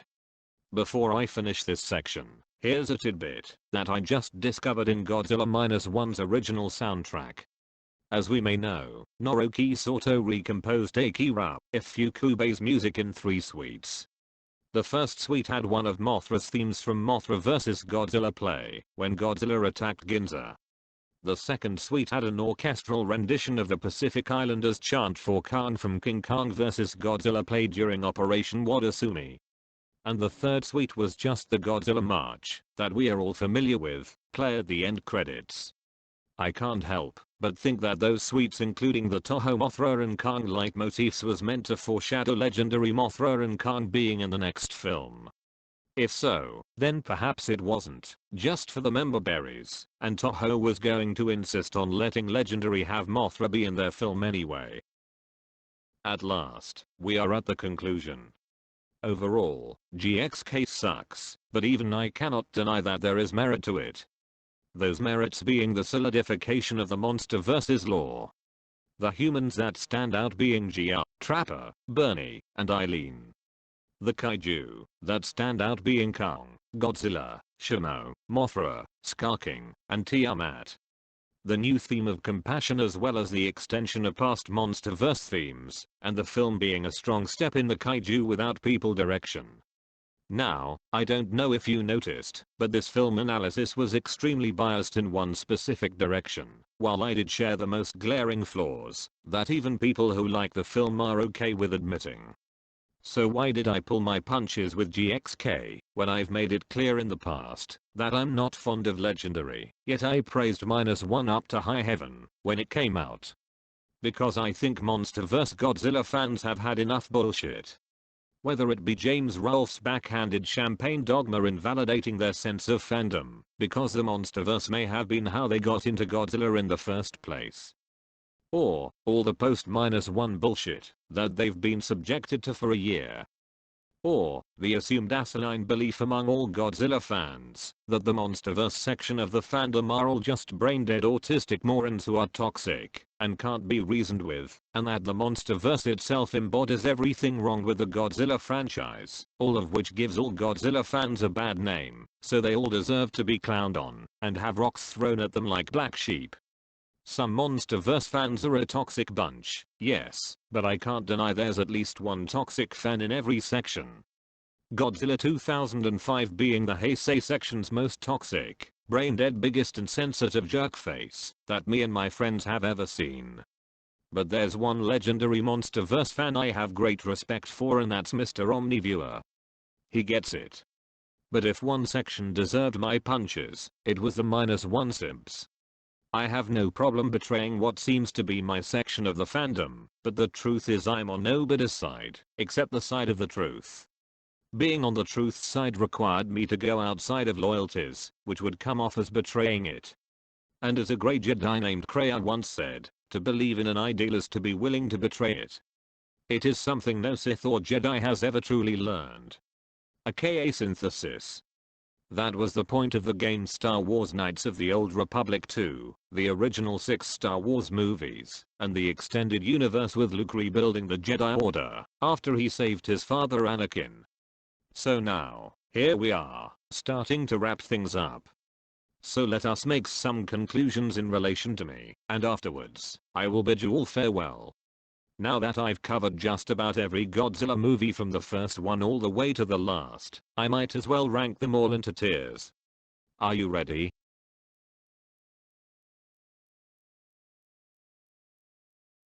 So yeah, make of this what you will. You'd think by now, the autist just here for Godzilla keyboard warriors would have quieted down after -1 showed that humans can be important to the story you are telling. But since this case of autism has been brewing since 2014, old habits tend to die hard. Noah Roscoe and his retarded take on -1 are proof of that. Since the just here for Godzilla autists autism in a perpetual Ouroboros, the best thing to do is just ignore them. Unless someone gets really hurt. If Vendetta taught me anything, it's that ideas do not die. They do however reach a point of near complete obscurity, where it is so thoroughly scrutinized, discredited, and so irrelevant, that it holds no significance to anyone. And while some fringe individuals might still cling to it, on sites like YouTube and Twitter, those people lack influence and legitimacy. Case in point, James Rolfe likened the creed of Toho purism to champagne, and I unironically used to believe in that sentiment. But when Shin Godzilla, the anime trilogy, and Singular Point shattered my worldview for how rotten and terrible they were, it colored how I saw the Reiwa era and its sycophants, so I started to see the MonsterVerse films, for all of their issues, as literal step-ups on a critical and objective level. That's when I started my channel. And by the time Godzilla -1 came around, it was a grand return for Toho to tell a competently good story again. But I didn't expect Takashi Yamazaki to be such a good-natured fellow with the other directors and their work, be they American or Japanese. At his point, Toho purism is as good as dead. That I knew since 2023, but now a year later, people are starting to catch up. And I'm not alone, others await for their chance to rise and see this outdated ideology for what it really is. I literally made my presence known on one of their podcasts to cheer them on. And of course James Rolfe isn't the only one they'll eventually go after. They'll begin to scrutinize Blue Nova and Matt from Monstrosities. Why else have those two privatized their videos? Steve Rifle's take on 2014, when it came out, will be scrutinized soon. I can promise you that, given that his short-sighted take must have been a source for Dr. Skipper's video. They'll realize, like I have, that he lied about Gareth Edwards' art and got away with it for over a decade. And Norman England's a pompous windbag anyway, so he and his takes are trash. Remember when I said it was Aliza's wish to see more intellectual content in the Godzilla community? Well, part of that is responding to older takes in order to see if they hold up well to scrutiny. Especially if they came from a biased point of view. So in a strange way, this makes her wish come full circle, as if she was the key to all of this. Everything that's happened over the past year can be best described as reactance and defiance, followed by self-intrinsic motivation. Case in point, while Godzilla fans have enjoyed GXK and supported it at the box office to shut the bad faith naggers up, it's good to see them find the intrinsic motivation to identify a problem and demand better, especially after all the post-1 bullshit that annoyed them. They seem to agree that the MonsterVerse has delved into the realm of goofy silliness long enough, like the Showa era films did during the Champion Festival part of it, so now they're voicing their concerns by starting with a return to a darker tone, akin to 2014. Not that it was aesthetically red, black and grey, but that it was grounded and serious. And who knows, seeing evolved Godzilla from the ground up with his pink lighting piercing the darkness can look impressive. Speaking of which, I'm honestly interested in seeing a darker MonsterVerse Godzilla film in the future, given the comparisons MonsterVerse fans tend to make to the Showa catalog. And there's merit to such comparisons, like 1954 and 2014 are similar in a serious grim tones, and shooting their best shots from the ground up, despite some shots being in complete darkness, so that the screen is blacker than a Spinal Tap album. Ghidorah the three-headed monster, and King of the Monsters had Ghidorah be a cosmic threat, had Godzilla along with Rodan and Mothra. Ebirah Horror of the Deep was supposed to be a King Kong film till he got replaced with Godzilla, but there are comparisons one can make when comparing it with Godzilla vs. Kong, One being a change in tone for the films going forward, and having a cast of characters operate on a Scooby-Doo-like level. Simple, but they click, and are entertaining to watch to some people. GXK and Godzilla vs. Megalon are often compared for being the silliest in their respective series, but they also have a subterranean group of people that have a stake in the story, and Godzilla teams up with a partner against two other monsters. Therefore, to keep the notion that the MonsterVerse is a reinventing of the Showa films, the next MonsterVerse has to return to a darker, maturer form, and that's what Terror of Mechagodzilla did. It can be said that the latter two Champion Festival films got maturer, because the kids who watched them from the beginning were maturing as well. I'm expecting this next MonsterVerse film to be gay, but if there's good in it, I'll acknowledge it. And let's take it further. Let's say Legendary decides to step up their game from all the reception from GVK and GXK, and also G-1. Their next MonsterVerse film, directed by Grant Sputor and written by David Callaham, turns out to be much better in quality, that it's on par with 2014 and Kong Skull Island, if not better. If so, then I'll say it's the best MonsterVerse Godzilla film. And if Toho purists are still around, they'll still dismiss it as just not real champagne, because it just has the Legendary label on it and not Toho's. I'll still take the piss out of them for still believing in an outdated and crude way to look at someone's art. But it might make Legendary think, oh well, we put all of this effort into improving our craft and these longtime Godzilla fans are still dismissing us, because it has a label on it, because it's still an American film, because it's still a Hollywood film. Why should we bother giving you guys anything of quality, because you're just going to dismiss us no matter what? That's pretty much what Godzilla fans are trying to discourage, and they got until 2027 to get the work done. To that I say good luck, you're going to need it. Another conclusion to make is that the allegations of Legendary copying the Heisei Gamera films have been beaten. I've seen Blue Nova push this notion and saying that the Legendary films suck because they're copying Gamera. And there's a meme out there which I've put in this slide, but as you can see, I've improved upon it. Believe it or not, there is a fourth Heisei Gamera film out there made by Shinpei Hayashi. It's a fan film, but one that continues where Gamera 3 left off. And spoiler alert, Gamera dies, and is replaced by another Gamera. That doesn't happen in GXK. Well, except both Gamera 4 and GXK have a white enemy kaiju in them, but that's about it. Just like the Just Here for Godzilla autists and the Toho purists, I've come to accept that there'll be cynical people in relation to the Godzilla franchise. You've probably seen them in the comments section of some videos, and they'll probably be in this video's comments section. There's a quote by George Carlin who I believe said it best. Inside every cynical person, there is a disappointed idealist. You remember how I said some Godzilla fans wanted 1998 to be the film that made Americans take Godzilla seriously? Well, those people may have turned into cynics because that film wasn't what they thought it was going to be, or what they wanted it to be. Perhaps when they were younger, they had one of those embarrassing moments where they wanted to share Godzilla with their family and friends.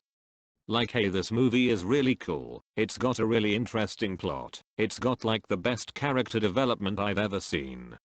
And then they got to the parts where it's bad English dubbing, if they are watching the dubs, or that the special effects aren't on par with Hollywood's, and their friends and family burst out laughing because they couldn't look past it. Because their suspensions of disbelief were on different wavelengths. Whether or not their friends and family knew it was bothering them, the experience made them feel uncomfortable, and made them decide to watch Godzilla by themselves from that point onward. That's what happened to me.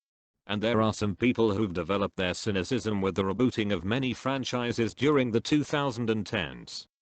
So, to any Godzilla fan out there who's watching this, the next time that you start feeling like cynics are really getting to you, try to remember that their efforts to tear you down are really just a method of distracting themselves and others, that deep down, they are just some of the most pitiful people in existence.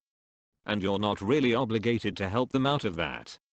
My own personal experience with these people has taught me that you can't force them to stop being miserable and wanting to drag other people down with them. They need to actually want for themselves to know that they don't have to be this way. So before I end this, I just want to say, Mario Bastien, also known as Mr. Godzilla Fan 2003, I hope you get this message. Firstly, I did not know Godzilla 1954 was a sacred cow to you. Sure, I laughed off your hate comments one after another, but I never imagined exposing your hate comments on my first Redux video would lead you to nuking your YouTube channel. At least that's what I assume happened. Perhaps in the fall of 2022, you wanted to focus more on college work, so you got rid of your older stuff, and that's why your Godzilla and Dinosaur playlists have algebra and physics lectures in them? I don't know. I can only guess. So in the event you hear this, just know that I don't hate you. I'm not disappointed. And I wish you all the best. And that concludes my long list of conclusions. I'm ready to close this chapter of my life. And as I said at the beginning, if I publish any stories on sites like Goodreads, I'll come back to YouTube and let you all know with a book trailer.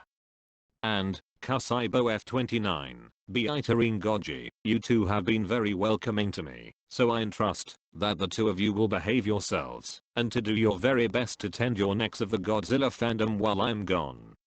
Good night and goodbye.